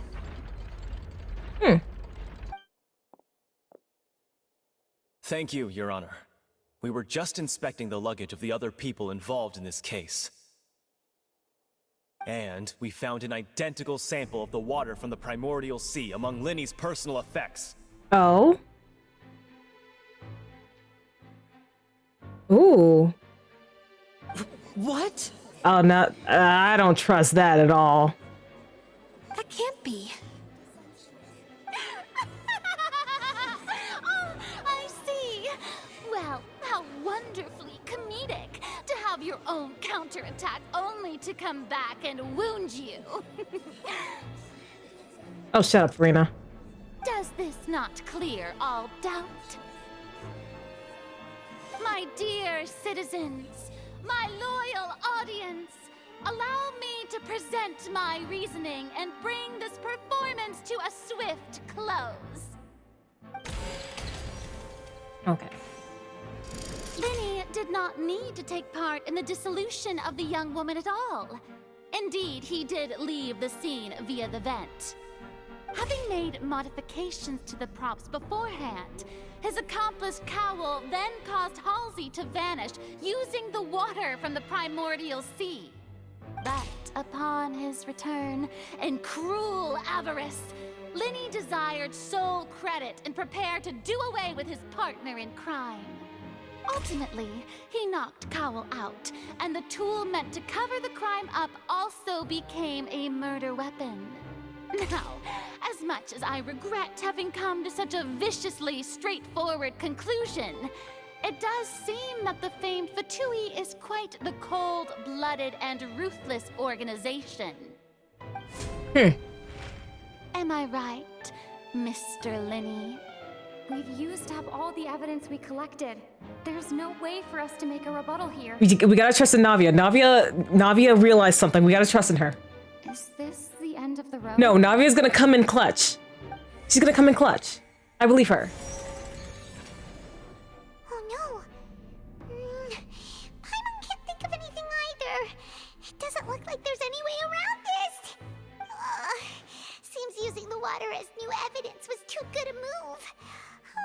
Why did this have to happen now? I think we've all seen enough now, and we have ample witnesses to my flawless reasoning.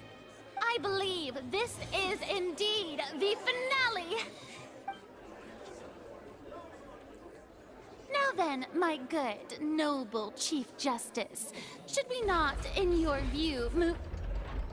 Excuse me, everyone, but I must interject. You found new evidence. Let's go, girl. Miss, I must ask you not to shout and to respect the ongoing legal proceedings. Oh, yes, sir. Oh, come on. Don't be hasty. I have a good reason for interrupting, you know. Now, would anyone here like to take a little break from all this debate and see a little magic?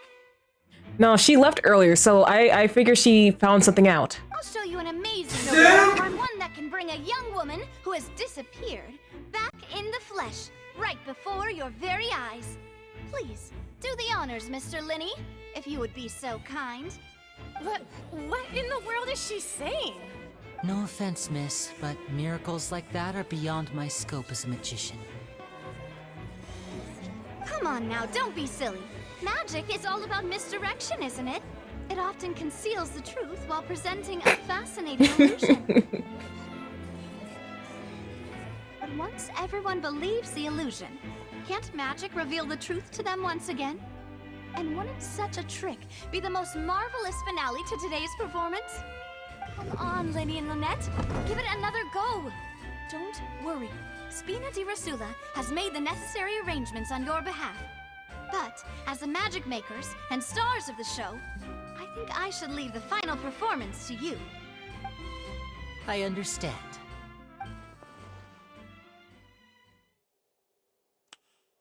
And voila. Damn, who was on lights?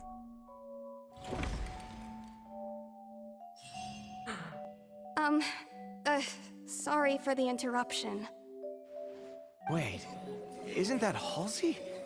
So the whole thing about people dissolving wasn't true after all? To be clear, I'm only here because this person told me that if I testified, the merit of doing so would lessen my sentence. I was hiding outside this room listening to the proceedings because I was afraid that I would be the one put on trial.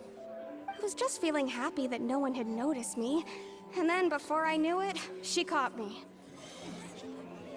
That'll teach you to underestimate us three. Where should I begin? I'm sorry. I'm the one who killed Cowl. I admit it. What? Why? Eat that, Farina. Firstly, my name isn't Halsey. It's Lillian, and I'm originally from Mondstadt. I heard that Linny's show was gonna be a real thriller, but I missed the chance to buy a ticket, so I stole one. That's how I make a living. I steal stuff here and there, and I'd never been caught before. But I was noticed at the harbor a few days ago, and I barely got away. Linny was the one who caught me in the act. Hey, no wonder you look familiar. So you were the thief! Oh. Liddy even mentioned that you were pretty skilled. Well, and I thought that would have been the end of it, but then the number selector chose me. He even mentioned the Fortress of Meripede.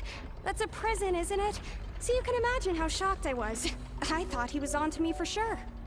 So I played along with the show while looking for an opening to flee, but then I got water poured on me for no reason, and then someone jumped into the tunnel to nab me. I wasn't going to take that lying down, so I knocked him out and stuffed him into the box. There was nowhere to run from there, though, so I had to change my clothes and hide in a box containing performance Yo, hope you're doing Fontaine. Be nice and Arena, my faves. Oh, hello! Welcome to the stream. It's been a while. How are you doing? I'm very happy to be in Fontaine. I very much love Nouvelette. Oh, I love that man so much. How are you doing? How are you doing? I slipped out after the first guard arrived at the scene and continued hiding inside the opera house. Can a person even hide in there? If they're practice hand of concealment, probably. But I swear, I didn't know that the water tank would fall down. Really, I swear it. Had I known that, I wouldn't have put him in the magic box. I may be a thief, but I'm no killer. Yeah, this is another reason why I'm really excited to be in Fontaine now, officially, like, story-wise. Because the sooner I finish Fontaine, the sooner I can play story quests like Navia's, Tiori's, and especially Arakino's. Oh, I will thoroughly enjoy. Well, that makes everything pretty clear now, doesn't it? Yeah, now it's time to refute the Hydro Archon's previous reasoning. This time, we need to tell the entire story from Lillian's perspective. All right. Let's go. Identify loopholes. No. And how? Okay. Cowell planned to use the prepared apparatuses for the magic tricks to dissolve Halsey inside the magic box. As Halsey has appeared completely unharmed before all eyes, Rita's conjecture no longer holds water. And how would Halsey have reacted when the water from the primordial sea suddenly began to check in?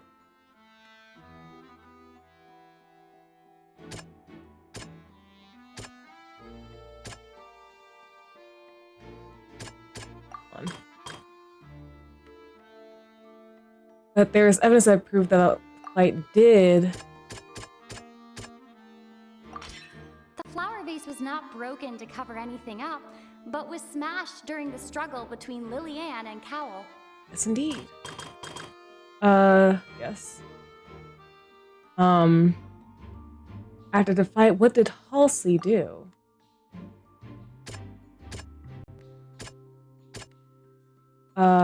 She switched clothes. Lillian was afraid that she would be recognized if she left, so she changed clothes and hid, biding her time. Just what one might expect of an experienced thief. All right.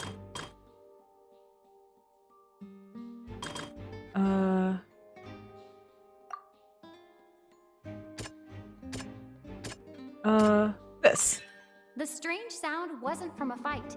It was Lily-Ann's attempt to break out when she was frightened. Hmm. And it's Ace Detective Paimon time! You mean Ace Repeater Paimon time? Having been selected out of the blue, Lily-Ann panicked. Her panic only intensified after she entered the tunnel and had water poured on her head. So she kicked the door open, producing the thud we all heard. Hearing the commotion, Cowell leapt into the tunnel, only to discover that Lily-Ann had not dissolved. He did not know that Lily-Ann was not from Fontaine, but was a thief who made her way in by stealing a ticket. Mistakenly believing that the water from the primordial sea needed time to take effect, he tried to force Lily-Ann back into the box. The two broke the flower vase during the struggle, but Lily-Ann came out on top, knocking Cowell out and putting him in the box. More like Ace defective. With no way of escaping, she changed her clothes and hid in the costume trunk until the performance ended.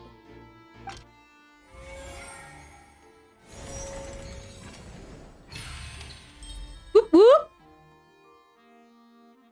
Let's go. Thank you, Navia. Thank you, Queen. Mwah. She knew that she would have to go through guard inspection if she tried to leave afterward. So, she has been trapped in the Opera House these last 2 days. She had already become desperately hungry by the time we were chatting over macarons.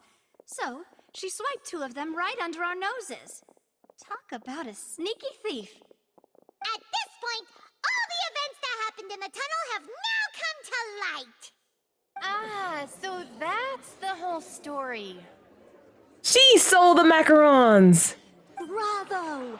Bravo! This is a murder trial, folks. Now then, Lady Farina, do you wish to speak against the defense's statements? That's right. Fold under the pressure. Please answer the question, Lady Farina.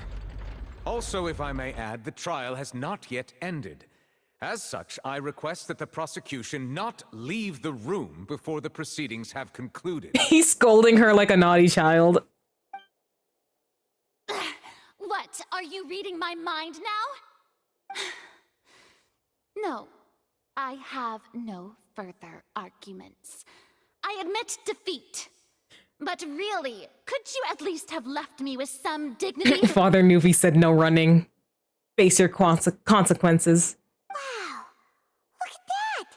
She's like a deflated balloon now. You picked with the wrong traveler, Farina. If there are no objections, then as the Chief Justice of Fontaine, I shall once again repeat the full sequence of events. The actual perpetrator of the serial disappearances, Cowell, selected his next victim from the audience reservation list. With some modifications to the selector, he could ensure that the pre-selected young woman would be chosen. To cover up any evidence while committing the deed, Cowell thought of allowing the water tank to fall, which would conceal the water left behind after the young woman was dissolved. He also tampered with the rope suspending the water tank, using the fireworks at the end of the performance to cause the tank to drop and hide the watermarks. He poured the water from the primordial sea into a balloon during the preparation of the magic box and stuck it to the box's lid.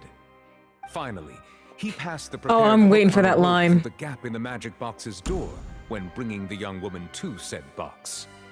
When the magic trick officially began, the box containing the woman was lowered into the tunnel, tightening the hook rope and bursting the balloon containing the water.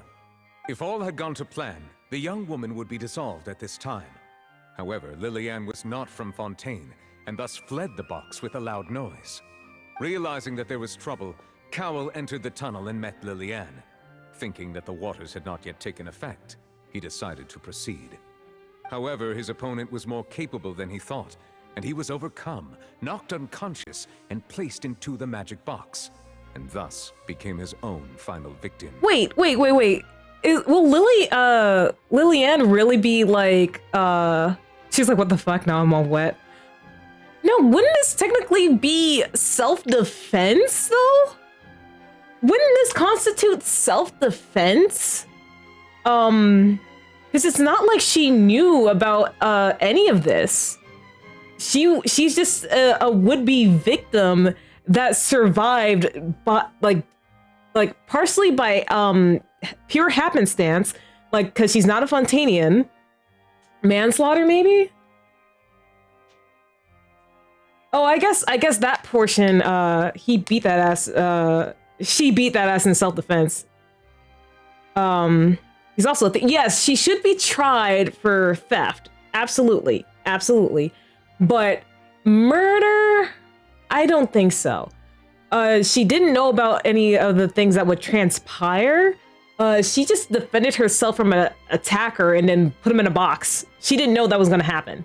And if I remember correctly, manslaughter is when you accidentally kill someone, and I guess that's what happened. But considering he set this whole thing up, I would argue like this should just be considered self-defense. And it ended up being basically a freak accident in the end, despite the plot. It's a lucky thing she's in Fontaine and not in the real world.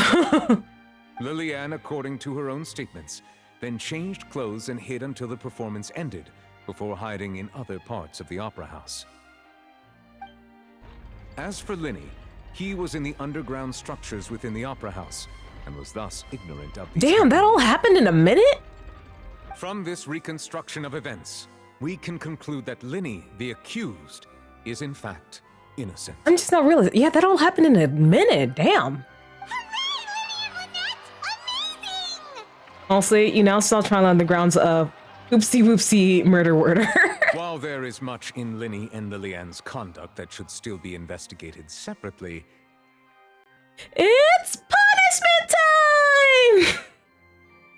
This case, at least, can be handed over to the Oratrice to make the final decision. Woohoo, let's warp!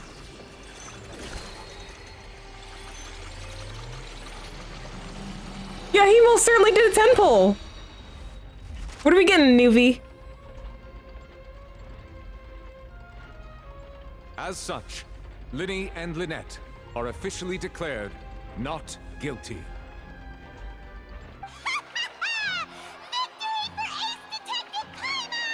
He didn't say the thing. Great work, partner. Also, you're just a speaking piece for me, Paimon. Thank you all. Thank you so much.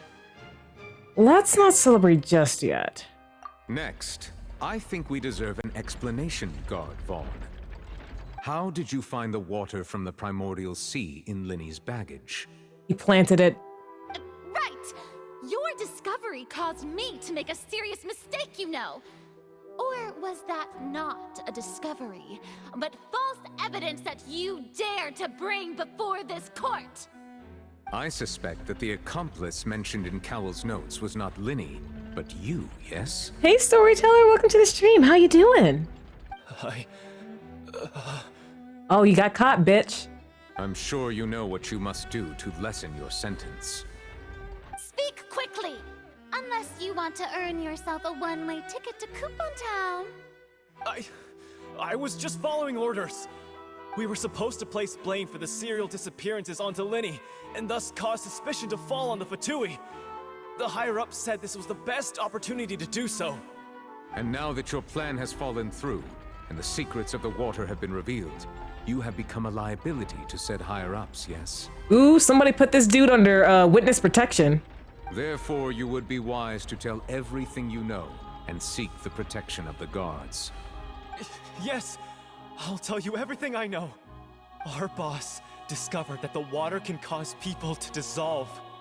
It can also be made into a potion, which when extremely diluted, can cause people to experience unforgettable exhilaration. We've been in this business for a while now, and have made decent mora off it. The disappearances were also the boss's idea. I mean, this is the boss we're talking about. Oh, what? Whoa! Oh, shit. Well, he died before he could even get into witness protection. Goddamn. He turned into water. And now he can no longer talk. Such ruthlessness. I shouldn't have expected any less of them. An outrageous act. All present, please submit to inspection immediately. To be honest, that's kind of it really is nightmarish. Like okay. I think everyone needs to go to therapy because we just witnessed 2 murders. Okay, not 2 murders. We witnessed a freak accident and a murder within like less than 48 hours.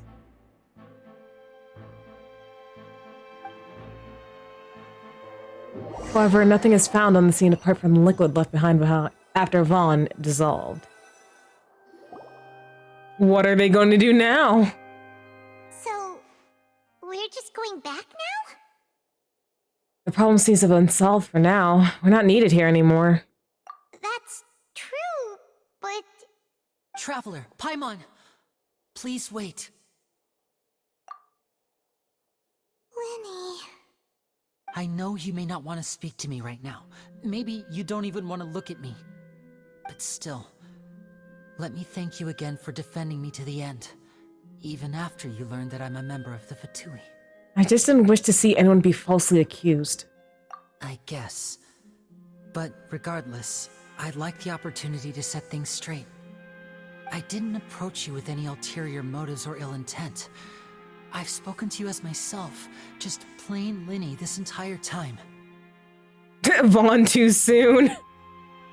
As for why I'm a Fatus, it's because the goals of the House of the Hearth align with those of an orphan like me. That's all. That was how Father, who you might know as the Knave, approached recruiting us back then too. The Knave? The one who controls the House of the Hearth? She's your father? Am I allowed to claim bonks for other members in chat? Sure. The 2C. That's right. And since we're here, I was wondering, would you mind hearing a story? It's about my past. Back when our parents first died, Lynette and I were left wandering the streets. To survive, I took to surreptitiously observing an older street performer who did magic. It took me several days to figure out how he pulled off his amazing tricks. I took my sister through several streets until we found a crowded corner, and we began to perform magic tricks there.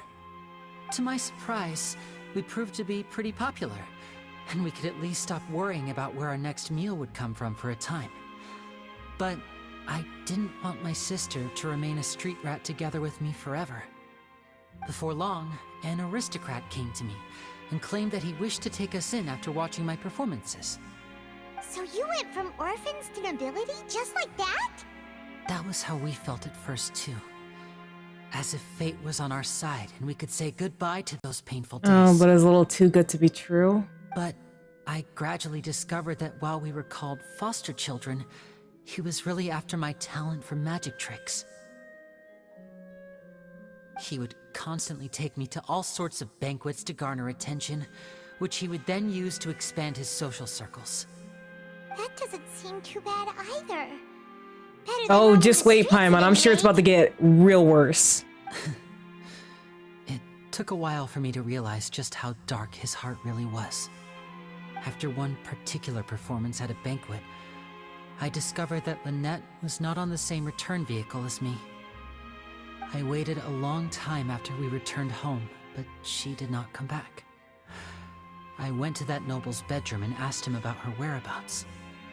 The answer he gave me was, she caught the eye of the most eminent person at the banquet, so I sent her over as a gift. I mean, you'll be able to perform your magic regardless of who your assistant is, yes? Disgusting. Oh no. So he was gonna... Disgusting. But wouldn't Fontaine's laws deal with such people? As far as outsiders are concerned, this is a relationship akin to adoption or foster care, and they have their ways of escaping the eye of the law. Villains. So what happened after that? I managed to ferret out the location of the mansion of that so-called eminent person and hurried through the night. But by the time I leaped over the walls, avoided the guards, and made my way in, All I saw was the moonlit ground covered in blood, and the knave standing there in the darkness. So, she'd already taken care of that guy. Okay, the name is already like a million times better than the other harbingers. She says no to human trafficking. That's right. She had rescued my sister before she could come to any harm, and had even discovered several girls hidden in a basement, all of them orphans. Yeah, hashtag stan the knave. Father, I mean, the knave, might have seen something in me, and so she made me an offer. The House of the Hearth welcomes you, for your interests align with ours. Here, none will ever betray you. Indeed, betrayal shall never be permitted here. I was hesitant to trust her. I mean, I had just been betrayed by nobles. Arlecchina has never done anything wrong in her life. Retweet. But she was also quick to destroy the noble who had taken us in at first, giving us back our freedom. Oh, so that's how the two of you joined the House of the Hearth. The knave is after the Gnosis, isn't she? She has her own plans. She has gained permission from the Tsaritsa to first use the Gnosis' power when she obtains it. She plans to use it to find a way to break the prophecy and save Fontaine. Stan the knave. What's your question, Delta? How the hell is that guy a noble? Are you talking about the disgusting asshole who human trafficked Lynette? It's probably a bloodline thing more than anything. It's probably a bloodline thing. The worst people are like the richest, to be honest. Retweet. Yeah, and it's also probably like a bloodline thing because I don't know if you did like Eula's story quest in Mondstadt. Even though like they're a city of freedom, there used to be like nobles who treated the people like slaves. And like that bloodline still exists yeah,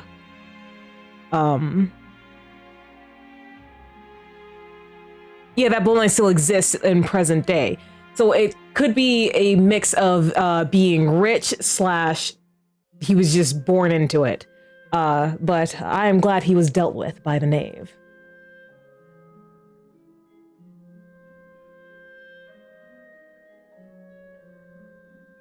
Yeah, unfortunately, as disgusting as it is, human trafficking probably does make a lot of money. Ugh.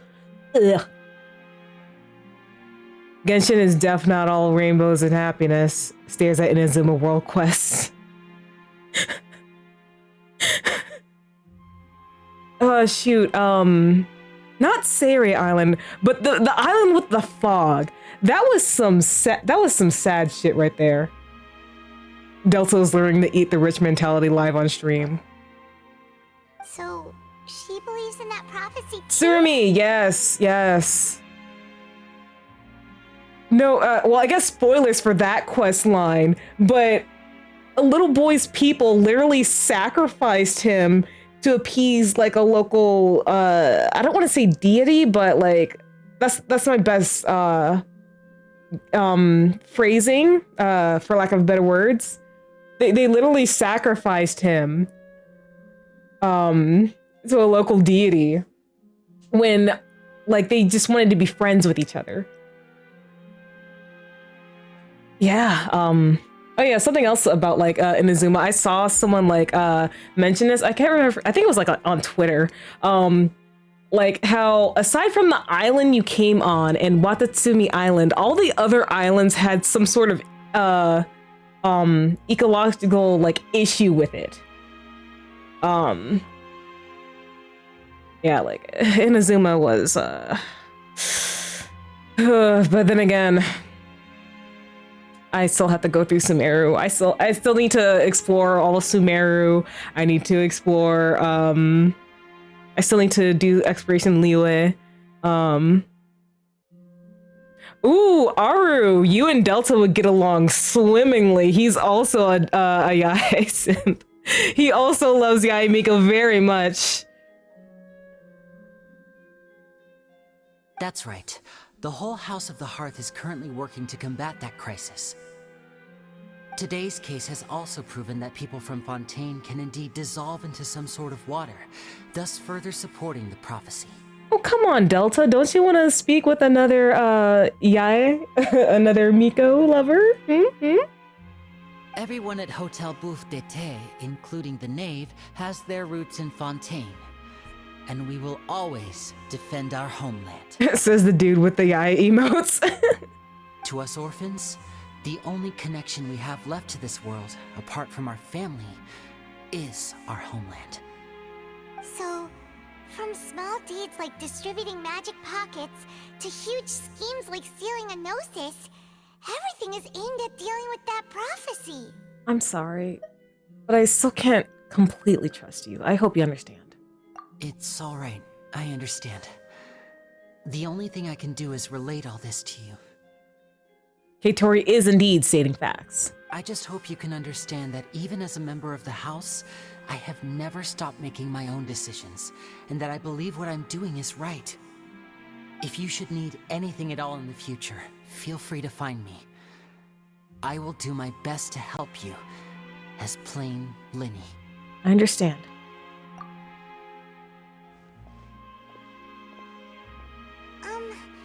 Bye, Linny.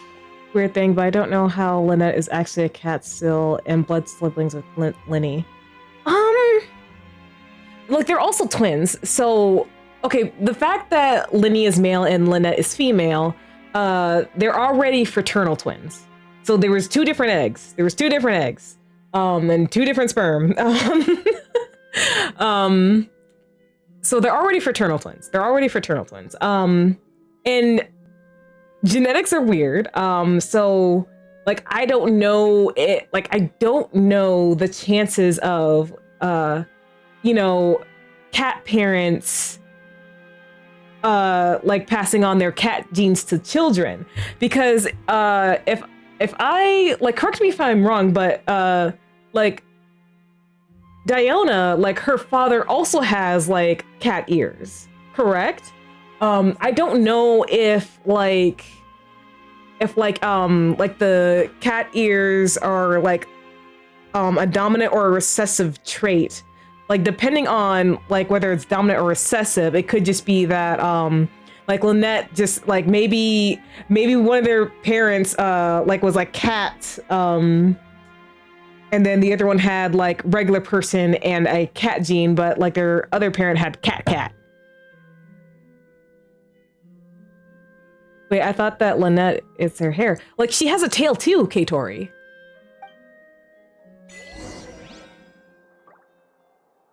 Like it could be a situation of cat, human cat, or yeah. Did somebody say egg? No eggs for you, Delta. Costume. Lamau, I'm sorry for this robot explanation. This is so important for the plot, you know. The twins are cat themed. Linny's burst is a cat in a hat. No, Delta, no egg for you. If you get egg, then no Miko for you. Understood? Where is she? Oh, there she is. Yeah, there she is.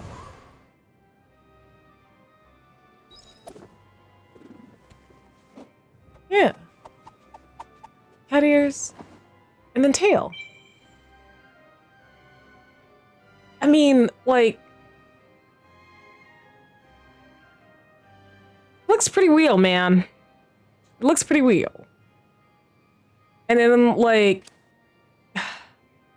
I know that they do have, like, real... Fontaine has advanced technology and all, but I don't think they've gotten to the point of, like, furry tales. I don't think they've gotten to the point of furry tales.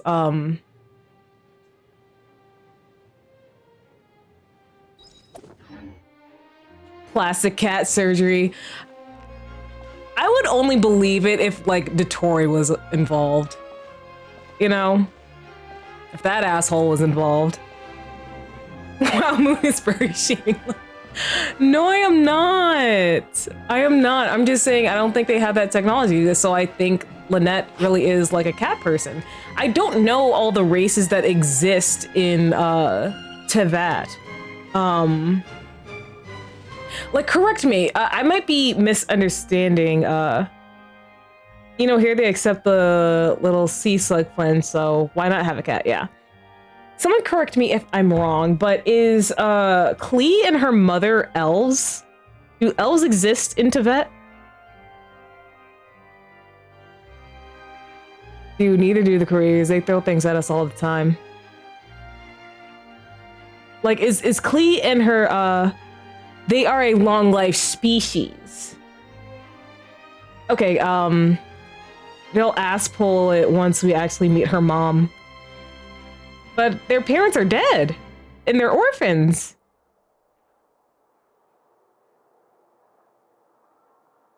I don't think it's explicitly said as elf, but I might be wrong. Okay, I was just asking because I do, like, sometimes in my off time, I'll watch the events, like past events that occurred in Genshin.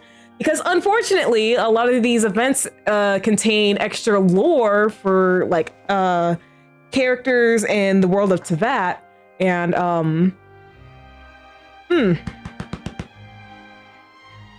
And I remember from the first Apple Archipelago quest that Klee's mother, Alice, was talking about, hey, Klee, you're of a species that lives for a very long time, so it's important that you make connections and have lots of people that love you.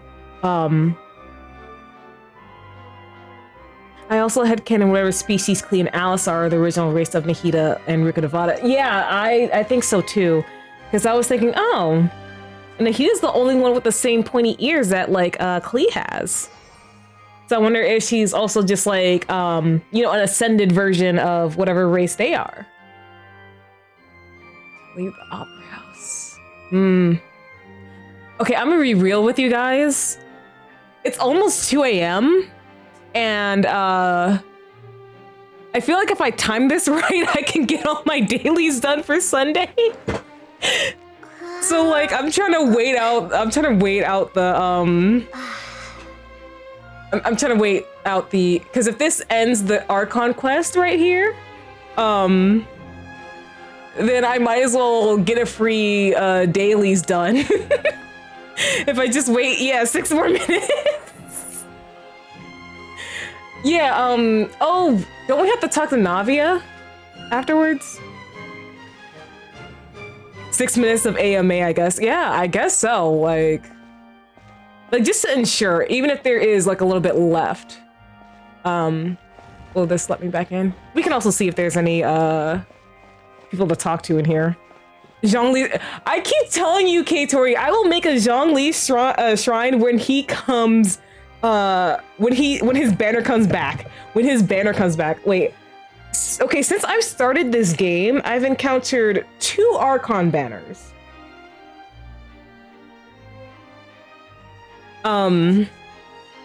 Yes, Aru, I promised K-Tori that, like, when, she just suggested I make a Zhongli shrine, and I said I would do it when his banner returns.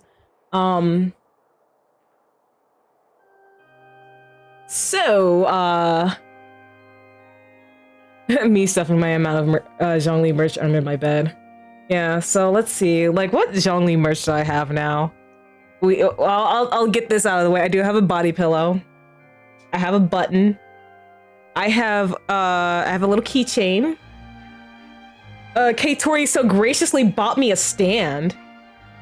Let's see here. Yeah, she bought me an acrylic, the titty picture. Oh, I do have a picture of Zhongli's, like a photo card of Zhongli, with flowers. Yes, flowers.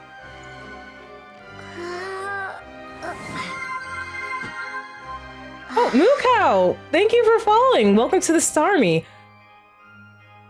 Did all this Zhongli talk convince you to join the Starmie? I'm curious. Maybe they're a fellow Zhongli simp and they're like, she got a body pillow, I'm a follow. Shaking hands. Zhongli simps unite. I think that's about all the Zhongli merch I have currently. What's up, Delta?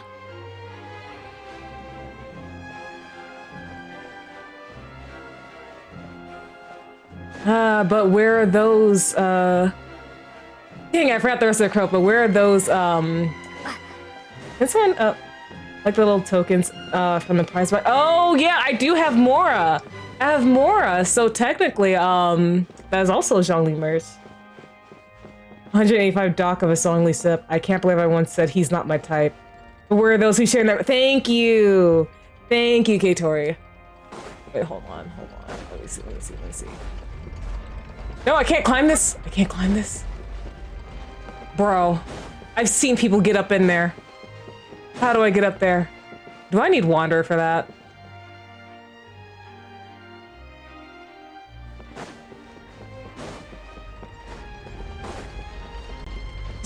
I just want to sit where not where Roulette sits. Damn it. Aw. What a shame. Damn. If that's the only way to get my ass into Nouvelette's seat, I guess I will have to pull for that brat. Wrong series, tall man. Yeah. We've been talking so much about Zhongli. That's the only name that's stuck in my mouth.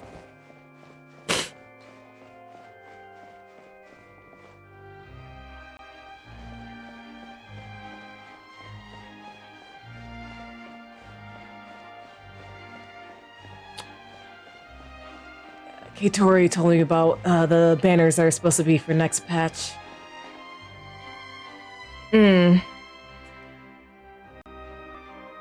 not going for the new people. I will say that. I'm not going for the new people. I'm going for the reruns.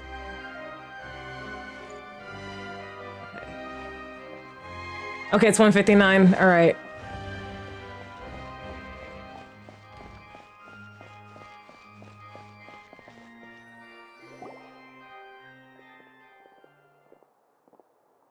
Hey there. What was with the disappearing act you pulled right as the trial ended? Were you looking for us, Navia? Well, this whole thing isn't exactly over, is it? I do feel that we're getting closer to solving the serial disappearances case, though. If I get her, I'll go for the Electro Girl. Well, I'm sorry, Navia. Huh? What's wrong, my dear partner? I was really only trying to defend Lenny. I wasn't necessarily looking into the serial disappearance case. Besides, are you sure we're the ones who can crack a case that's been cold for decades now? And given that there's new evidence from the trial, there should be a trail of breadcrumbs for the Hydro Archon's people to follow now, right? Ah. I'm sorry to disappoint you, my queen. I see. Well, I won't lie. I'm a little shocked to hear that from you. But I suppose you are just travelers who have only arrived in Fontaine after all. Sorry. I might have been too presumptuous. Don't say that, Navia. Ah, and we were having so much fun investigating with you, too. We just reset, gang, so hopefully this work. You can hear... No. I know, I'm sorry. Navia, let me make it up to you. It was like having new waters flowing into a stagnant mire, causing new hope to spring forth, and the reflection in the murk to become clearer. Sorry about that. I'm a bit prone to nostalgia. Don't mind me. Wait, shall we have a farewell meal? You know, to commemorate our time as partners? Oh, I would love to. Huh? Do we really need to get that formal? Well, guess you really did treat us as partners, huh? Ooh, controversial. All right, Eden, shoot. Well, I'd just like to have a proper ending to every important memory. That way there are no regrets later. Yeah, I'm ready for the consequences. It would just be a meal, so it shouldn't take up too much of your time. Well, if you say so. Let's go have that meal then. You don't have to twist Paimon's arm. If Boss Navia's treating, count Paimon in!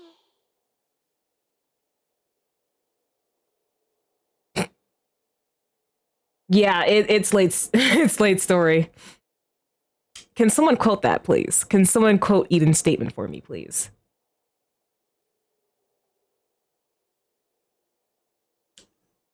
Like, look, you can simp for a character, but they're not your favorite. It's fine, Eden. It's fine. Yes, it is ad quote. Oh, you gotta wait an hour. Some prefer his bakery, and then some prefer macarons. It's okay. Oh, you quote it yourself. Lovely. I'm gonna have to edit that though to make sure people know it was you who said that. Yeah. Yeah, I'm gonna have to wait. Hold a second. Is it this? What quote? 32? Is that the? Or 1 second. I don't know what to do here. Let me see. Eden, do you remember the thingamabob to the command? I just do it on Streamlabs. All right, I'll do that then. I prefer a strong Liyue tea. Yeah, I'll just do it later. Oh, wonderful. In that case, why don't we return to the court of Fontaine and head to the Hotel de Boer? I believe we'll make it just in time for dinner. All right then, let's have our farewell meal. Let's go. Okay. Did it work? Did my little scheme work? Oh. Offerings to the Fontaine of Lucine. Oh. Did it work, gamers? It worked, gamers! Want to hear a stupid question that I'm thinking? Yeah, let's hear it, Delta, but I don't think it's stupid. Give me that.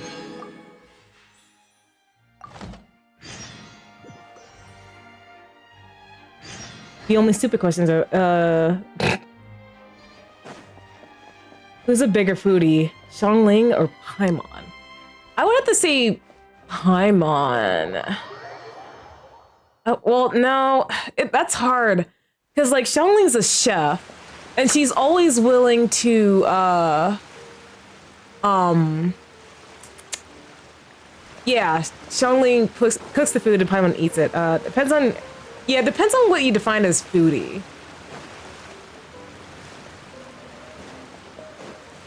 That's all well and good, but I just want Ah, Fontaine of Lucine. Let's see.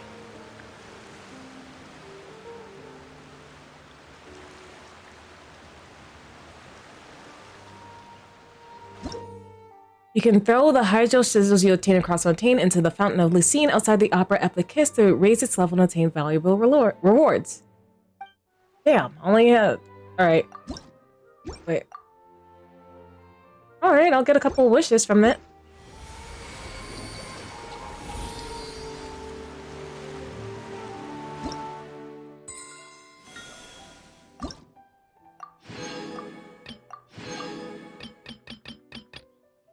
Damn it. None of these are intertwined. Damn, only 3 moon my fontaine is dry. What a nice fountain, certainly. Person with a particular interest in food, a gourmet. That definitely describes both of them. Oh, I have to get these for father.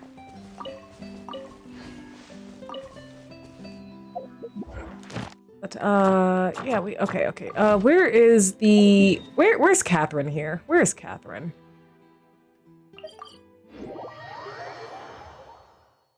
No, I did not get father. I just know that's, for Ascension material. Welcome to the Adventurers Guild.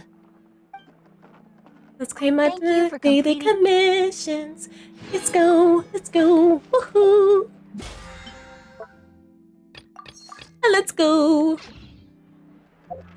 Speaking of wishes, yeah, definitely not enough. Definitely not enough for a temple.